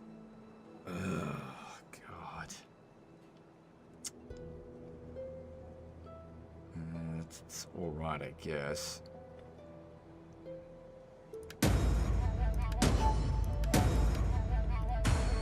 Okay, we're still in weak power. So that's lower than it was before. So this guy is still considered more influential than the ruler, but I can't spend his influence unless I was to adopt him, which I can't adopt him right now.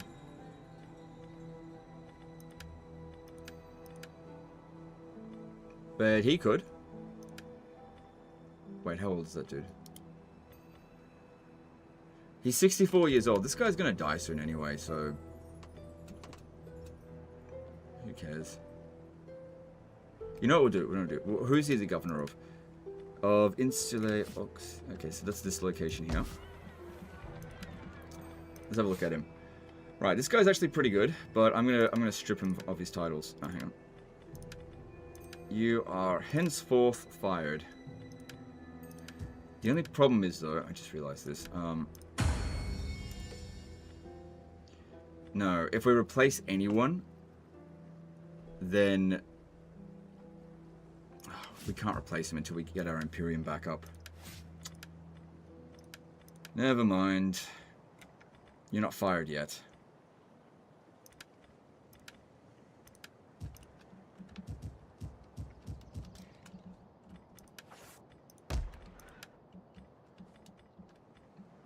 So that recovered by 600 per turn. So yeah, there's no need to repair that.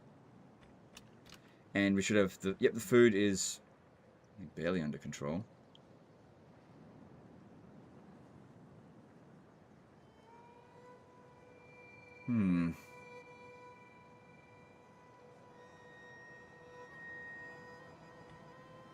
Right, this is a trade jetty. We should replace this with a fishing jetty because we don't want to be in negative food. That's not good. I didn't realize we were spending so much food here.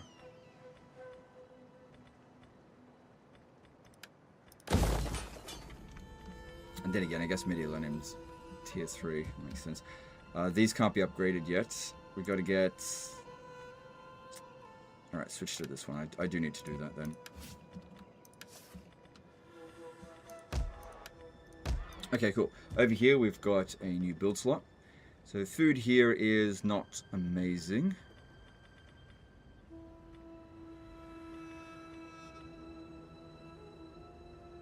Also in autumn you get bonuses to food. I think it's 17? Yeah, it is. Sorry, excuse me. Alright, if I... Let's see here.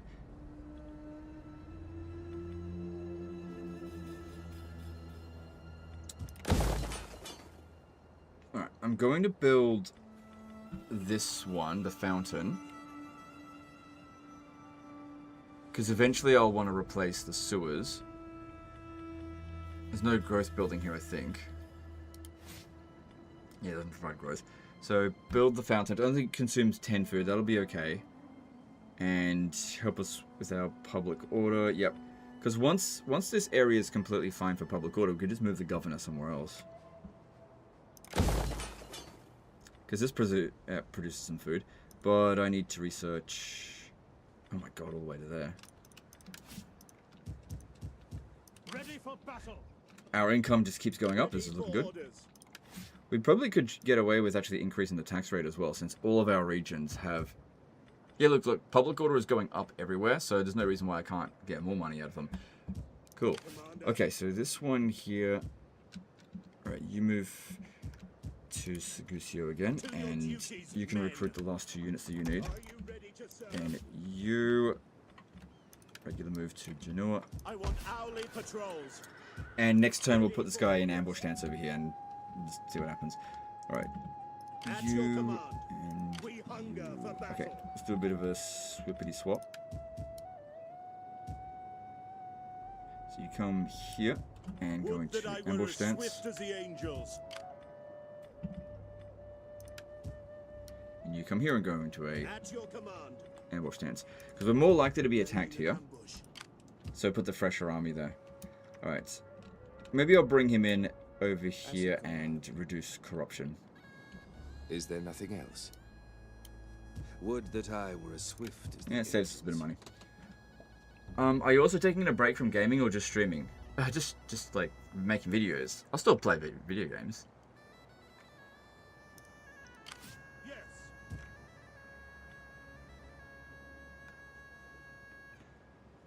Uh-huh.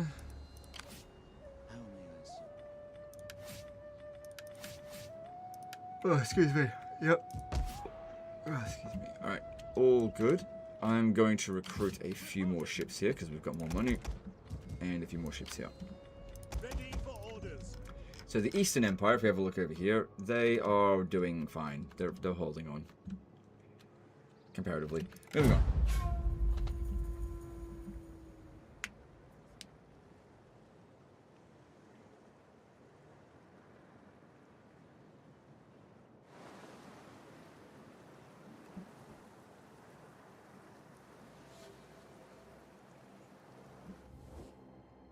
We find our coffers temporarily... Hell no. The last thing you want in Total War Attila are allies. Allies are the worst. Being military allies with the Eastern Roman Empire is so bad. And I'm glad that it ended super early. Okay. Mission failed. Defeat the following army in battles. Oh, I didn't even realize that. Whatever. As soon as it issues a mission, I'm sure they run off. Okay, so now put him in... At once. ambush stance and put you just be careful about that bloody winter attrition. Put you in ambush stance, and anyone that comes in through here, we should be fine now to handle them. Negative 10 food, and that's gonna get worse before it gets better, but negative 10 is not too bad, plus the public order is fine. Yeah, it reduces the wealth from all buildings by quite a bit.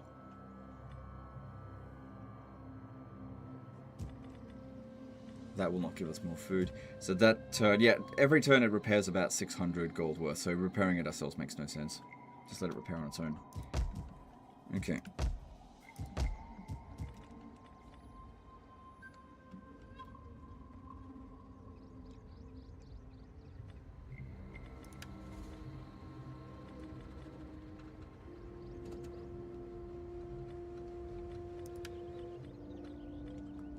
Excuse me. Let's see. So this is making 500 wealth from culture and 15 public order. I'm gonna need the 15 public order.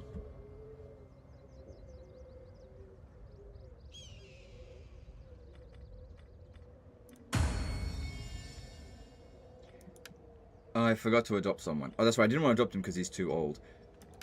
Look for the young people in here.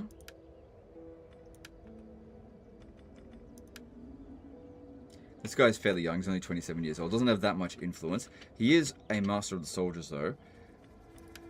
So yeah, let's adopt him. Oh, hang on. Let's see if there's somebody else with a bit more influence. Oops. Because yeah, this costs us 50, is it? Or does it vary depending on... I think it varies depending on who they are. Not sure.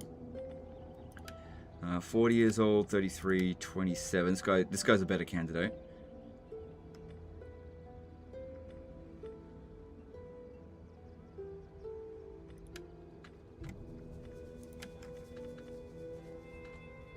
Yeah, this one here. So grab this and him. So we're basically pulling some more dominion over to this side, but spending more than we're getting, but it's depriving them of dominion, as long as it actually works. So you need an additional... Hang on. Yeah, you need an additional 5 turns before you can marry someone. Maybe marry one of them. That'd be good. So she'll take a little while to get some influence. There's no reason to switch the air. This guy will die well before him, as long as it doesn't die in battle.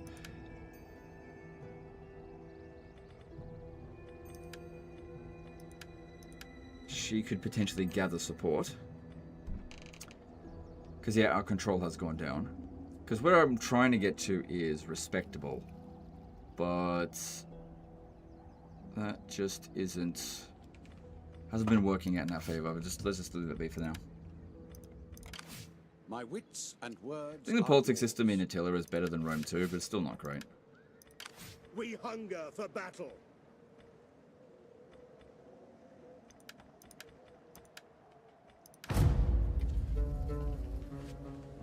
So yeah, all 4 of my armies on the northern border are now in ambush stance. That way the AI can't see us. They're more likely to come in here and make the attack. We come to Saxons you in want peace. to speak words of Fine. strength. There's no benefits Reply, to us then, being at war with them. with a strength that welcomes peace.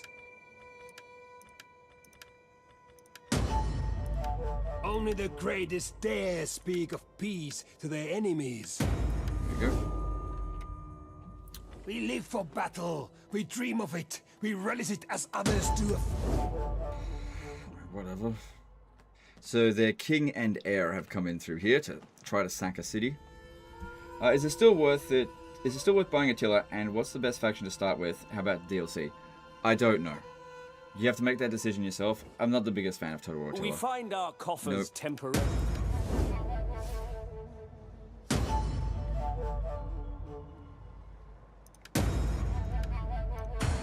Good, we're back under acceptable, so that has helped our public order out a little bit.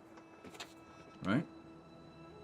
No, actually, it's the other way around. That has helped our tax rate, integrity, and loyalty just a little bit. Okay, that's good. Okay, so 2 full stacks of Quadians came through here. That's actually a bit of a concern, because I usually try to make sure I've got a large amount of force, and also our forces aren't fully restored. This guy's level 2, this one here's level 1. Are they backing each other up in battle? Let's have a look. Nope. According to this, they're not backing each other up, so that's actually not so bad. Alright, and there's also angles here as well. Luckily, I've got a decent amount of force, so that's not 2 full stacks there. We hunger for battle. Advance. At your command.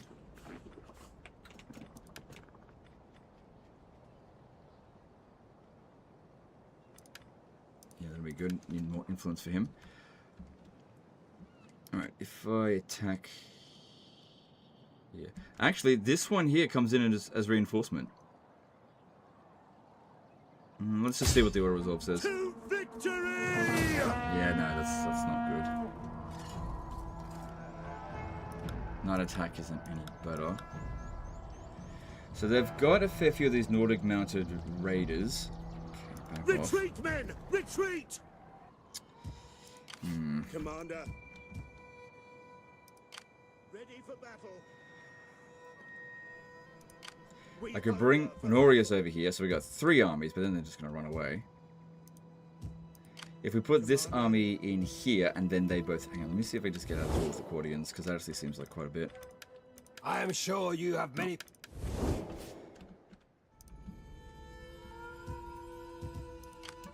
This is more of a concern, so I'm going to bring you over here. At once. Your next command. For death and Yep, figured as much. honor!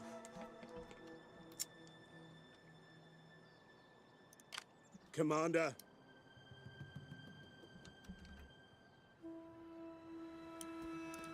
March. Hear us, Lord! Nope, they just don't want to engage. For God himself! However... Ready for battle. God damn it. Out of movement. This still might work. You will march till your feet bleed. Maybe. Would that I were as swift as the angels. Oof. That works, though.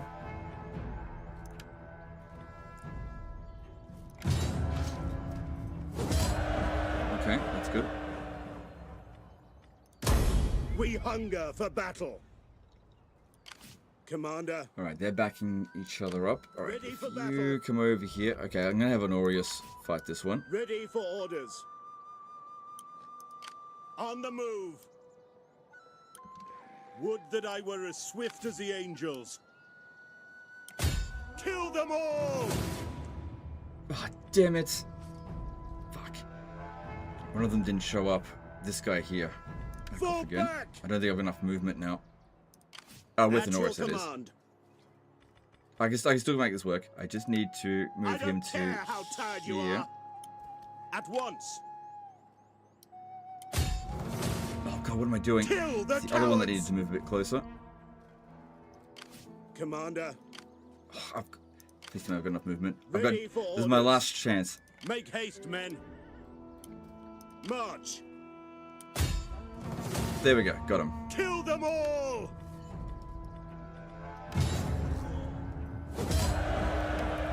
Good. No units wiped out.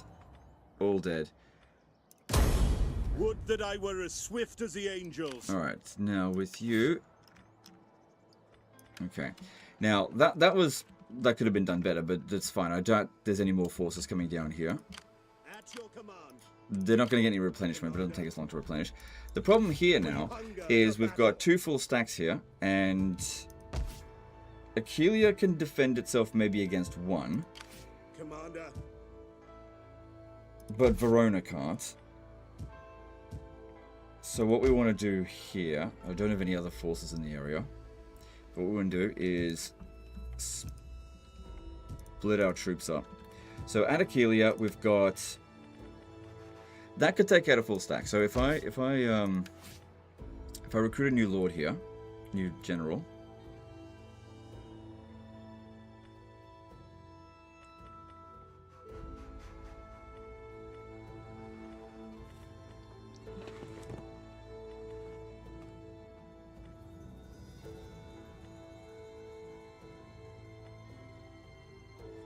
Okay, yeah, get this guy.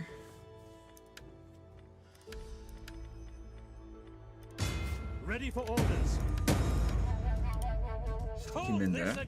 Transfer some of the units into him, and then send the rest of them over here. Also, are there mercenaries? Oh, okay, there's heaps of mercenaries. That's good. Yeah, grab one of those. Those are fantastic. They can kill so many. Actually, you take 2. Take one of those.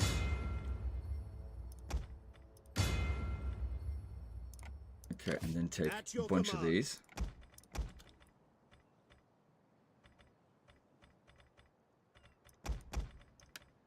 Commander, So that gives them 11 units. Ready You've for got battle. 14. Then there's other mercs here. We hunger Bring them for back battle. here. Okay, cool. At If your both command. of these armies attack either one of the cities, we can handle it. No problem. Maybe a little bit of problem, but we'll see. We'll see. Ready for orders. Fleet reporting. Plus, this one could force march back over to here to support, but that would make them more likely to attack Verona, and I'd actually prefer them to attack Attila, so let's just leave that there for now. No problem. If I had to guess, I'd say they're probably going to bitch out. That's my guess. Alright. We hunger for battle. On the move.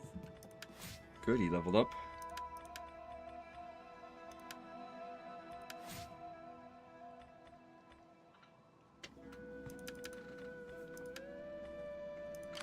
Commander, we hunger for battle.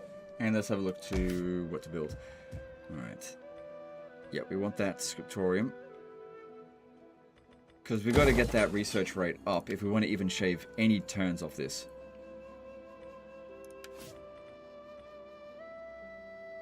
Yeah, we're getting rid of that.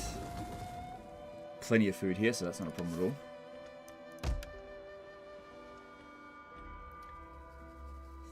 Food.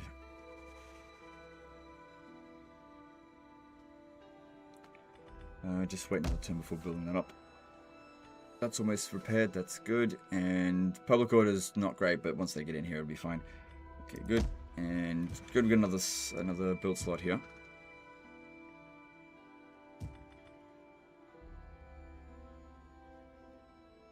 Food's good.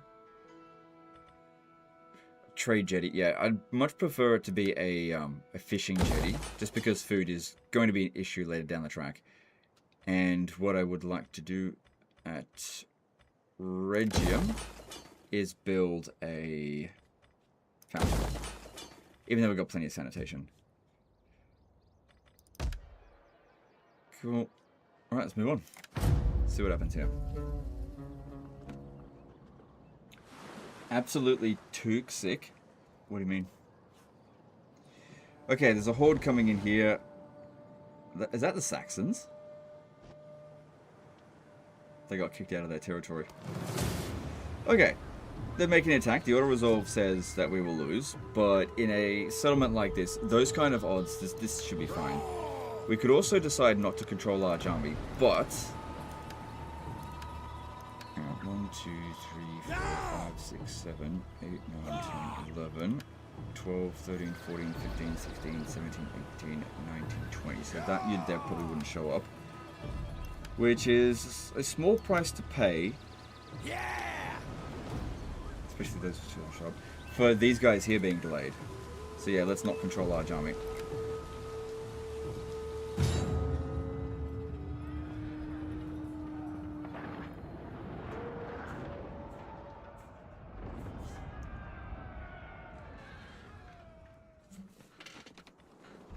So as long as they don't make some big massive screw up, this should be fine. Alright. Oh yeah, if you put crossbows on there, god damn, they fuck them up. Yes, Commander!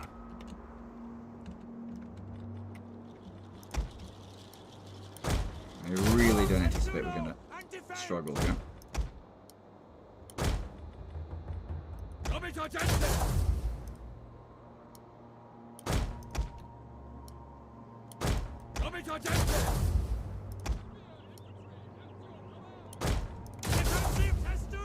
Excuse me. Oh, tired guys, sorry.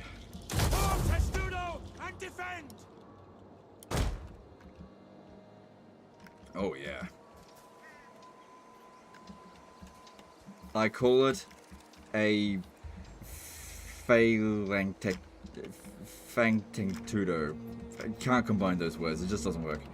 A Testudanx. Yes, a Testudanx. There we go.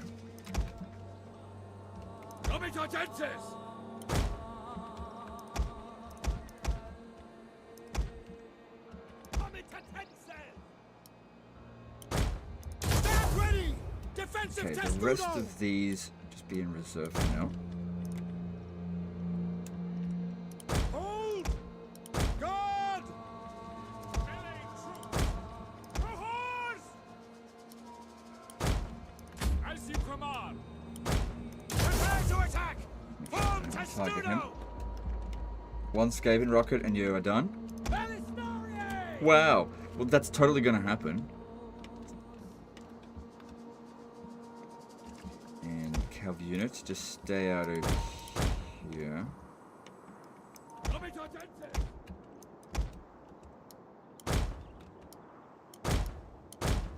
Orders understood. Alright, let's see what we can do. Pikemen!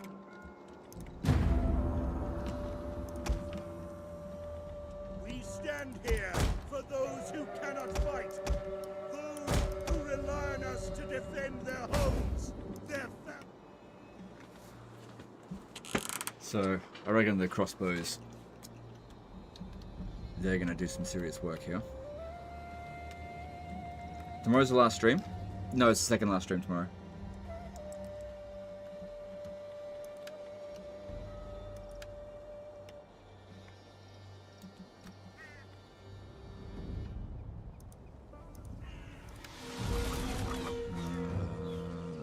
We should use flame shot against.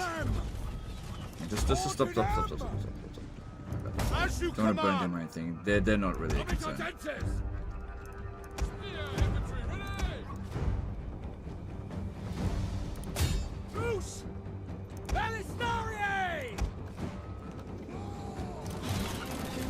Because yeah, their reload time is reduced so much on these barricades.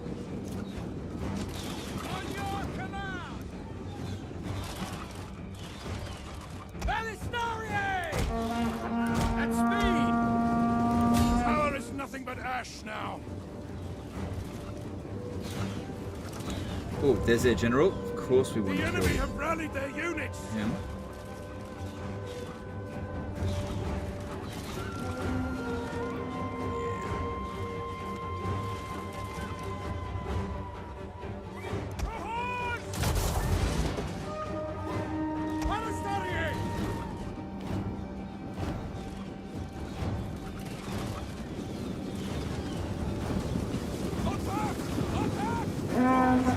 Good. The enemy general is fallen.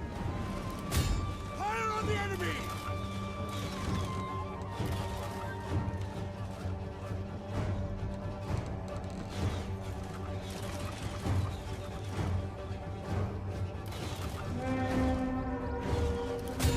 Now!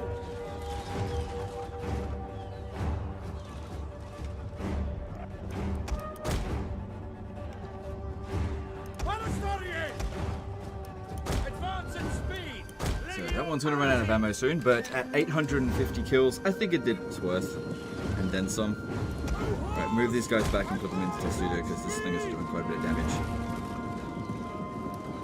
At speed! Form testudo and defend! Take aim!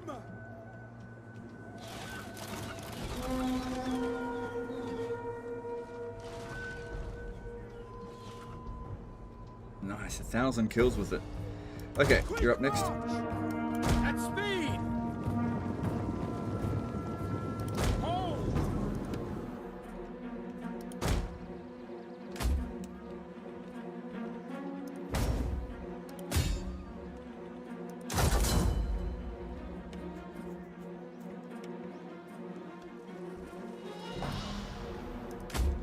Enemy reinforcements approaching!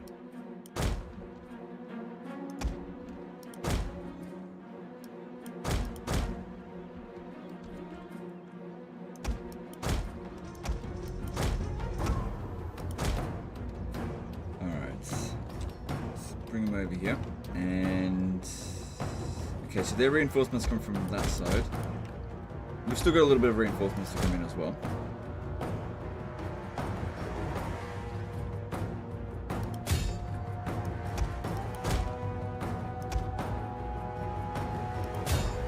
I should use missile shot and just shatter them.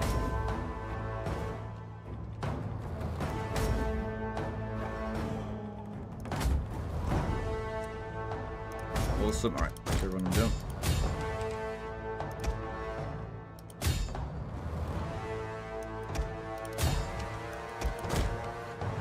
Good, and... Man, the crossbows carry so nicely for us. Swing. Archer's not firing. I turned them off fire at will. There's no need for them to shoot right now. Oh, shit. Because the barricade positions are really good for firing. Like, to just make them more accurate and everything. So, with these guys unable to make use of that right now, it doesn't make sense to utilize that. Okay, they're also shaken, so there's... Because we could use the regular archers for whistle shot.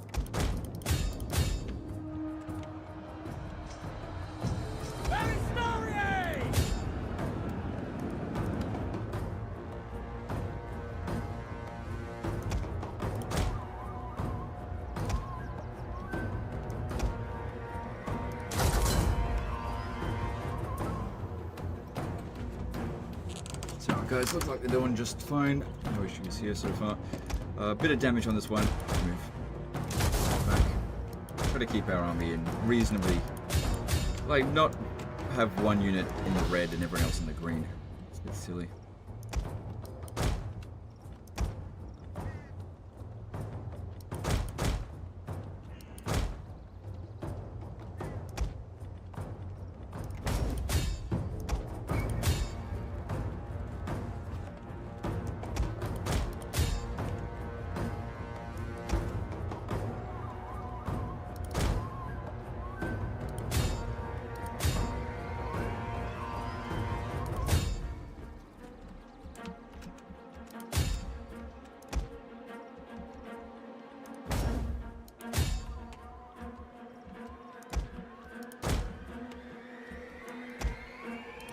Enemy troops are at the walls!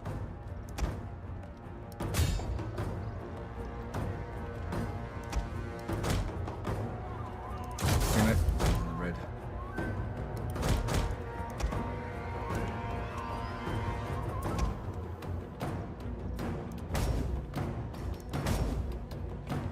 A unit has fired all of its ammunition! Shouldn't be too far off now from the army losses. Now, the big problem that we're going to face here now is that so many of them have run away that there's still going to be quite a few of them left next turn. Missile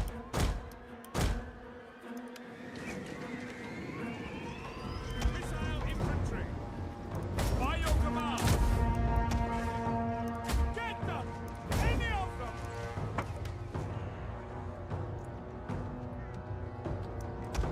Get over here.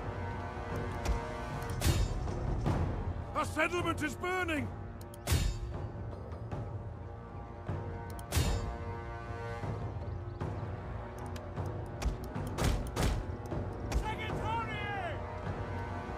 Okay. Yes! And this whistle shot here should get them routing, hopefully.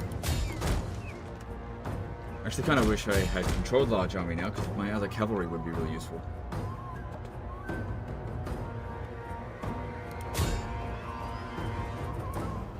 Victory! This is your day! God damn. Yeah, I didn't think we would lose, but I didn't think we'd win this well.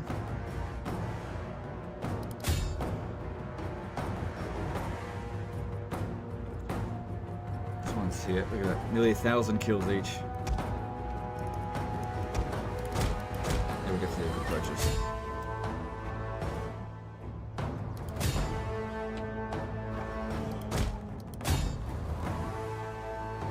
What's your favorite part of the Attila game? I like the battles.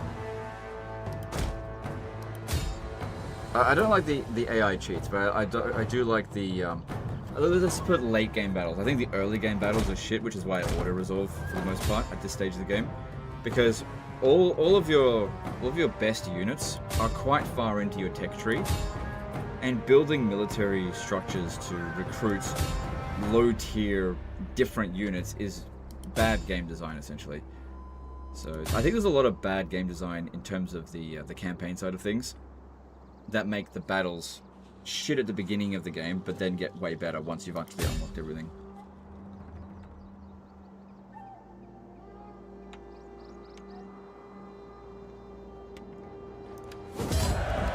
Cool, actually heroic victory. Alright, so we killed 2/3 of them.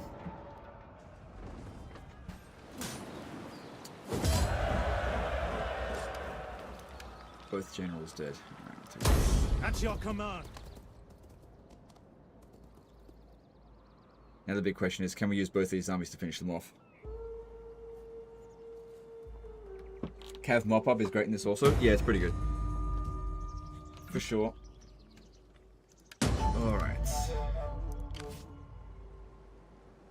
Yeah, the Saxons.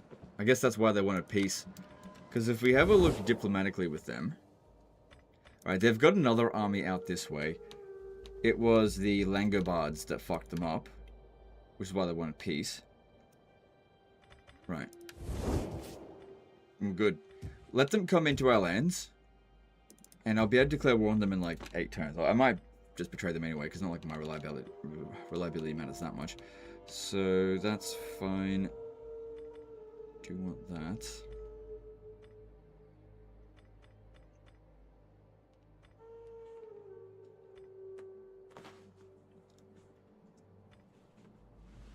Alright, let's grab that going again now.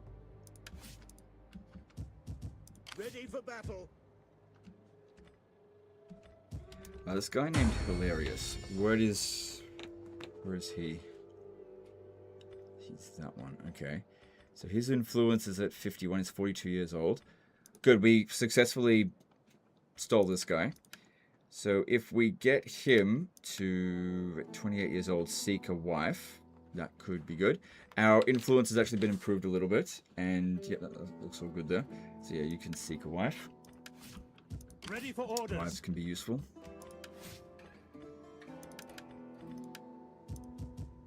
We hunger for battle. Ready for orders. Waiting for orders. Advance. Trying to run after these guys. Fucking hopeless. I have little gain in wasting the day. Alright, at least they're out of the war now. We Taking out their armies is not the top priority. Commander, we hunger Alright. for battle. Let's see. I think I'll keep the armies active because they're pretty good for money. Let me stay in there. This unit here specifically, it's an emergency recruit only sort of thing. Definitely keep the Ballastaria. They're not even that expensive. At your command. And this one is actually not that expensive either, so I'll keep it.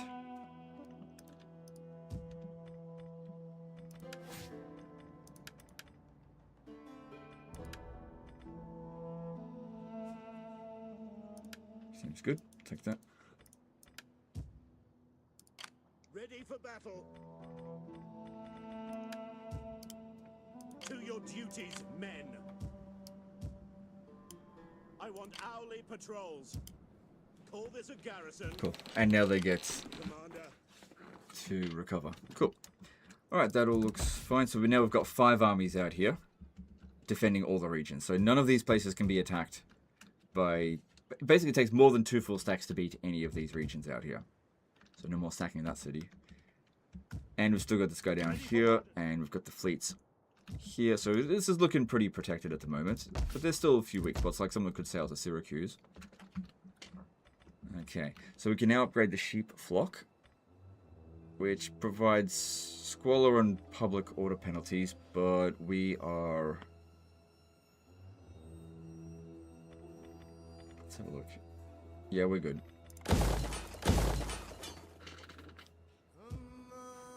Got strafe England. Fuck? What does that mean? Does that mean God save England? Just guessing based on the context. Okay, then over here we want to build... Fountain. Yep. And the wheat fields, how are we going for food here? Good. Alright, I'm going to build the wheat farm here. But I'm going to switch this over to sheep because that makes more money.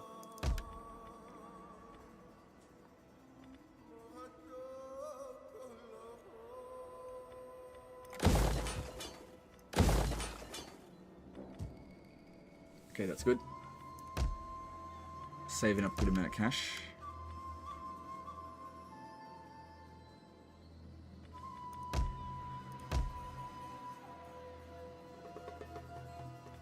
Verona, build that up. Attila, bit of damage is done, but this is fairly cheap to repair. Don't worry about that one. It'll just repair on its own. If we ever look at Genoa, that one should be repaired by now.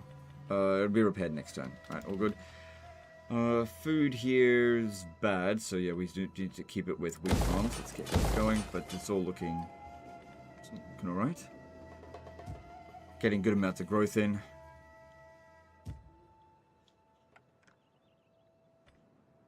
Yeah, looking fine. Okay, moving on. Okay, good. So we've increased our Imperium again, so we're back to having 4. That's good, because I think the guy in Liguria, I think it was this one. Yeah, this guy's stupid. No, I don't think it was him. No, it was the one here, that's right. Why was it going to... Because he was disloyal. That's it. He's actually a pretty good governor, and he's loyal now. Alright, fair enough. I'll leave you be.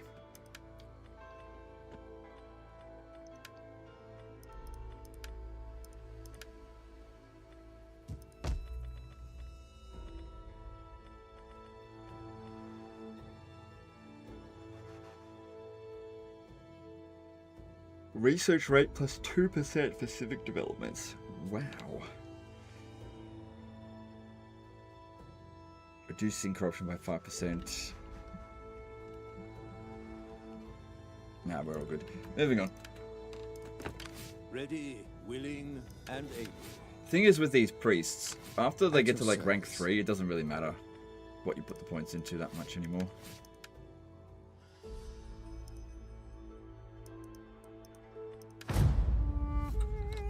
I have to go, Legend. If you need a moderator for the last stream, just give me a holler. Thanks. I'm probably not going to need any moderation. I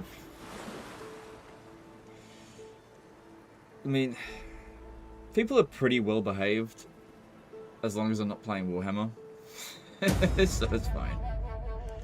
Like, I've had to time... out of the whole 5 days of streaming so far, I've only had to time someone out like once, and that was today because they were spamming. That was it. So it's been pretty good. Did you find the Age of Charlemagne DLC to be good, or simply an improvement from the base game? I think the Age of Charlemagne DLC is pretty good.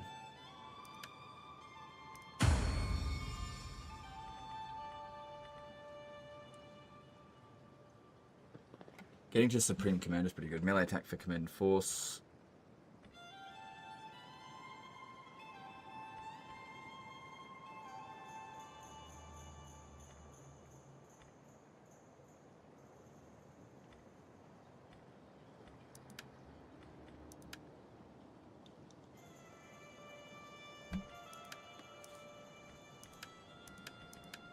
So this guy here.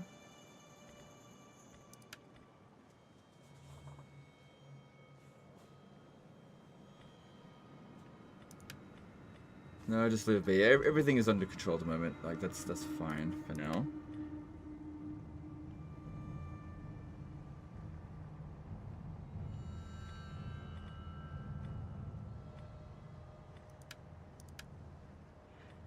Could adopt another one, but keeping his influence nice and high keeps them loyal.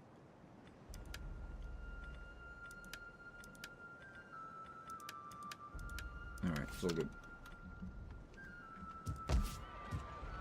Nice and chill now. Just go through every couple of turns and just make sure that things that can be built are being built, if they need to be built. Okay, cool. So over here at Attila. Yep, sheep. Still not really tempted to build this just because it's only one additional cohort. 20 food, although we got plenty of food now. Still, that is not a good return of investment. So this one, the bottom one here, that provides us with 2 additional Sagittari 40 food. It's fine, just leave it be. We want to get to herbs over here so that we can upgrade our cities. Get them to tier 4, and then even the minor cities have walls. And then you don't even really need to protect them so well. Although the Huns, they always bring their fucking heavy onagers, so they're a bunch of bastards, aren't they? Alright, moving on again. Dangerously low integrity, huh? No captives. It'll be fine. It's still quite a while before they actually revolt. We hunger for battle. Yeah, it'll be fine. Moving on. If Rome had learned from Carthage and built its own huge walls and ports, would have it ever fallen? The barbarians never had enough ships or engineering to siege it down. No, that really had nothing to do with it.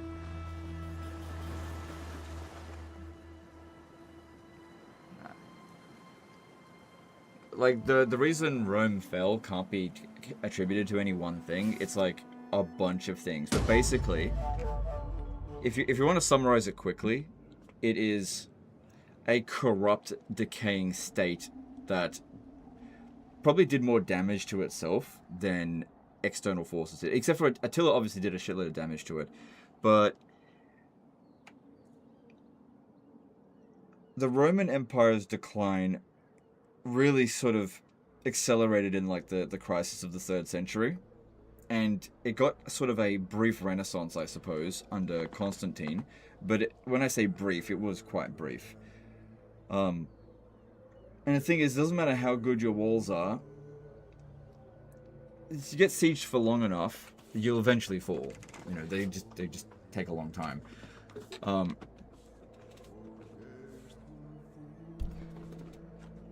Like, the fall of the Roman Empire, there's so many different factors. The fact that they weren't hiring sort of professional armies anymore, hiring a lot of foederati, like mercenaries, and the mercenaries weren't loyal to Rome. Rome basically lost its fighting spirit, and they weren't conquerors anymore, and they got corrupt and decadent and lazy. And no longer was it... Like, the empire was built by people who sought glory, which is how they were able to, in a couple of centuries, conquer most of Europe. But then the empire happened. So Augustus being the first emperor, you'll notice that the borders at the time of Augustus was pretty close to its actual peak border. And there were a couple of good emperors that expanded the border further. But after a while, they're like, no, let's just focus on what we've got. And sort of the state slowly fell into decline.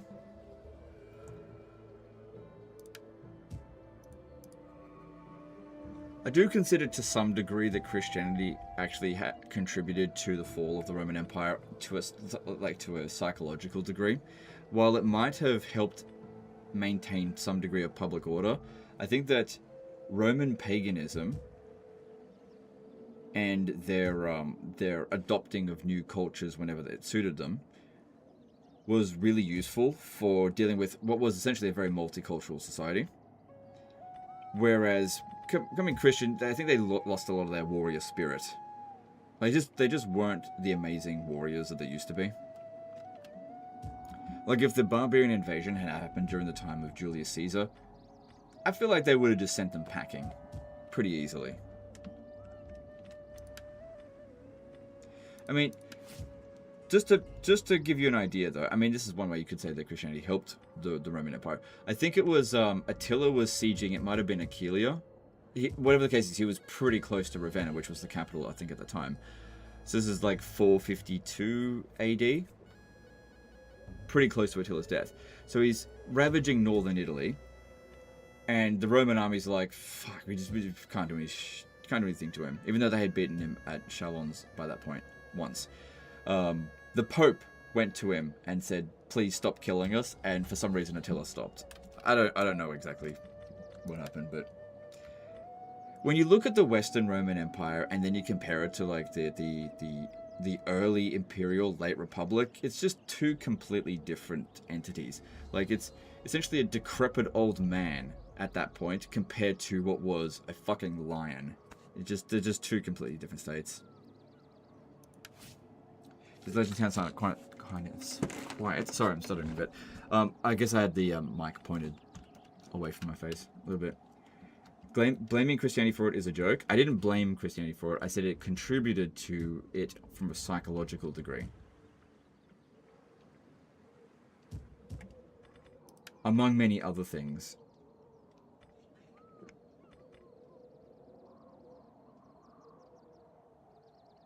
Wasn't Attila bribed / tribute? Maybe.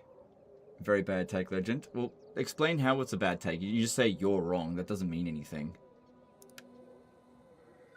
Your rebuttal is dumb. There you go. See it? You could just use your exact same arguments against you. Then why did the Eastern Roman Empire survive 1,000 years after? Because they were richer. Richer, way more powerful. They didn't suffer the same problems as the Western Roman Empire did. I didn't say... Oh my god, people take one thing that you say and then they blow it way out of proportion. I didn't say that Christianity caused the Roman Empire to fall. That's what idiots fucking hear. I said it contributed one minor aspect of it. The Christian Romans beat Attila at A. Catalonian Plains. Yeah, that's it. Yeah, they beat him once. They didn't stop him there. For good. They beat him once.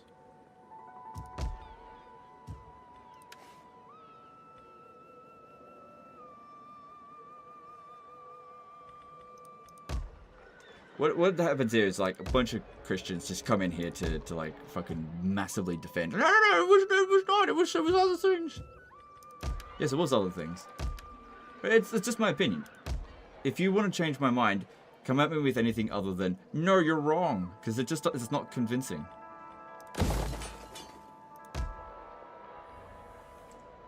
It feels like the cultures of today are facing the same issues as the Roman Empire had. I agree. Yeah, I agree.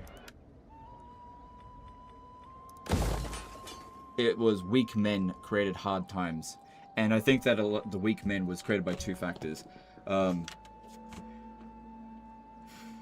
Decadence, for one thing. Lives of luxury. But also, a culture that was not really built on let's go out and fuck shit up. Which was basically Roman culture for a long time. Which was let's go out and fuck shit up. And they stopped doing that.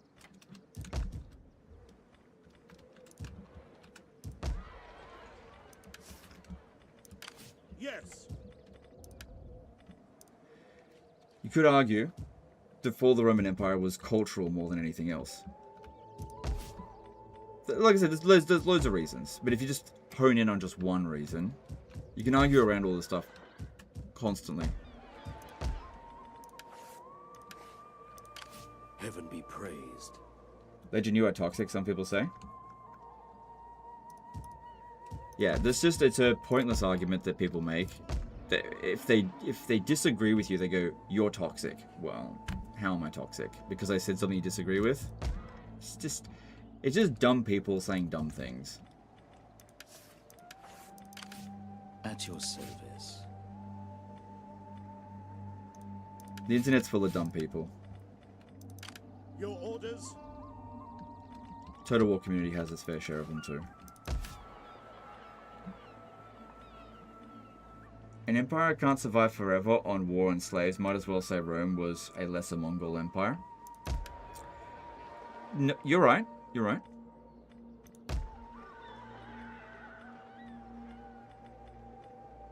But instead of looking outward, they started looking inward. Every empire that looks outward eventually starts looking inward. Every single one of them. And the moment they start looking inward, that's when they start to die.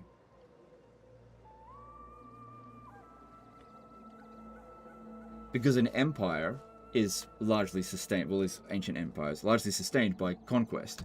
You have to just keep fueling the engine. And they stop doing that. Nothing's fueling the engine anymore.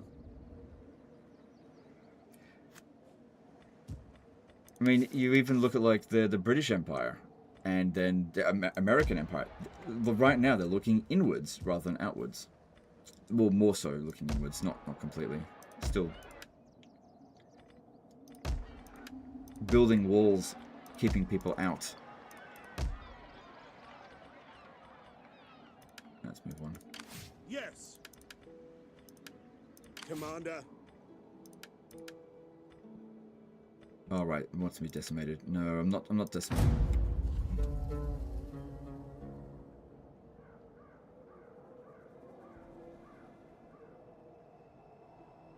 So by that logic, USA is going to die? If it keeps on this track, I think so, yeah. Shall we hack at each other until I'm our not paying enemies you any can money. gorge themselves on one? My lands are defended, I don't need to defend. I don't need to pay them any money.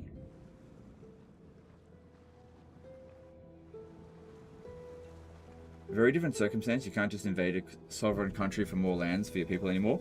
Yes, you're right. But that's not what fuels America at all.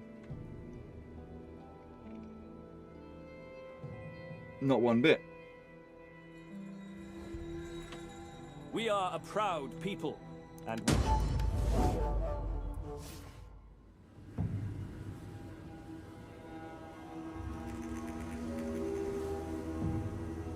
They made ready for war. Your prediction The for Russian world Empire to had die when? fallen into shadow. I don't know. Sometime The in Earth this would- century, probably. If things keep going the way that it does. Things can always turn around. Okay, Attila's been born, and we get our first wave of climate change, so that will probably affect a bunch of things. America ain't going anywhere. We'll see. I don't think the country America is going anywhere, but I don't think it's going to be a global hegemon for much longer if it keeps this up. America's influence is vastly being diminished.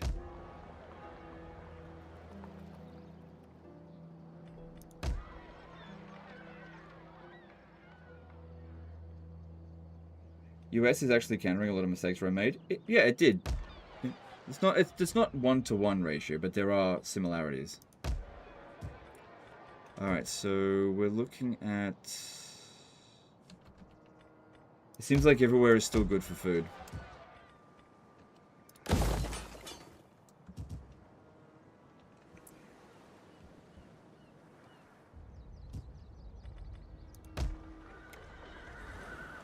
That's fine. America should be more isolationist.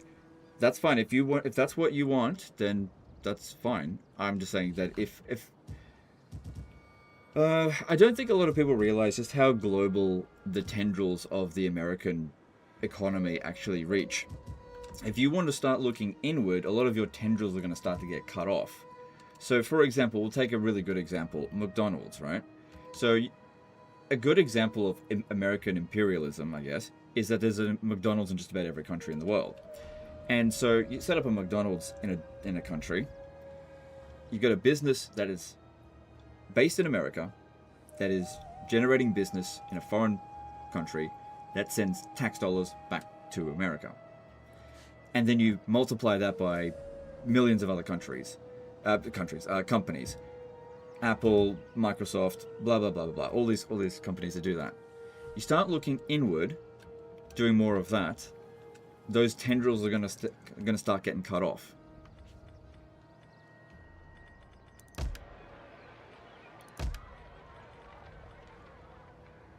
You're not at the late stage of it, you're at the beginning stage of it.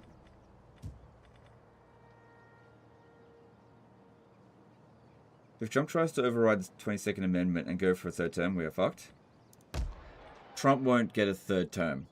There's no way, because he probably won't live that long. If I had to guess, Trump is probably going to die sometime in the next 3 years. Like, just of like, natural causes.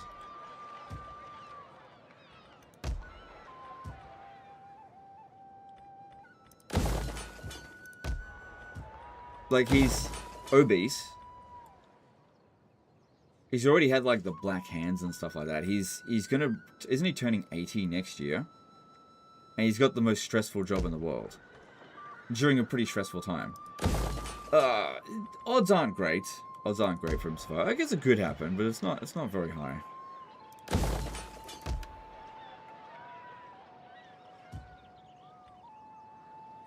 He seems to be pretty healthy for the McDonald's diet. Yeah, well, the thing is, with people like that, they're healthy until they just drop dead, basically.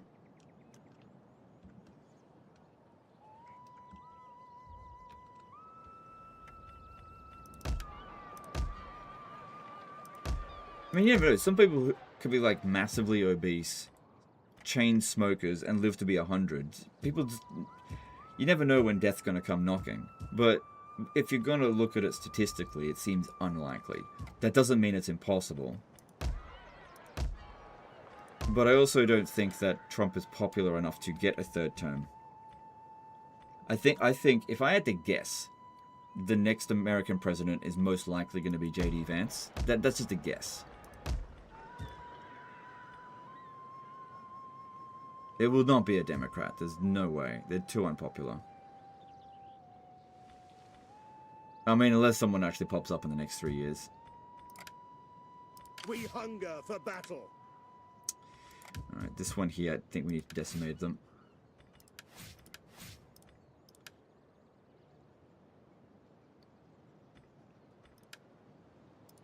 So yeah, everything's just really calm now, and well, I'm still spending money. Good amount of money incoming, and just making sure everything is nice and calm. Once we've saved up a decent amount of money, we'll go and maybe go... Where should we go? If we're going to start conquering again, it's good to see that they are rebuilding Africa. Because you want to... I reckon starting from over here, because you want to take a corner of the map because it's the safest area. Start from here and then we conquer our way through Africa and Spain. That'd be ideal. Although Spain has not been recolonized by anyone else yet, so that's low priority. But Africa is mostly recolonized except for Tripolitania here. Okay. Ready for orders. Gavin Newsom is based?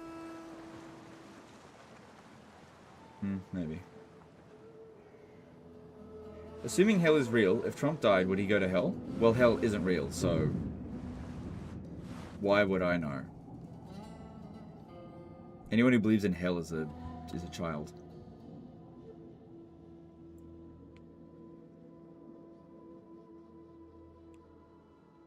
I find it strange how people do not understand how expensive it is to improve your culture. People used to spend most of the nation's money on temples and statues, not 1% of budget. Yeah, that's the thing. America culturally is decaying from the inside. I mean, it's happening in all of Western countries. It's happening in Australia, UK. It's happening everywhere. And this is the big thing as well. I think this was... Speaking that dropped the Roman Empire, their original culture was eroded over time.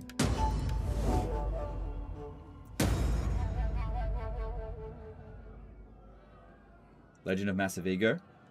If you say so. I mean, anyone who thinks... Look, what, because I said hell doesn't exist? If you want to believe in hell, you go right ahead. You're a deluded fool. It's so obviously a tool that clergy have invented to scare people into behaving. Obvious.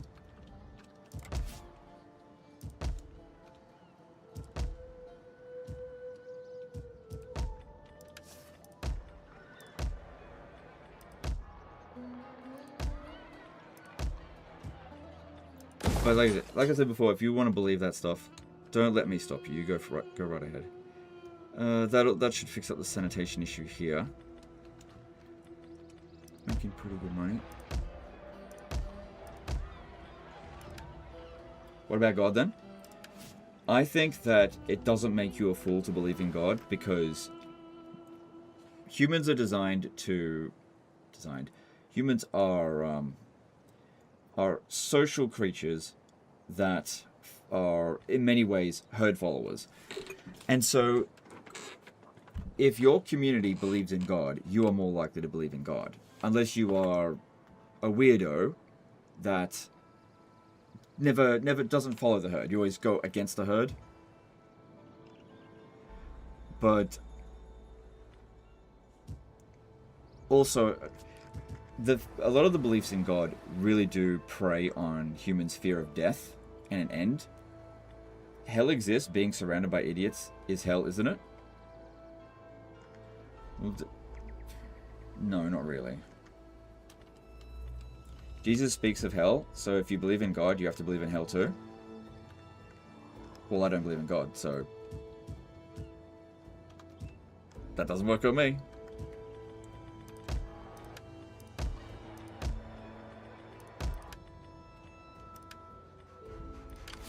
I am a shadow. Ready, willing, and able. How'd you like the Dawn of Stays mod of Attila? I liked it. Yeah, it's fine. Unsubscribed. Go for it. Look, here's the thing. If you're going to judge me based on my beliefs or lack thereof, that's totally fine. But that says more about you than me, because what I've always said is that everybody is welcome here, regardless of what you believe. If you don't believe the same thing that I believe, that's fine. You're more than welcome here. But if you want to behave that way, that's fine. You go and unsubscribe. Because I don't need you.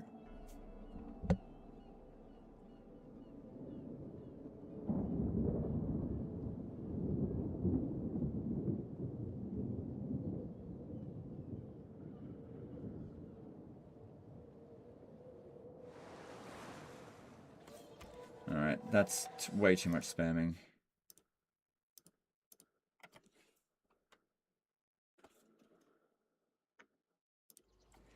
Remember the huge bronze statue the Greek city-state made? How much did they have to spend to make it? It was more like 1 to 10%. But today people cry when you spend 1% on museums.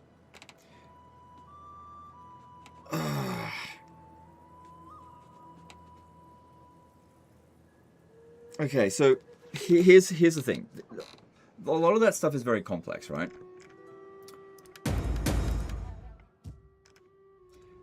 When you're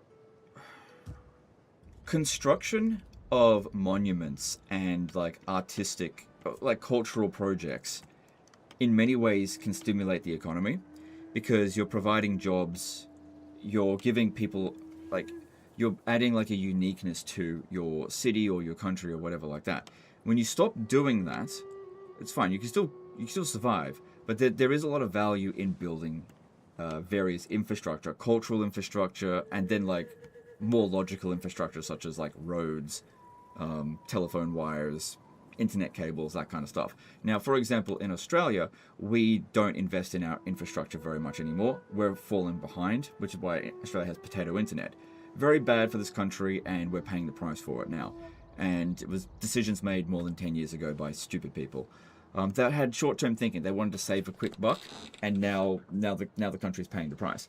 You keep doing that over a series of decades, just keep doing that, you will eventually just keep falling behind. Because the thing is, right, if you're a country and let's say you have a $100 million budget, right, and you want to be like, we're going to build a big football stadium, right? So if you source all of the raw materials from within the country, all the concrete and whatever, all the electrical stuff that goes with it, source it from within the country, and you hire tradesmen and worksmen, construction workers to work on that, employs those people, you keep them working for a long time, so they are able to, keep their homes and everything, and then they pay taxes on it, and then you've got a stadium that also people can make use of. Same thing with like building parks, and building things is a great way to keep a country going. Rome built shit everywhere. They built aqueducts, amphitheaters, all this kind of shit. They built them everywhere, and then they kind of stopped.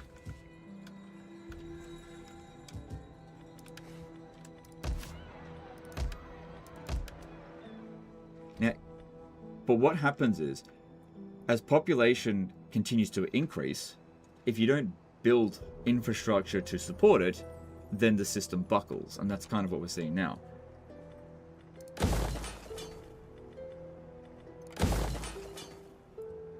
Did you ever have a belief in the past? I was raised Catholic, but I had doubts when I was a teenager, and then fully rejected it at the age of 21.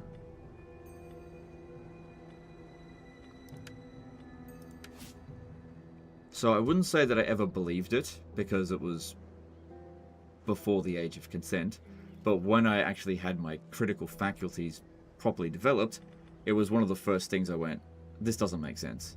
I looked into it and decided that it is more likely that these religions are not correct than they are correct. It's far more likely, in my opinion. People do get upset when you say that, but I don't care if you get upset because that's just my beliefs. Here's the thing. Everybody's beliefs is offensive to someone else. Like if I sat up here and I said I believe in Jesus and all that nonsense.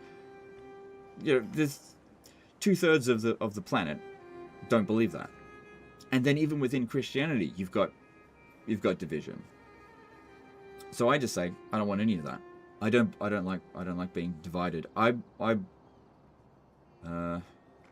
think people just choose what they want to believe, and it's fine. Don't force it on anyone else.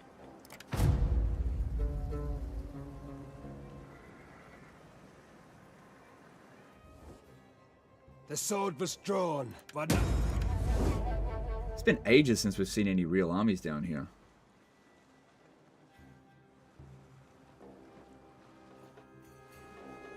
Can you become an alcoholic to stop being a Catholic? Making a joke about US legal drinking age. Right.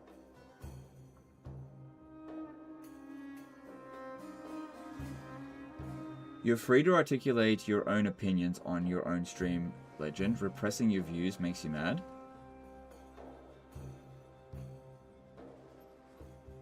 Yeah. Also, the internet is, generally speaking, quite an intolerant place. Or a nice column. Okay. No, we'll see physicals. As long as our strength remains. People don't like it when people have other people have different opinions to them, especially when they've assumed that they're actually on their side. I've had this happen plenty of times before. People message me and be like, they just assumed that I'm a Christian. Like, what made you think I was? Legend, do you agree with Vico's viewpoint that religion was useful in the formation of civilizations but became redundant as time passes on? Sort of. Not really. I don't necessarily agree to that assessment of it. This is what I think. I think that religions are mostly evolved from previous religions that primitive civilizations looked towards the world and didn't understand what was going on. And so they looked to their elders and said, what's going on? What happens when we die? And those elders didn't have a good answer for them. And rather than saying, I don't know, which is the wise and honest thing to say, these dickheads made shit up. And they tried to make it make sense for the time, which is why you see, like, Middle Eastern cultures, for example, they don't like pork or various other things. Now, if you look at it from why is it that Middle Eastern cultures specifically don't like pork, well, it's probably because it's really fucking hot there, and pork happens to be a pretty rancid meat. Whereas if you go to Rome, for example, where it's less hot, less hot, they're probably able to preserve meat a lot easier. And so they didn't get sick and die from eating tainted pork quite as easily, because both civilizations had no idea about fucking bacteria, but one civilization was way more prone to it than others.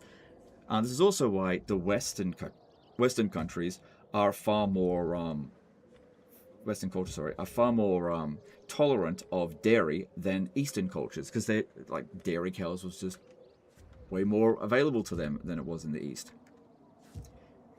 It's just a lot of these like religious rituals make sense like 2,000, 3,000 years ago, but they don't make sense now.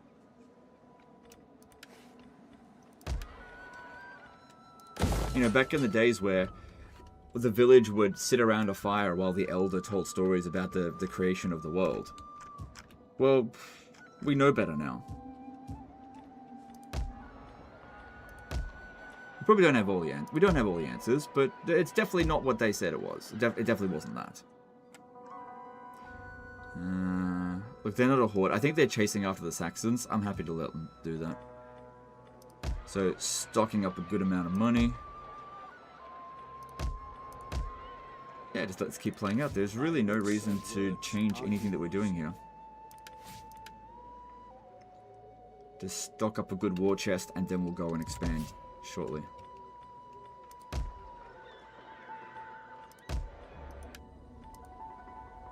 Looks like the Eastern Empire is having a bit of trouble. Oh yeah, the Visigoths. Right, okay. I didn't really want to fight them. Let me see if I can get out of that war.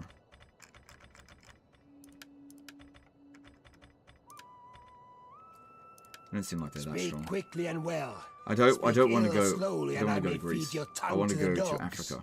This is better. It's safer territory. All territory is the same in this game for the most part. Do you think humanity has a religion-sized hole in its heart? I think that humans are curious and also scared.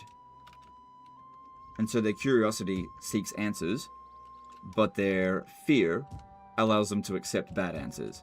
And I think the religion offers a lot of bad answers. Like, what happens to you when you die?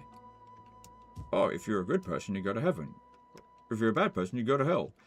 To some people, that appeals to them. It doesn't appeal to me because it doesn't make any fucking sense.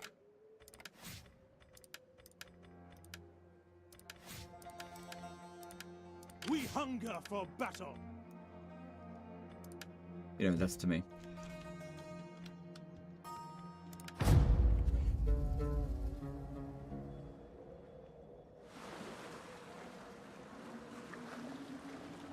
To not believe in a creator is complete stupidity. From your perspective. In my opinion, believing that we were created by divine intervention is very naive, childish. But if you want to believe it, you go right ahead. I'm not going to get mad at you. But clearly you're mad at me for not believing it.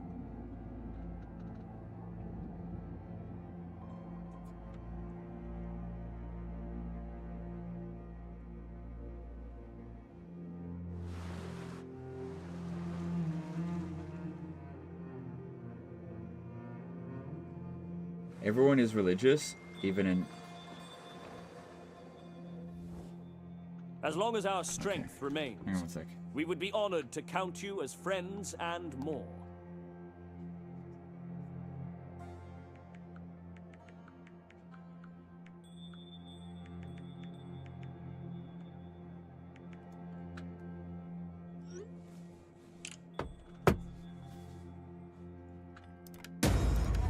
Sorry, let's track in my mind there.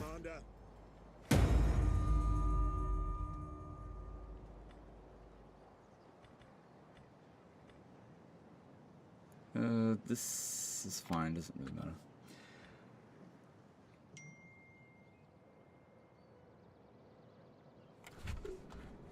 Okay, hang on.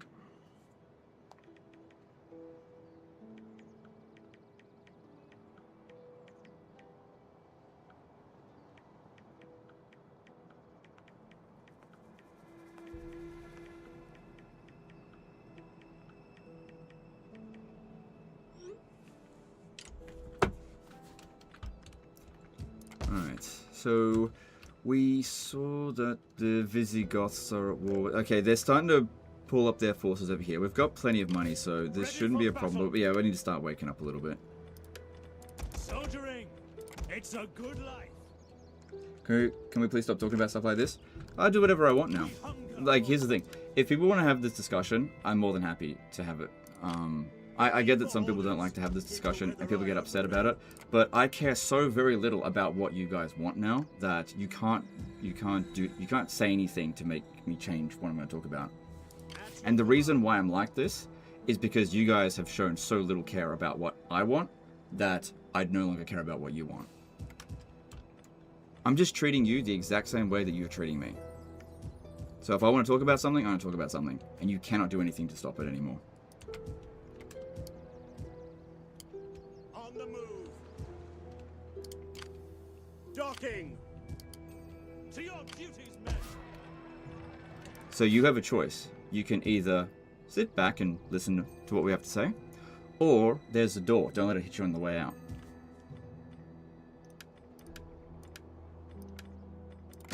Commander. I want hourly patrols. Are you ready to serve? Do you believe that the fact that out of 77 WERE emperors, only 6 were decent, played an important role? Only 6 were decent, played an important role in the fall of the Empire? I don't know what you mean by that. Could you rewrite that? Wasn't planned the campaign. The plan was to stabilize. We've stabilized and then build up a war chest and then go and expand out over here. But unfortunately, the Visigoths kind of declared war on us. I mean, they kind of got dragged into it. So I can't really go east if the west is attacking. Sorry, I meant go west if the east is attacking. So I need to deal with this now. Your orders?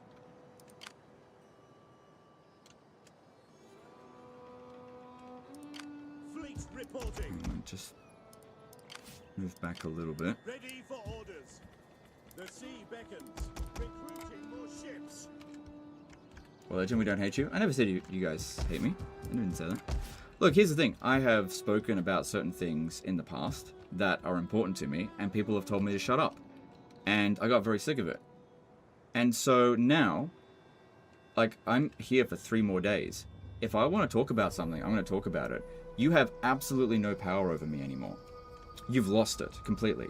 So you can just blame yourself because I got sick of you. So I'm going to talk about whatever I want. If you don't like it, there's the door. Religion, you also judge someone because they believe in hell? Well, only... Okay. Maybe a little bit. But that doesn't mean I don't think that you're still welcome here, even if we disagree on that. That's what I'm trying to say. Dude, shut up. Time out. Actually, you're banned. Fuck you.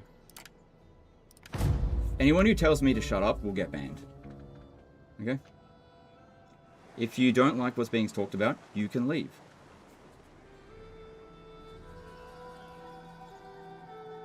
I have absolutely no interest in pandering to whiny chat anymore.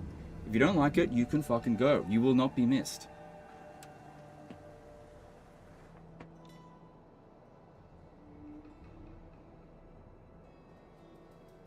Because here's the thing, I'm making no money. There's no money in this for me. So, you got no leverage. None. Zero. You've lost all of your leverage over me. And would be proud So, I'm just going to do whatever I want. Friends. Because you can't control me anymore. Because you could before, and the reason why is because you needed the money, but also thought we were on the same page. But we're clearly not on the same page, so now you can go.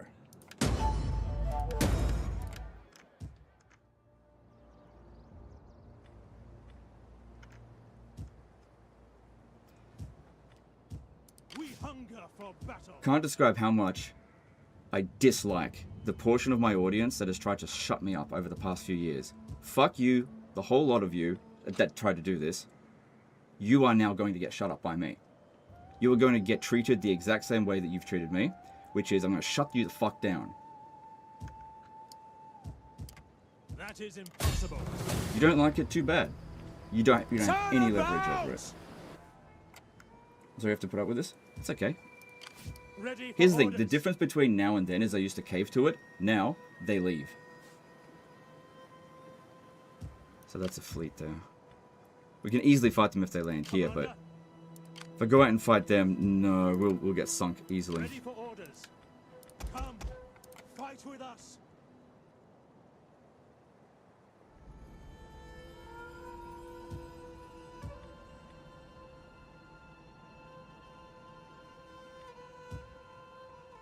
That's not even your audience, those are just dummies. You're probably right. But the thing is, if that's the case, I've had a lot of dummies that have been part of my audience. The thing is, I don't discriminate between any one individual. It's just, my audience has always been quite diverse.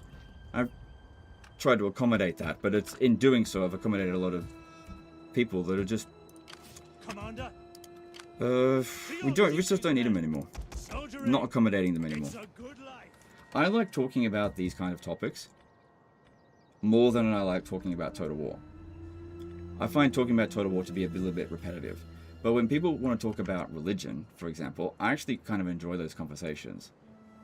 And I get that it makes some people uncomfortable. And if you're uncomfortable, there's the door. No one forced you to be here. And if you think I owe you anything, guess again. You will get banned. I don't care how long you've been subscribed.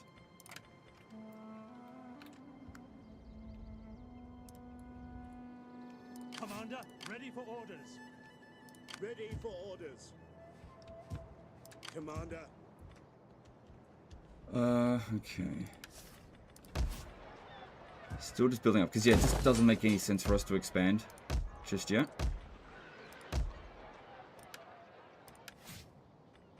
But things are quite stable. But the Visigoths declaring war, that's not fantastic. Are they at war with the Eastern Roman Empire? Yeah. I don't expect the Eastern Roman Empire to do anything about this though. See, I'd go over here and like conquer the territory and then sell it back to the east, but I don't think that'll work. You cool dude, just children hating. No, it's probably just Redditors. Look, I don't know. I don't want to make any assumptions. But these are the kind of people that come in here, tell me to shut up, and then I say no, and they run off to the forums and go, Legend's so toxic. You are these people that have done this, you are part of the reason of why I'm leaving.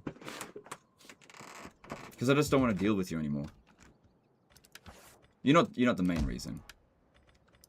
Like, I don't think it's fair for me to leave without letting the portion of my audience that has been trying to silence me, and the community that's been trying to silence me, and stop me from just talking and doing what I want to do, to let you know that I don't like you. And I've just put up with it for a really long time. And it's actually been the silent majority that just sits there and pretty chill. They're my real viewers. Those are the ones that I actually want to keep. And all of you, shut up and just play the game. I actually want you to unsubscribe. I want you to leave. And I don't want you to come back. And when I come back to YouTube later with a new channel, I don't want you to follow me. Stay in Reddit. Stay there. Don't follow me. At your command. At your command. Because like I've put up with them for years, the loud minority, catered to them, and it made me really unhappy. And yeah, fuck them. They can go away now. They are the only people that I will actually say are unwelcome on this channel. So as soon as I see someone that says shut up, instant ban, because I know that's one of them.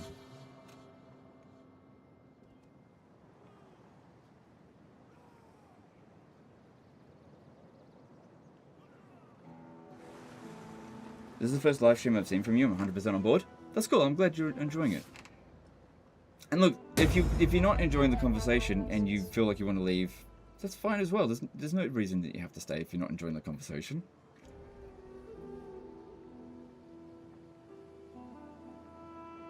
So what's the plan for your future on YouTube? I haven't been here to hear it. I don't know what my plan is yet. So I need to finish up what I'm doing with Total War before I can come up with a plan. Because Total War, basically this. Over the past 4 years, I've explained this before, but maybe you weren't here for it, it's fine. I should really pay attention to this. Oh no, it's been going up just fine. No one's having any kids though.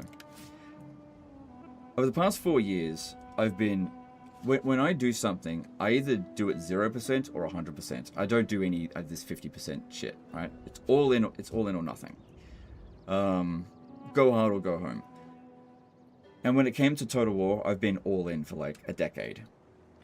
And when I'm all in on it, it's hard to focus on other things, so I need to take a break in order to figure out what I want to do next. Because I want to go from being 100% Total War to going, I'm going to go to 0%. That's how I do things. Now, it wasn't part of the original plan to go to 0%, but all of the weights are just too stacked against me now. There's not enough keeping me here.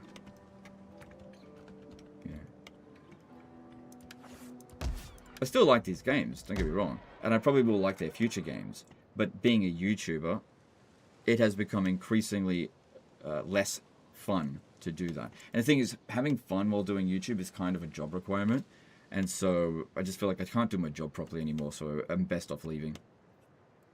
Be a VTuber? I don't really like the idea of being a VTuber. Nothing against them, I just, I don't know, that doesn't appeal to me. So we've got Geats coming down here. Looks like they're all starting to crowd around in a little bit. We hunger for battle. Your orders?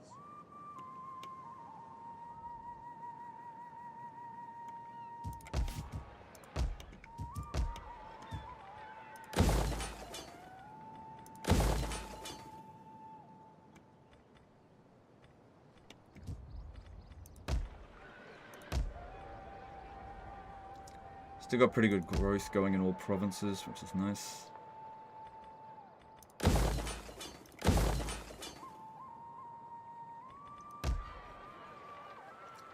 The only thing I did not like was playing games on hardest difficulty because it was not something relatable or something I would do role-playing for fun. That's fine, but that was my niche. Look, I knew I couldn't please everyone. You can never please everyone, right? But there are more people playing on lower difficulties than there are playing on higher difficulties, and I've always been of the mindset of do what everyone else is not doing. And since there's very few people that like cheese these games and try to break them and, you know, do what I've done, like play these games in the way that they're not intended.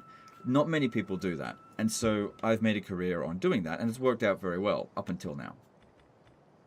I share your opinion that religion is a tool for control of the masses, but without tools like religion and idolatry, we would be in total chaos. I think that would... I agree and disagree at the same time. I understand the practicality of religion. My argument against religion is not that it isn't practical. My argument is that it isn't true. And I'm not going to just deludedly believe something that isn't true just because other sheeple decide that they need it. That's fine. Don't have a problem with that. But I also think that as of maybe I'd say that like the 19th century, religion has been dropping off. And we don't need to replace religion with more religion. I think that people need a sense of community and a sense of meaning. And that if they find it with the spiritual side of things, that's fine. It's up to them. But there are other ways. There are other philosophies that don't invoke the divine that you can turn to, that it can help give you answers and guide you. And that's what I've done. I've looked for non-spiritual answers that I think are more practical. And the thing is, a lot of these philosophies, they were thought up thousands of years ago by like Socrates and various others. I am a shadow. What about Jesus not true for you, if you mind asking? Okay, so I believe that there was potentially a historical character named Jesus that lived around 0 AD that was at some point a prophet or something. And he probably had a decent following, but the whole... he died and it was crucified and then rose again 3 days later. I don't believe it. That is the Son of God? I don't believe it. That he turned water into wine? I don't believe it. I don't believe any of the impossible stuff. And the reason why... And the thing is, I think the teachings of Jesus are fine. I actually like a lot of them. So in many ways, my morality is still Christian-based. He died for you? Well, I don't believe that. I don't believe it. I don't believe in the original premise of original sin, because I don't believe in Adam and Eve. So I believe in Adam and Steve. No, I'm just kidding. So if you say that somebody died for me for a crime that I committed before I was born, I don't agree with that premise, and I don't want to be guilted into believing that kind of shit nonsense. But if that is what gives your life meaning, you go right ahead.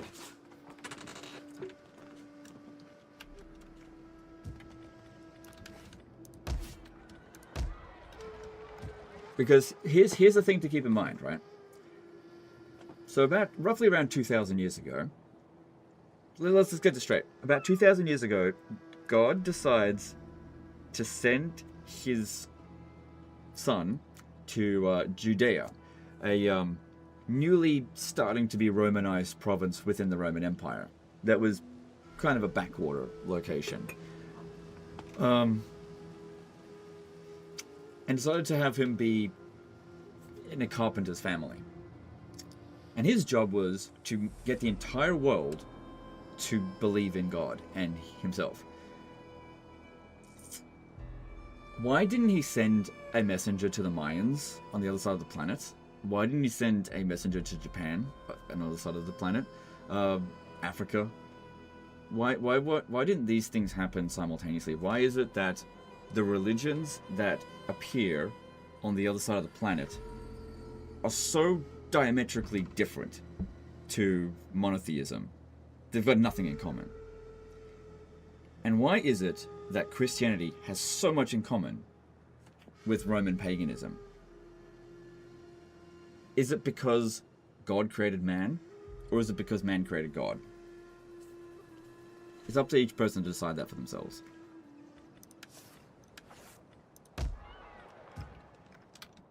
Why is it that Jesus has so much in common with Horus and Sol Invictus and all of the other gods that you see in European, and has nothing in common with Mayan gods or Aztec gods or anything? But the funny thing is the Mayans and Aztecs gods, they've got like similarities. Why is that, I wonder? Is it the possibility, and why is it that Greek polytheism is so similar to Roman polytheism, which is so similar to Egyptian polytheism? Why is that? Is it possible that these stories spread based on locality, or is it the fact that these messages come down from above? Which seems more likely to you?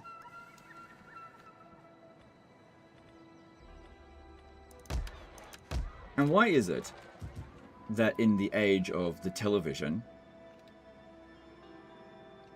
hey, we could use a miracle now, you know? And you get to the entire world with a miracle now. But I get it. You gotta have faith. But that just seems like such a cop-out, especially when the biggest barrier to entry to getting into heaven is apparently you just have to believe this stuff. That's the biggest barrier. It just reeks of people manipulating you into doing what they want, which is you tithing your money and not rising up against the clergy, which control you. Which I suppose is why the Catholic Church is such a humble organization.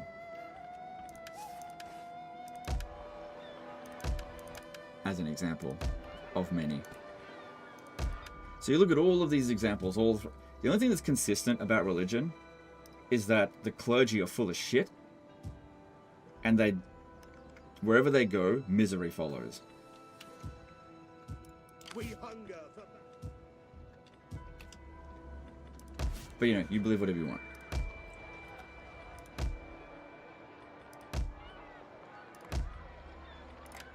There's nothing else to do here. Heaven be praised. At your service.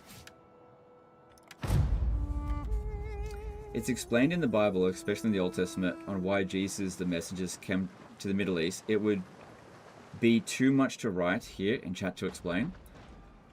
And I'm sure whatever that answer is, it's probably full of shit.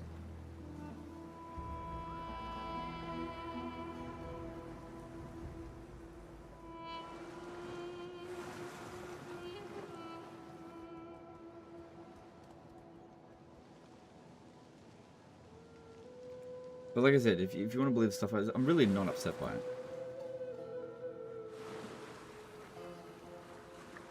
What are your thoughts on Islam now?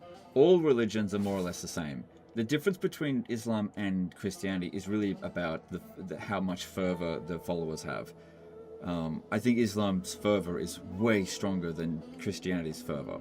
That is largely because Christianity has been, over the last few centuries, been basically neutered.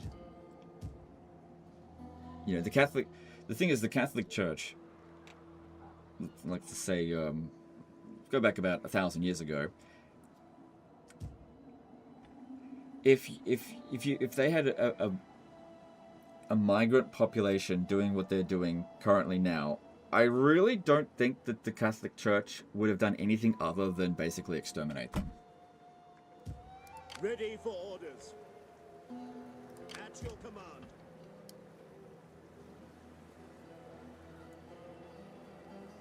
Alright, there's 3 armies of Geats here.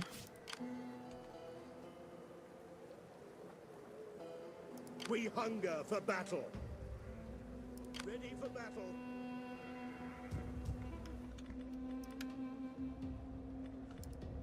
Ready for orders.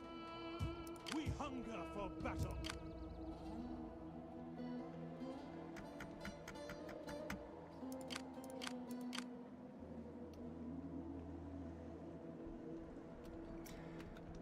Religion has to serve two purposes from its creation. Keeping power in place and providing comfort to the reality that bad things happen to good people with no punishment sometimes. Yeah, exactly.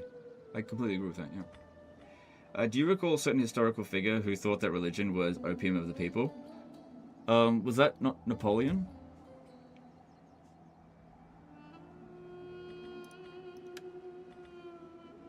Yeah, no, I understand that. Because, yeah, they're right. He was right. It is. What's your opinion on Eastern Orthodoxy? I know very little about it. I mean,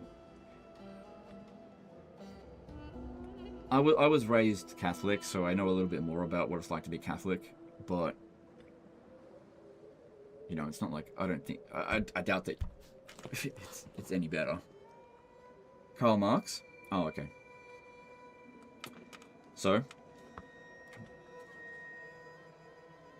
Communist Jew. So, he was right. So, okay, so if a commie says something, does that automatically mean that what they said is wrong? Because that's an argument from authority. Because oh my god. That's fine. Look, if you want to discard everything that someone says just because of one other identifying factor, that's fine. You do that.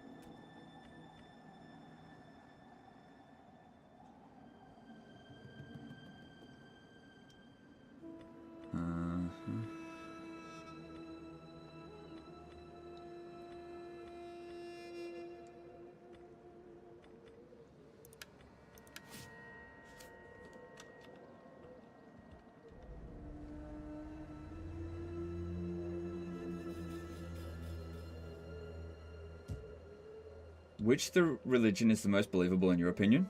None of them are even slightly believable.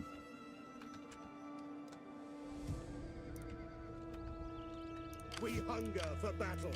Look, this is what I think. I think that the universe exists in a state of random matter, just bouncing around all over the place, and has existed for such a long time that the matter forms a sense of order, but that sense of order is an illusion for the most part, and that it is just, you know, a degree of organized chaos, and that the laws of nature just govern everything, and it doesn't require a creator or anything like that. And basically the universe could have been one of two things. It could either have existed with nothing in it, or it could have existed with something in it, and we happen to exist in a universe that has something in it, and we happen to exist on a planet that revolves around the sun that's quite old, and that we, as humans, live for a certain amount of time, and then when we die, that's it, we don't exist anymore. We get to experience a tiny portion of the universe, and then we fade out of existence again. And that's it. And I don't think there's anything wrong with that. I don't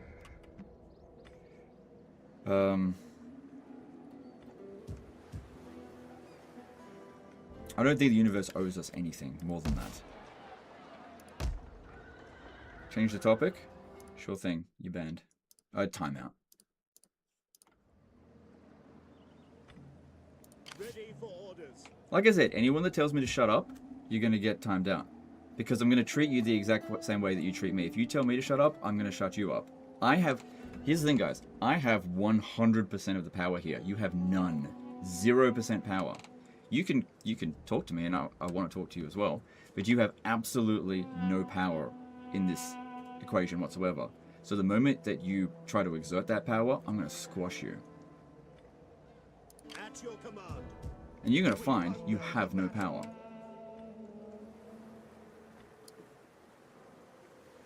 Because every bit of power and authority that you've had over me in the past is what I have given you. And I've now taken it away. Are you getting fascist on us? No, that's not it. I'm not a fascist at all. It is simply, this is my house. These are my rules. If you want to be in my house, you have to abide by my rules. If you want to go and rub your dirty shoes all over my house, you can leave. That's all. Ready for battle. At once. I'm not sure if this is going to work. Hear us, Lord! Ooh, that auto-resolve actually looks like it will work. It'd be pretty funny if it doesn't, especially because our Emperor and still it shows is here. I'm going to risk it. Yeah. Not a single unit of ours got wiped out. Ready for orders. March. Like I said, I just treat you the same way that you treat me. If you want to have an actual conversation, then I will have a conversation with you. If you want to shut me up, you will be shut up. Commander. It's really that simple. The thing is, a small portion of the audience thinks that they control me and thinks that they own me. And I just want to make it very clear to them that they do not. How did chat have power over you in the past? Well, you know, if we ever... Basically, my job was to just play the game and shut up about anything else. But I've always had an interest in wider things like religion and politics, to some degree. Commander. And I find that talking about it is a good way to figure these things out. We hunger for battle. But it's not really good if you're playing Total War Warhammer and you've got an audience that just doesn't want to talk about that, and that's fine. So I just shut up and play the game. It's fine.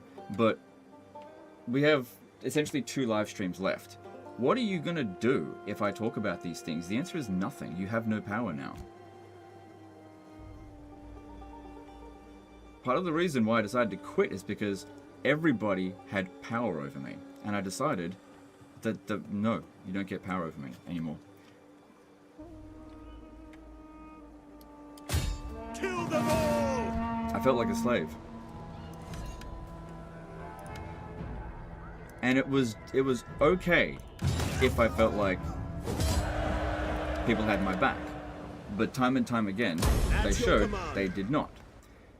And so if you want to have your way, everything requires a degree of compromise. I've made many compromises in my time on YouTube. But when you have an audience that refuses to compromise on anything, I'm now going to treat them the exact same way. I'm not going to compromise anymore. Commander. Make haste, men. Advance. I think what a lot of people don't realize, me leaving is not just me giving the finger to Creative Assembly, but it's also giving the finger to the community.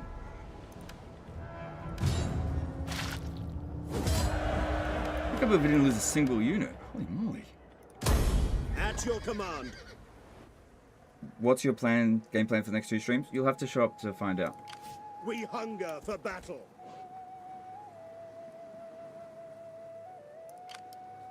Ready for orders. Like, I've tried so many times to like make amends and to offer olive branch, and every single time it just gets spat in my face. And so, as I've said before, if you are unable to offer any friendship to someone who is trying to be friends with you, they will eventually stop trying to be friends with you. And that's basically where I'm at.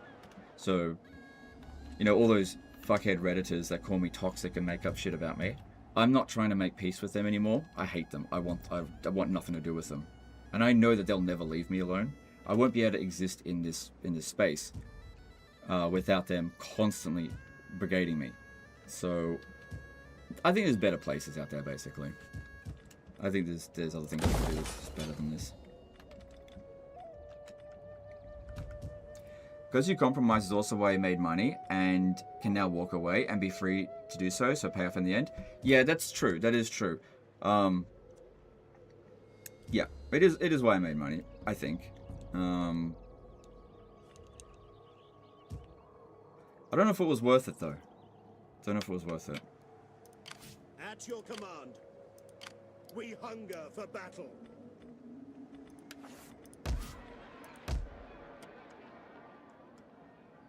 I guess people think they are paying you just by watching, so they think they are a customer who can make demands, which is in some way true. Just change the customers. That is exactly what I intend to do. I have, for the last couple of months, been... the plan was to do a small amount of fan replacement. So what I would do, actually, is I would make a statement, like in a community post or in a video, deliberately designed to basically out these people that I wanted to get rid of. And anytime that they said the key word that I wanted them to say, to out themselves, I just banned them. And I probably banned about, I don't know, 500 people. Something like that. There's still seemingly a few weeds. Maybe that's a bit too much. A bit much. There's a lot of people that I banned. I set a lot of traps up for people. But the thing is, you mentioned it's going to be a trap, and they're like, oh, Legend, you think you're doing 5D chess on me? Well, I did. Do you know how many of them are gone? A lot. Why do you read their comments? Because I think it's important to interact with your community, but my community is very diverse, and for a long time I have I've been too tolerant. Basically, I've tolerated the intolerant and the morons that just have a one-track mind, and so when I decided to quit, I also decided to get rid of these people that have really made my time here quite unpleasant. Because they're not my friends, and they think they own me. I really want them to know, you actually never owned me.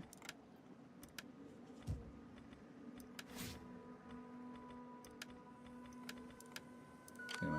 Commander. You're cancelled? I didn't get cancelled. In what way am I cancelled?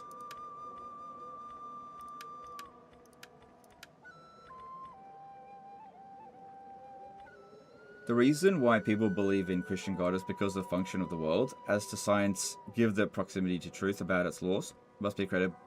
It must created by some greater being. No, it doesn't. Who says that it has to be created some greater being? You've just assumed that, and there's no evidence to suggest that whatsoever. We hunger.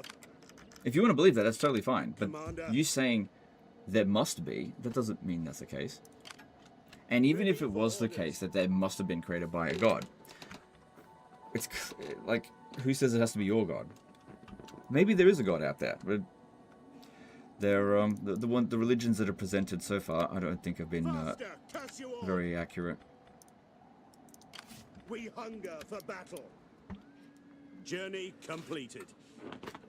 The fact that there are laws in the universe at all, like gravity, implies it to me. Commander. It doesn't to me. Faster, damn you all. Unless you're invoking like pantheism, in which case I'm not going to disagree with that, because I think it's just arguing semantics. So if you want to say like the universe is God, then that's fine. I don't have any problem with that whatsoever. But if you want to say that God commanded you to cut your dick off, circumcise yourself, and that you have to kill non-believers, and that gays should be stoned to death, and all manners of rituals and stuff, well, none of that, none of it. You have to believe this nonsense in order to go into heaven or hell. No, that's too much of a stretch. Nope, don't believe it. Stinks of clergy. Stupid fucking retarded clergy. There may very well be 24 gods. There might be. Maybe. What the fuck? Legend is transphobic? I didn't say anything transphobic. To be fair, Christianity never says kill non-believers. Well, whatever. Whatever. Just talking about various religions in general.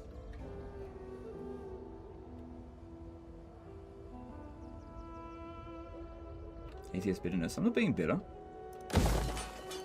Me not believing in something doesn't make me bitter.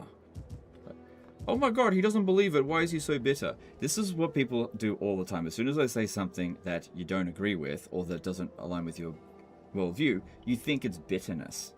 It's stupid that you say this stuff. It doesn't make you look good. It's not convincing either. Why can't you just be positive? I am positive. I'm positive that you're wrong.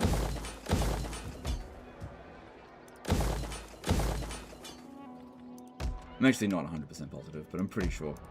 Look, here's the thing. I'm willing to bet my immortal soul on it because it's easier. It's easier just to say you believe, even if you don't. Just pretend. Go with the masses and be like, you know, dude, wear the silly hats, bow your head, go to church, sit down, stand up, kneel, sing, blah blah blah blah blah. Fall in line with the rest of the peons. Easy to do that. But if you say, nah, none of that, I'd rather live an honest life, then people don't let you do that. And that's fine. But I'm not going to accommodate it. Like that guy yesterday, you thought you shouted on him during the stream. Yeah, it happens all the time. It's not unique to Total War. It's not unique to the chat here. It's just people in general. They don't like it when they're confronted with something that they don't agree with. You cannot fool God, Legend. You speak to him, do you? Okay. It's not convincing. Atheism is plenty trendy right now. Maybe you are following the masses. No, I don't think so. No, I don't think so.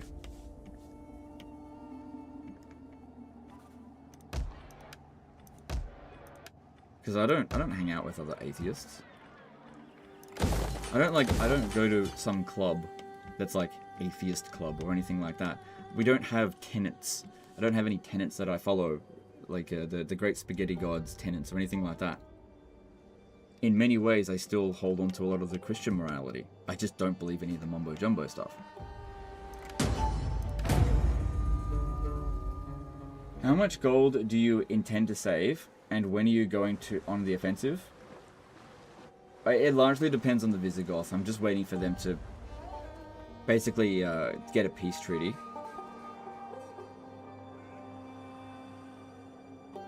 And then I can move.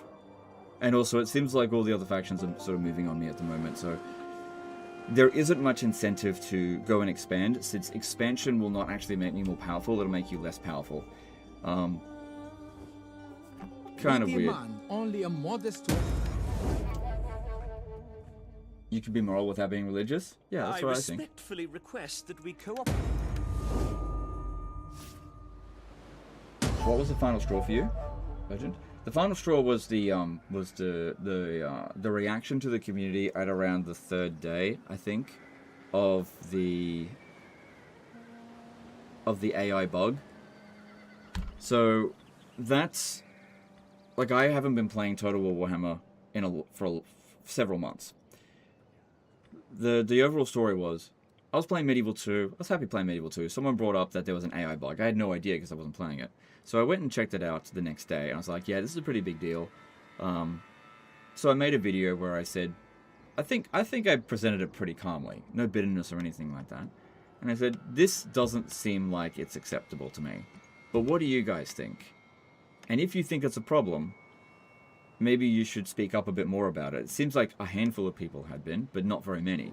And that Creative Assembly absolutely will sort this out if you make it known to them that this is important to you. And so that's what a lot of people did. They posted on Twitter, they went on their YouTube videos, and they said politely, hey, could you please fix the AI bug? And then some negative reviews started happening. And then the Reddit started going, oh my god, what's with the review bombing? No, don't review bomb my game. Stop damaging my game. And so they then started mischaracterizing what this was all about, which caused the other side to get more extreme with it and become more intensified. Meanwhile, I'm not participating in any of this. And I'm also getting blamed for all of it. And then I decided that this community is not getting better. People are not able to build bridges, not able to find common ground. People aren't able to provide critical feedback without people getting insanely butthurt about it. Because they say, why can't everyone just be positive? You can't be positive all the time. This is not... If you live a life of only positivity, you're living a completely shallow life. Life is filled with a spectrum of positive and negative things. Sometimes things are good, sometimes things are bad. And you should criticize the things that are bad, and you should enjoy the things that are good. You can't just live fully negative, fully positive lives. It's just an unhealthy way to go about it. But anyway. So I saw the way the community was behaving, and I also said I wasn't feeling very welcome in the community because basically anytime I poke my head out, I just get brigaded constantly. Like, I don't go posting on the Reddit, but the Reddit goes posting about me constantly. There are some people who have hundreds, if not thousands of threads dedicated to saying how Legend of Total War is shit, and I've just ignored it, but it just increasingly goes up over time, and I just don't understand why. I can't interact with any other YouTubers without their audience being like, oh, Legend, who's so negative? It was just like universally across the entire community, apart from my own channel, I've become this pariah. And I just didn't understand how I deserved it this time. Like, I kind of got it with 2018 because I was being edgy or whatever. But this time I didn't get it because just advocating for the consumer. And you can disagree with how I go about it, but I didn't get it this time. So I just said, I don't feel very welcome. So a post on the Reddit went up, which was appreciation post, or at least it was posted as. Anyway, somebody posted it to me, because I wouldn't have known about it if they didn't send it to me. So they sent it to me, and I'm like, oh, okay, this looks cool. So I go in and read it, and it's mostly just insults and complaints. Didn't feel very appreciated. And it was at that moment I sort of discussed it with my wife, and we both agreed that doing this isn't making me happy, and that we don't need to do it, and that I'm young enough to do something else, and probably still, make a decent living out of. And so we decided that we'll finish off the year, we'll do that charity live stream, and we'll call it a day, and we'll that's enough for Total War for now. And that's basically, that was it. Because things aren't getting better. Like, I'm not going to reconcile with CA. I see more and more Total War YouTubers that I've known for years disappear. I see more people. I became the community's emotional dumping ground. So many people come to me and complain about shit. It's quite frustrating, right? Every time someone comes on and dumps their shit on me, it like chips away at me a little bit. And so that's one of the reasons why I just stopped streaming, because emotional dumping ground. I can't bear the burden of this entire community's issues. Like, it's just not my job to do that. And especially when people would complain and then just do nothing about it. And so I'd try to help them, and they still wouldn't fucking help themselves. And so I just give up on people after a while. And that's basically where I got to with this community, with Total War community. I said, I just gave up on you. For the most part. I know that there are a lot of really good people in this community. I don't include you, but for the like, as a complete sum of the Total War community, I have given up on you.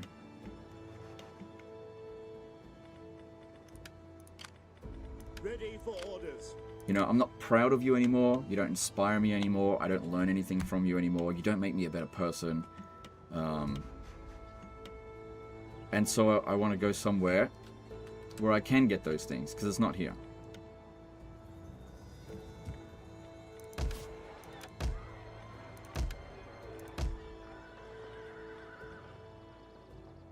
Because like doing Total War the last 4 years has just been like character stagnation. And every other YouTuber that's doing this is also just stagnating. They sit there and they complain and they do nothing about it. They complain privately while publicly saying everything is great. Like, two-faced. And I get sick of it. At least conversations that people have with me is consistent with my public. Things that I say publicly. But things that people say to me is not consistent with what they say publicly. And that pisses me off.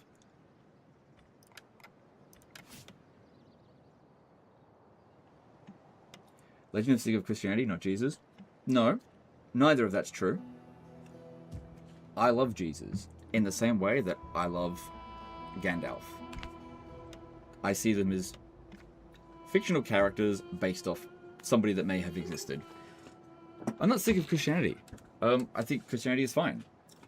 I don't believe in it in the same way that I don't believe Harry Potter is a documentary, or The Lord of the Rings is a documentary, or the Mongol invasion is a documentary. These are fictitious events. They didn't actually happen.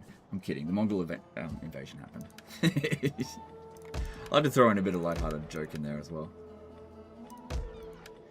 Alright, let's how are we going for food here?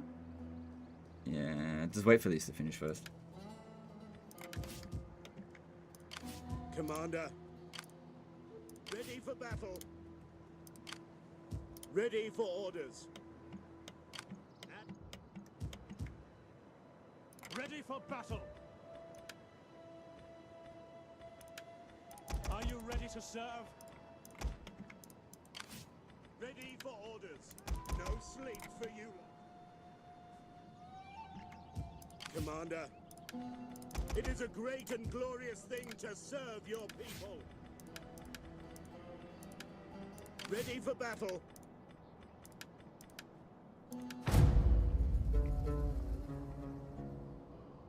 Are you planning to find a regular job? If so, what kind of job would it be?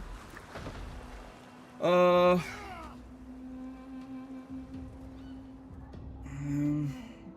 to find a regular job. Maybe.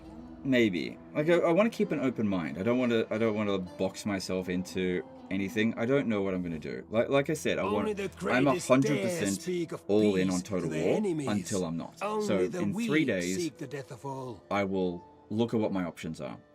I don't know what the job market is like. It's probably bad, but I'm trying to keep an open mind. Like there might be a really interesting job out there for me that's probably not going to pay as well, but could be really interesting. I'm more interested in finding something that I'm interested in than finding something that will make me a lot of money. We always remember with honor those we consider to be friends. Another thing is that decisions that you should make in life should be sort of based on what you need to do. And I don't need to get a job. Like if I want to, I could just spend every day for the next, I don't know, 10 years just with my kids. If I want to. So finding a job is more about finding something interesting to be a part of. Like if I was to go and find a job, I'd like to go and find somewhere that I could be part of like a startup and help it grow rather than like get a job at McDonald's as example. Like I don't need to go to a job at McDonald's, it's ridiculous. Because I'm interested in growth. And that's a big thing in Total War. There's no growth left. Do you have any degrees? I have 2 degrees, but they're both worthless. Hear us, Lord!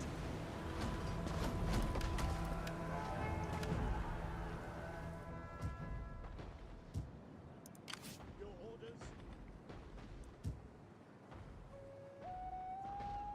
Ready for battle. For death and honor! Okay, let's curious about that.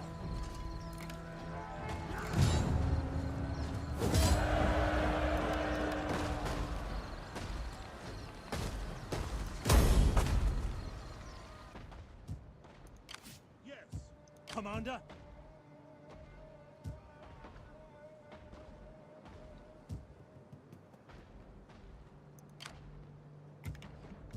At your...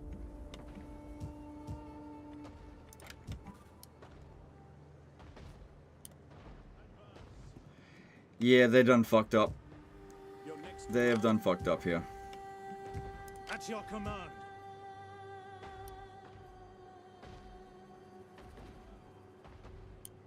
Make haste, men! Oh yeah. That is impossible. Oh yeah. See, we get a little bit of replenishment if we come out of the settlement there, and I can still recruit. It's a good life. If they attack the settlement, these still come in as reinforcements.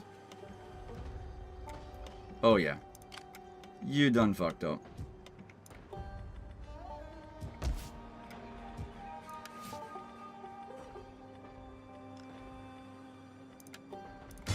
Yes.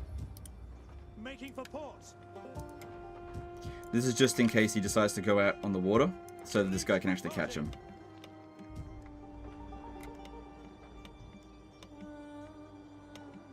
Now let's see if they're willing to have peace, because otherwise I'm going to kill him.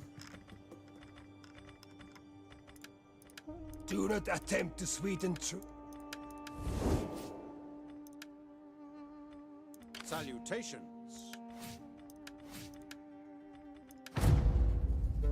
Are you willing to become a teacher? You can also evolve in that job and get paid more over time. Probably not. Probably don't want to be a teacher. Only the greatest dare.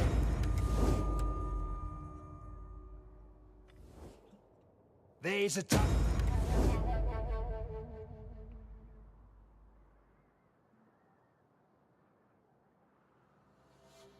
Do you think you could lead an actual army with all your experience playing Total War? No. No, Total War is a dumb game. And I have enjoyed playing a dumb game, but at no point have I ever thought to myself, wow, I'd beat Alexander the Great in a battle. No. We are a proud people, and would be proud to count you among our friends. It's a game. It's like playing with a toy. That's all it is. And I got good at it. But it's not real life.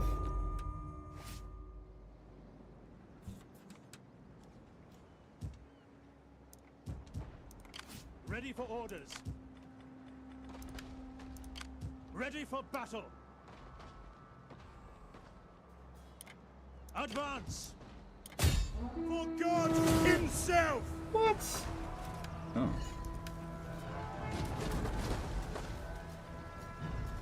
Interesting. Regroup and fall back! Fleet reporting. Your orders? Beat the drums! Ready for orders. For the Lol. Reporting. Once a coward, always a coward. Okay, so I can't get at it, but at the same time, At your command. that's your To battle! ally going. At your command. Hang on, I might still be able to get at it. Wipe them out!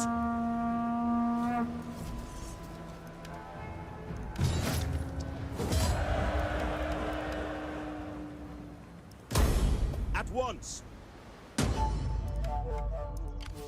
Ready for orders. Put your backs into it, Alright, you let's men. talk to the Visigoths now, and let's see what they want I am to say. sure you have many. We hunger for battle. At your command. Faster, damn you all! Set up the watch. Ready for orders. Make haste, men. Yes. So what I'm trying to do here Yours, you men. is try to make sure that Ready they for can't orders. get away. Oh, hang on. It's an easy way to do that.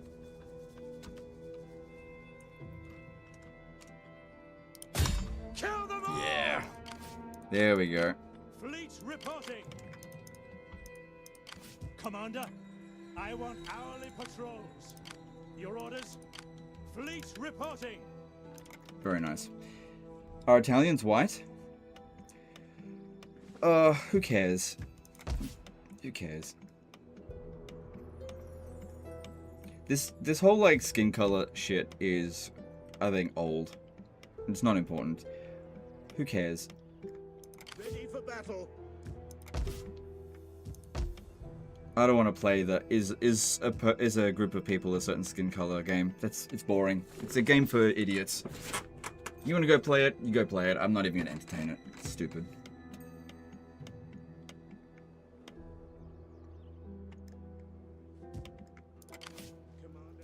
Do you usually go balanced approach when attacking, or does it depend on what type of armor you have? I usually go balanced. That's the one I get the most consistent results with.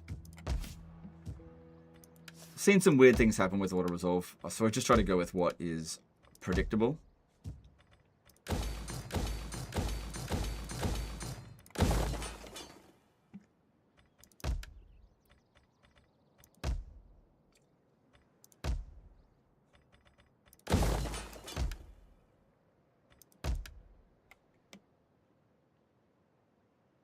Alex just came back. What the fuck is this chat? No wonder you're taking a break. Here's the thing. Any YouTuber that has this number of viewers has the exact kind of chat. Same chat. The reason why they come out every now and again is because of certain types of conversation. Usually they just sit there quietly because they know that if they poke their head out, they're going to get smacked. But I guess they feel that they've got an opportunity to say something now. And that's fine, because I'm not going to smack them. The only people that are getting smacked are the people that are telling me to shut up. And it's only been a couple of people and they got smacked.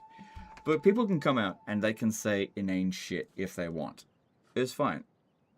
I'll say it's inane shit, but I'm not gonna ban you. Shadows to quality, please. No thanks. I like it the way it is.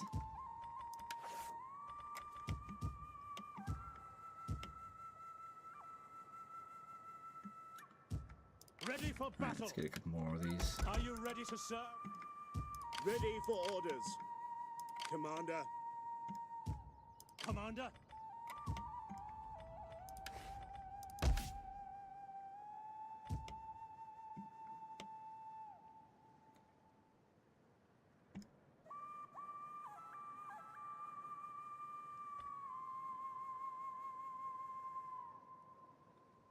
No, how many times am I going to tell you?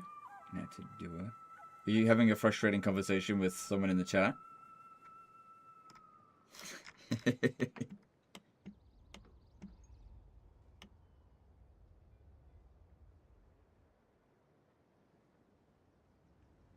Seems like the higher the percentage, the less likely it is for him to succeed, lol. Higher percentage of what?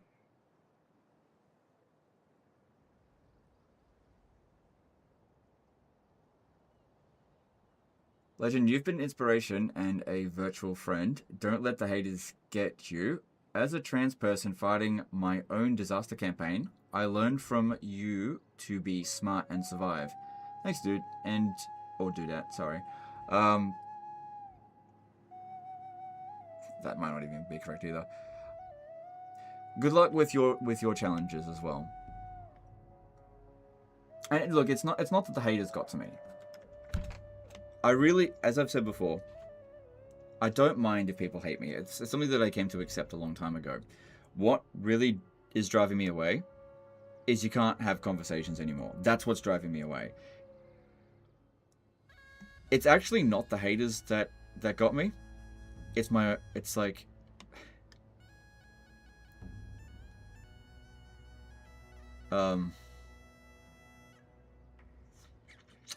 It's really the whole package. The whole package. It's... A good way to put it is this. I've said this a few times. Creative Assembly have given me plenty of reasons to leave, and the community have given me very few reasons to stay. But, like, I don't care about the haters. It's not a big deal. Our problem is that the conversation is been deteriorating for everyone. So there have been other YouTubers that have posted reviews, and every time they do something and it's maybe a little bit critical, they get mobbed. And they then complain about it, but then nobody does anything about it. And so it just gets worse and worse and worse. And this also happens to regular people who post something and then there's this saying, I just want to criticize this aspect of the game. And then they're mobbed with, if you don't like it, just leave. Downvote, downvote, downvote. Invalidate, invalidate. Your opinion doesn't matter. Endless purity tests. You're not a real fan because of XYZ reason. Sick of that shit. If that's the kind of community that the Total War community is going to become, I don't want to be a part of it anymore. And that's what it's becoming. That's what Creative Assembly is facilitating. If that's what they want, fine.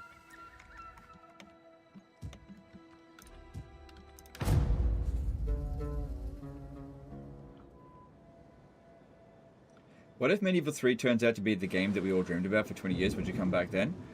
I would probably play the game, but you got to understand that a YouTuber is not just focused on the game alone. It also depends on the audience. So if Medieval 3 comes out and it's amazing, but the average IQ of the Total War fan base has dropped another 5 points, I will not come back.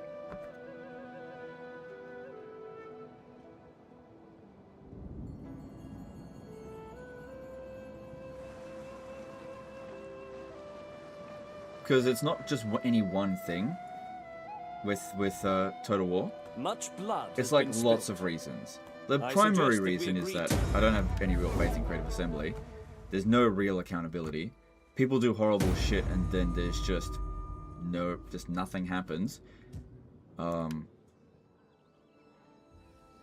ever say anything because fucking legal liability is looming over everyone's head. Everybody's terrified of getting sued into oblivion. This is the kind of atmosphere that Creative Assembly have deliberately created. One of terrify the YouTubers into submission, and it has worked, because I'll tell you, I'm fucking terrified of them. It is not worth ruining my life to criticize that company. So I'm out, you know. If the people that I think need to go are gone, then I'll come back, but they're not going anywhere. They're barnacles. They've got nowhere else to go. They've solidified power, and they're not going to let go of it. I'd say let them have it. Let them have all the power they want, and they can drive the ship straight into the ocean. I'm getting off the boat. When you go into game development and show Creative Assembly how to make a real strategy game, because I don't care enough to do that. Like there are other games out there aside from Total War. And while Total War has been like my favorite franchise, there's a lot of stuff out there, and one does not simply just make a game, right? Especially, I don't have any training of making a game. I don't have industry contacts, and the market has been cornered, and also global economy right now is pretty bad. So all signs point to that being an extraordinarily bad idea. Yes. But you know, if it was easier to make a game than it was to just criticize a game, then yeah, I would do that, but it's not. Attack! Now, here's another thing I want to point out as well. I don't have a problem with Creative Assembly making mistakes. I expect that to be the case. You know, making video games is hard. And I've always given them a fair amount of slack with that. Would that I were as swift as the angels. You know, some of these games come out and they're in pretty bad shape. Still find a way to enjoy them, it's fine. Hard on the oars, you men. What I've had a problem with is the degree of suppression of dissent and the way that they have an iron grip on a huge portion of the Total War community. It's cowards!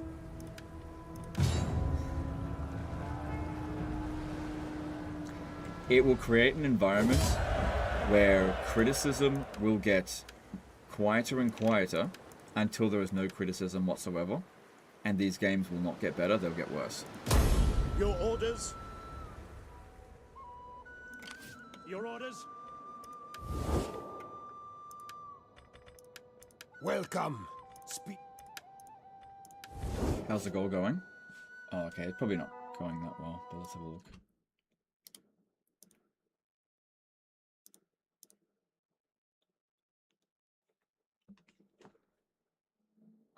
So we've raised $10,000 so far. Yeah, really appreciate that, guys, those of you who donated. I'm sure everyone that said, shut up and just play the game, they didn't donate.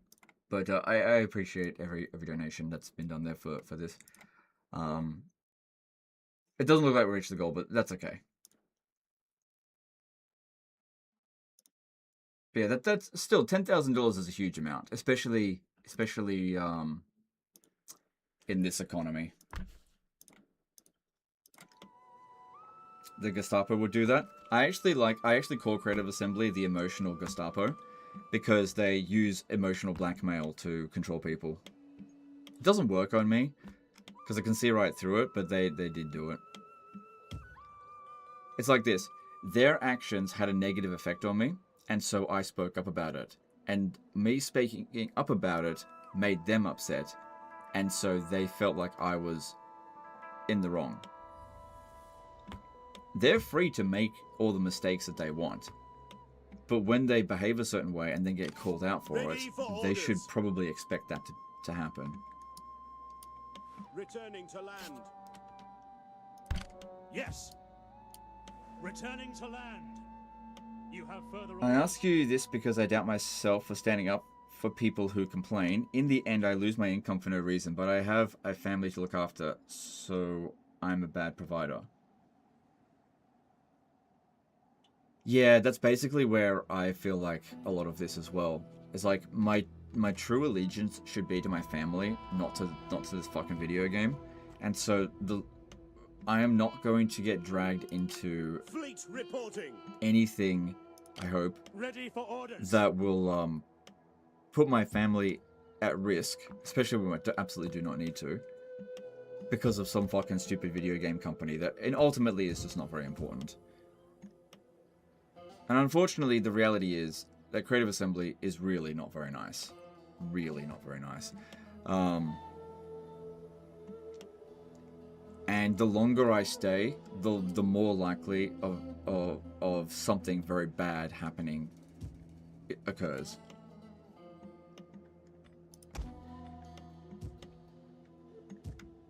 Your orders? I just don't want to risk it. How do they blackmail? So emotional blackmail. Emotional blackmail is where you use your feelings to manipulate someone into behaving a certain way because their actions made you feel a certain way. So it's like this. I'll use extreme examples because it's easier to understand an extreme example. Let's just say we'll use person A and person B. Person A punches person B in the face. Then person B, this is probably a bad example. Sorry, I'm trying to think of an example. It's just not coming easily. Okay, I'll just tell you my example, because this is honestly the best one. Because this was such a stupid thing to have happen, and I'll sort of say it again. So,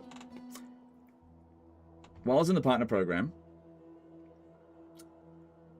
I did everything that I was supposed to do up until Immortal Empire. Sorry, up until the launch of Warhammer 3.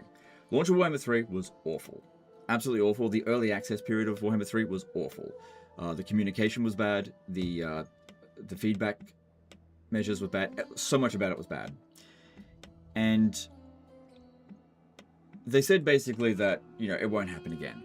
But there was no measures put in place to stop it from happening again. They just said, we won't do it again. But I said to them, you have to put procedures in place to prevent this from happening. It's okay that the launch of Warhammer 3 happened. That's okay. But if you don't actively put measures in place and just go on as business as usual and have the exact same structure, it will happen again. And so then we go to Immortal Empire's launch. And that was better, but it wasn't better because of the structure that was in place. It was exactly the same. And so I spent a lot of time trying to put some safety rails in so that this shit wouldn't happen again. But it all came to nothing. And basically the thought was, well, the sentiment was, if you don't like how things are going, you can leave. And so that was incredibly insulting to me. So I said, considering all I'm trying to do is, you know, do a good job, essentially. And I wasn't, it doesn't matter. So I said in a podcast that I feel like Creative Assembly treats creators like disposable garbage, because that is how I've always felt, because I've been kicked out before. I've seen other YouTubers get kicked out before, such as, you know, Melkor and many others. Get kicked out. The moment that a YouTuber is of no value to Creative Assembly, they throw them out the door, and that is just the end of it. And I felt like they had done that to me. And so after they had heard that I had said that, I was still in the partner program at that point. They said that, you know, if this is how you felt, we recommend that you leave, essentially. And I said, I don't want to leave. I want things to improve. And I don't know how to improve because I talk to you guys and you do nothing about it. Like, literally nothing has changed since the launch of launch of Warhammer 3. Not a damn thing has changed. The same structure is in place, the same embargoes, the same procedures that cause that shit show to happen are still in place. That was my problem. But they just didn't want to change anything. They didn't want to put any safety rails in place. And that just told me that they are totally fine with a shit show happening again. There's so much they could do to prevent this crap from happening in future. Anyway, told me that if you don't like it, you know, what you're saying makes us upset. You know, it doesn't make us feel good. You should leave. And I said, if you feel like me saying that I feel like you guys treat creators like disposable garbage, prove me wrong. Show me an example, like discuss with me how you don't treat creators like disposable garbage. Can you explain to me how that I'm wrong? Because I want to be wrong. Could you explain it to me? And it just came down to, we don't want to explain it to you. Either fall in line or leave. I left shortly after that. Yes. So I gave Creative Assembly every opportunity to prove that they don't treat creators like garbage. And they ended up proving me right, because they treated me like disposable garbage. They got rid of me like I was nothing. Yes. And that has affected me so deeply, I never got over it. And eventually causes me to quit over it, essentially. Your orders? Because I don't like games, criticizing games or whatever, who cares? Just criticizing companies, whoever. But the way that you treat people, it matters. Creative Assembly does not treat people well. People are disposable to them. Fleet reporting. Yes. Ships to port. Especially when someone is working alongside you for free to their detriment. It was just like a huge slap in the face. And this is why I say things like, my biggest regret on YouTube was partnering with Creative Assembly. Because they signed me up on a false premise that they did not hold to.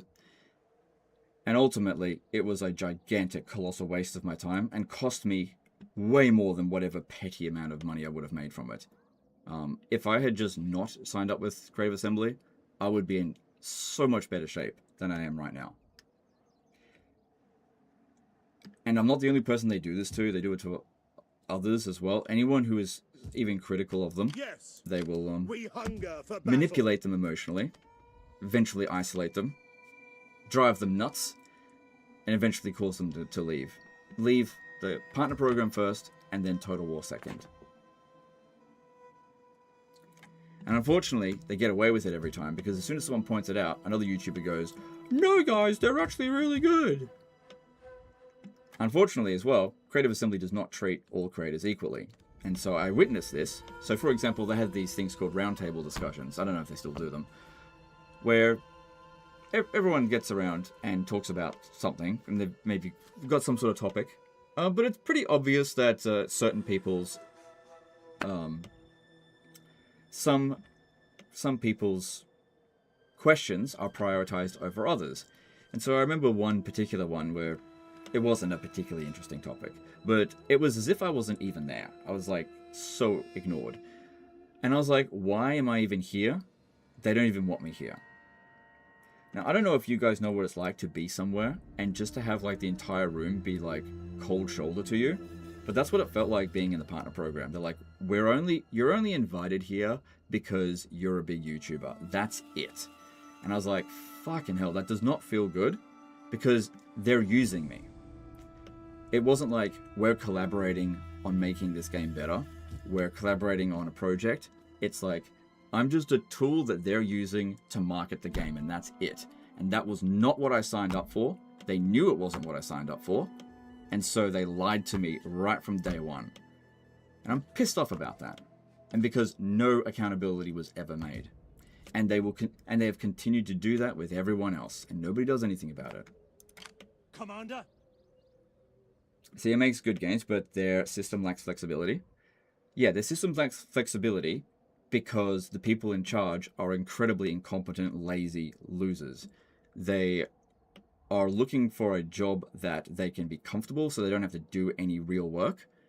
And so they put a system in place that allows them to automate as much as possible. And as soon as that automation falters, they don't want to fix it. And it's little wonder, because, I mean, the structure of the Total War games hasn't really changed since frickin' Rome 2. They've just tried to automate as much as they can, which is fair to, like, for profitability's sake, but when there's serious problems, which there has been, it's a problem. But yeah, my biggest problem is how they treat people. I can understand making a few mistakes here and there with the games. But, like, they were very well and truly warned about the state of Realms of Chaos. They were warned big time. And then they just pretended like it never happened.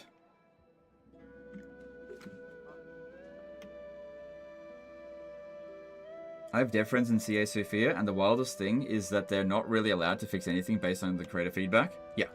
But the thing is, that's exactly it. You join the creator program and they say that, you know, your feedback is valued. They say a lot of shit, but then you give some feedback and then you see nothing happen with it. And so it's all just talk. And you realize you're being manipulated. They just say that the feedback is valued. But in reality, you're not there to provide feedback. You're there to get early access so that you can help market the game. It took a long time for me to realize that. Ready for orders. Now, it's fine if that's what they want you to do, but they don't make that clear from the get-go. Like, this wasn't the agreement. It wasn't like, hey, could you sign up with us? We won't pay you, but we want to give you early access so that you can market these games for us so we can get more pre-orders. That's not what was said at all. And the reason why they don't say that is because most people would, this doesn't sound as good as, you know, a partner program. Because you're not a partner, you're an indentured servant. As soon as you sign that fucking NDA, they own your ass. And the annoying thing is, you give it away for free. You basically become an indentured servant. You don't get paid. They own your ass. And the worst thing is that I was already massively successful before I had even signed up with them. So I didn't need to do it at all. Like, I was getting these kind of numbers well before I joined up with the partner program. I did not need to do it. There was no expectation from my audience to cover early access. I did it because I thought I could provide a better experience for my audience, which it didn't.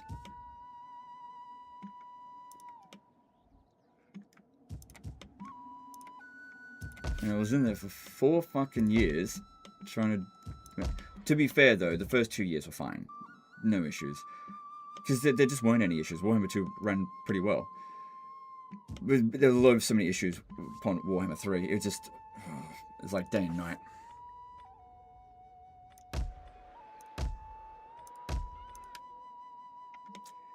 And it's not getting better. I talk to other creators all the time, and they're just like, it is not getting better. It is just as bad, if not worse, and it's always been. And I keep saying, why does nobody do anything about it? Why do people continue to do the same thing and expect things to change? So, I have to follow my own advice. Right? If I keep doing the same thing and expecting things to change, that makes me an idiot. So what have I decided to do? Make a change. I'm walking away. Because it's the only thing I've got left that I can do. Were you pressured into giving Warhammer 3 an 8 out of 10? No. No, that was me being a dumbass. Okay, so I'll explain that one. I fucked up with that. There's this thing called cognitive dissonance, and what that is basically where you trick yourself into believing something you know to be wrong. And unfortunately, I was susceptible to it. So this is the timeline of Warhammer 3, basically. So I started playing Warhammer 3, and I was like, this is not good. This Realms of Chaos shit is not acceptable. Like, the other parts of the game are fine, but Realms of Chaos was a huge problem for me. And this was in mid-January. And so the game was coming out in about a month. And I was determined to try to find some way to make the game work for me, because I knew that this game was going to be my future, right? I had to cover it. I couldn't just keep playing Warhammer 2. I knew that what was going to happen, that all the players would transfer over. So what I did do is I played a few campaigns of Realms of Chaos. I hated it. I absolutely hated it, and provided a lot of feedback to Creative Assembly about how much I hated the Realms of Chaos campaign. I said it was detrimental to the game experience, and that the game would be better if they just deleted the Realms of Chaos experience and just made it a sandbox. Pages and pages and pages of feedback. None of it did anything. But whatever. So what I did after that was started playing the game and trying to find ways of playing it without the Realms of Chaos. So then I started playing these campaigns by deliberately just ignoring the Realms of Chaos. Anytime a rift would show up, I would just close it. I just use an agent and close it. I have an agent in every single province, and I would just close it. And all of a sudden, I started having a lot more fun with the game, because I stopped interacting with its main mechanic.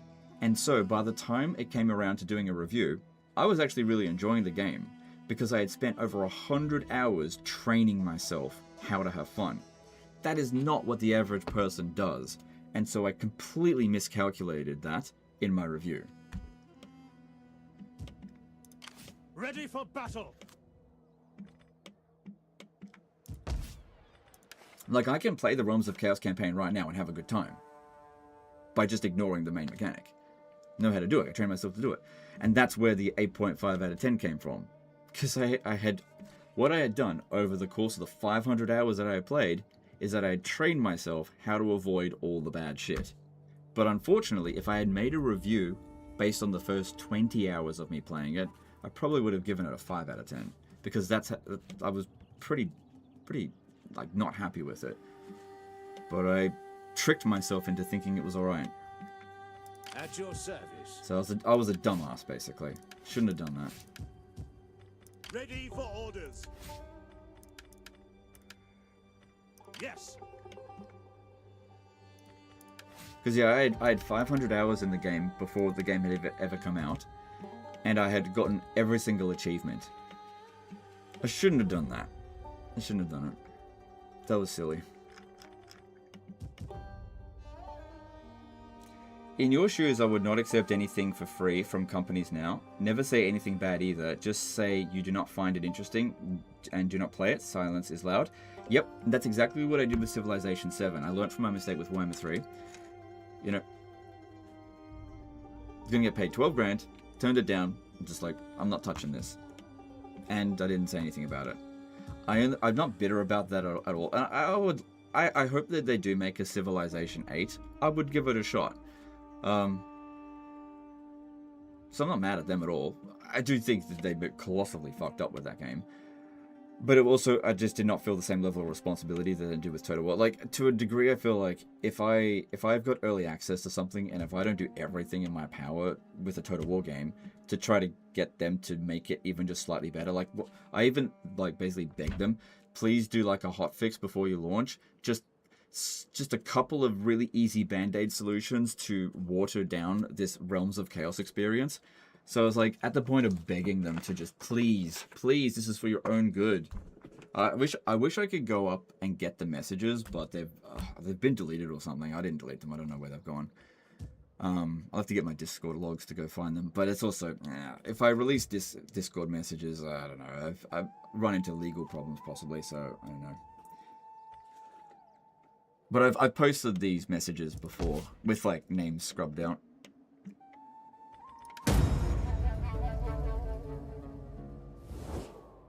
Only the greatest dare speak They want of 7 peace grand. to You're their losing the war, enemies. bitch. Only the... Will there be something special for the final day? Yes, I've got something special planned for the final day. Civ 7 for me There's felt a like time them when trying something warriors new must and it sheathe not the going well, sword as opposed to and where talk Total War, for you the good of their people. bully whatever we shit out. Yeah, buy whatever shit we shit out.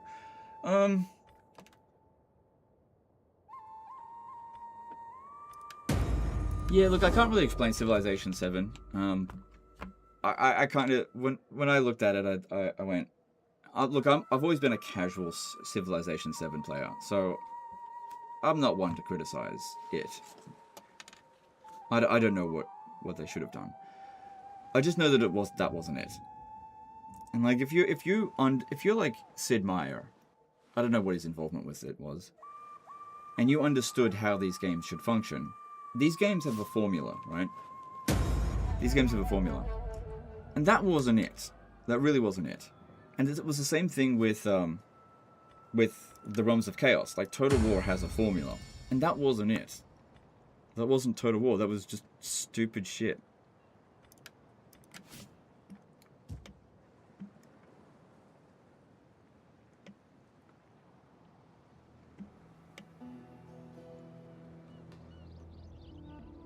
Would you like to try historical mods for Total War? Not really. Yeah. Also, must be said, Legends channel intro still doesn't cease to make me laugh. What? Me saying, like, Legend of Total War here? Okay, that's fine. I just get into a routine with that stuff. It's no big deal. I usually like to wait doing that because it disables legacy. I don't like that it disables legacy technology. I've never liked that about the Western Roman Empire campaign. Would be good if we start getting some better units, though. How long have I been leaving this? Surely I've been researching stuff. Right? Because I've been building that for ages. Oh my god, have I been leaving that absent for ages? Oh my god. I have no idea. I just haven't been paying attention. Pretty good for money.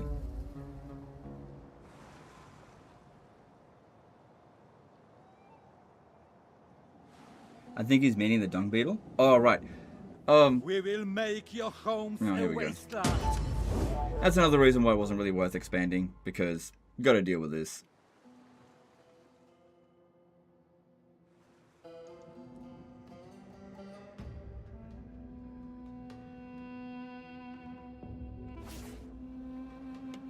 What's your opinion on Age of Empires 3? I didn't really like it that much. I thought it was fine, but I didn't get into it.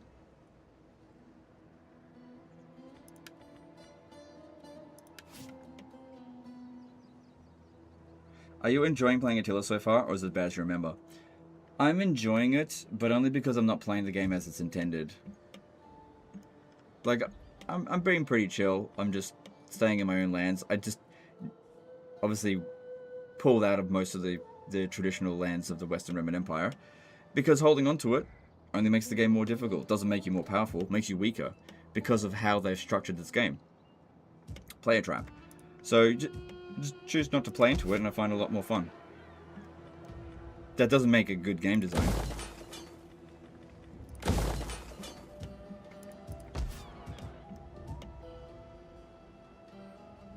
No, the research has finished? Oh, okay. It just, I can't remember what I had researched before that. Maybe I had done these, I don't remember. I just joined. What was the game plan? Not camp out in Spain? No, it's camp out in Italy. I could go out and expand if I really wanted to, but it doesn't. There's a bit of... The problem that this game has is that as you gain more territory, you get weaker. You don't get stronger. And so, if we just stay in Italy and we just keep building up these settlements, we're going to get stronger. But the moment that I step out over here and I go and grab Carthage, my income goes down, not up. As we continue to expand, the game gets more and more challenging. Your orders? Which is fine if that's what you're looking for. But it doesn't make you more powerful. I think that's... You can... It does eventually, if you let the AI build this stuff up for you, and then go and capture it, then yeah, it's good. But that takes ages. Like, if you have a look at this right now, look, they've still got... It's still ruins here. It's going to take years before that's worth anything.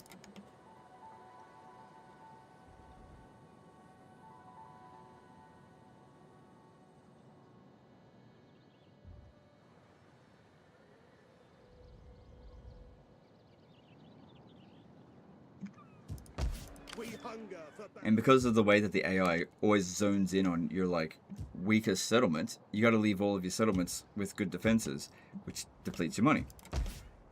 If we have a look at this, I can recruit another army if I wanted to. Yeah, like, I could come out over here, but it doesn't make us more powerful. There's not much, like, campaign incentive to go do that apart from just doing it. This is my fundamental problem with Attila. Like, you just do it because you're supposed to go do it, but I actually don't want to do it.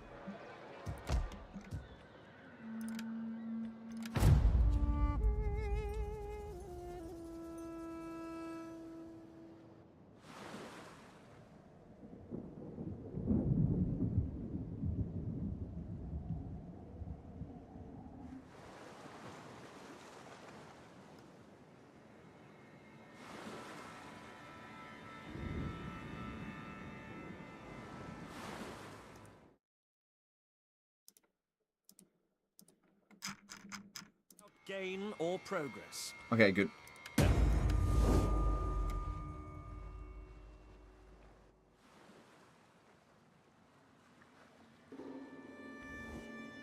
We are not a friend for the new moon and an enemy in the old. Come. Nah, military allies are bad in this game. The moment you get a military ally, they go crazy and start declaring war on everyone, dragging you into all kinds of shit. Sometimes two military allies will declare war on each other. Best thing that you can do in Total War Attila is just go it alone. allies are awful. Vassals are awful. For the most part. It's good they fixed this in like other Total War games, but in Total War Attila, oh no, definitely steer clear of that. Speak quickly and well. Alright, what if... See, I don't want to come over here. I want to go to Africa.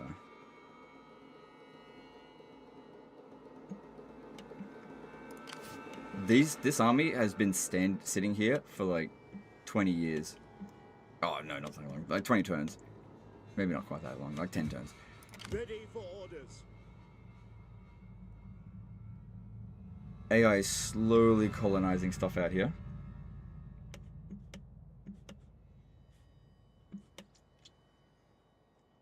And out here. So this is owned by the Markomans.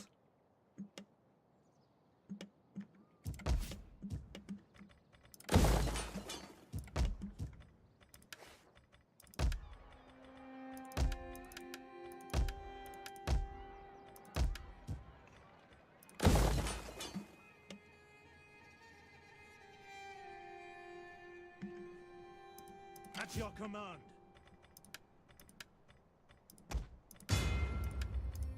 Soldiering. Alright, look, I got a lot of money in the bank. I'm gonna see if they'll take a bribe. Do not attempt to sweeten truth with honey. Speak plainly, and I will deal honestly. Flatter, and you fail. 10,000 for a peace treaty after I've beaten them.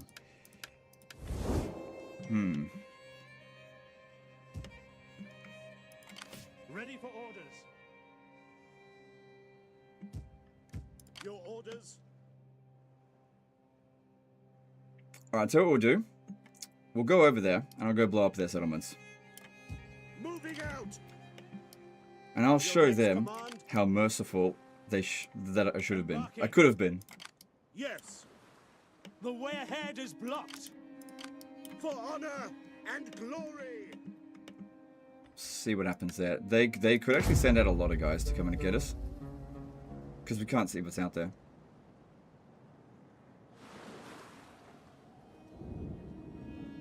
Do you think there was any potential for Attila to have been a great game, or is it shit inside and out? There was a lot of potential for this to be a great game. It has a lot of bad, and it has a lot of good, and it would have been great if they could have weeded out a lot of the bad, because a lot of the bad gets in the way of the good. My people wish to...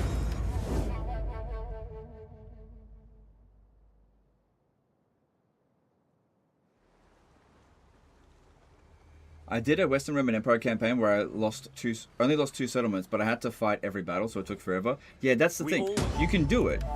You can absolutely do that. But the thing is, like, how many tens of hours did you play that campaign for? Like, I had 7 hours to play this campaign today. So if I played it that way, we would still be on like turn 5, fighting every fucking battle that would be thrown at our border with like a handful of garrison. And I don't play the game often enough to... Your orders. Like, I'm out of practice with it for the most part, which is why I lost a lot of those battles. But yeah, you can do it. A lot of the time people complain about how I'll do a whole live stream and I'll only get like 10 turns into it. But the thing is, it's just about how much time you spend in those battles. Ready for orders. Get the blockade set up. So it's a bit risky doing this because once we're here, that's it. We're going in. Now.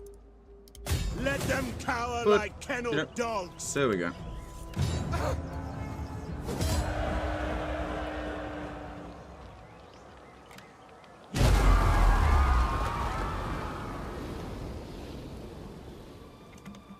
So, okay, we're gonna have to go, guys. But let's just see if that made them. Are you brave Yeah. or foolish? Now they or want peace, just and guess mad? what? Now Well, you have to I will pay. listen before I turn you inside out. See, this is the thing, right? Sometimes people should know when they're conquered. Anyway, I think that sent them a pretty good message. You know, they push their luck, and you punish them for it. This is actually a perfect example of how you deal with unreasonable corporations, right? You say nicely, hey, how about you do a good job? And they're like, no. And then you go, you know you've got no leverage. And they go, no. Then you go in, you blow up one of their settlements. You go, we've got all the power, bitch. And then they go, okay, we'll do everything that you commanded and more. Use your leverage. Yeah, bit of a metaphor for it. Anyway, guys, we're going to wrap it up here. Like, it's a fun campaign, but I've got other things I've got to do now, unfortunately. Well, not unfortunately for you, but not for me. Anyway, guys, I've got to go. Appreciate everyone that donated. Just a last quick tally on the donations. We are at... it hasn't changed. 10,170. Okay, that's good. I appreciate you guys donating. There's 2 more live streams left. I hope you'll show up for the conversation and the game. And if you say shut up in the chat, you will get banned. So just keep that in mind. I'm just going to treat you the exact same way that you treat me. If you want to have a conversation, treat me with respect, I'll treat you with respect. It's that simple.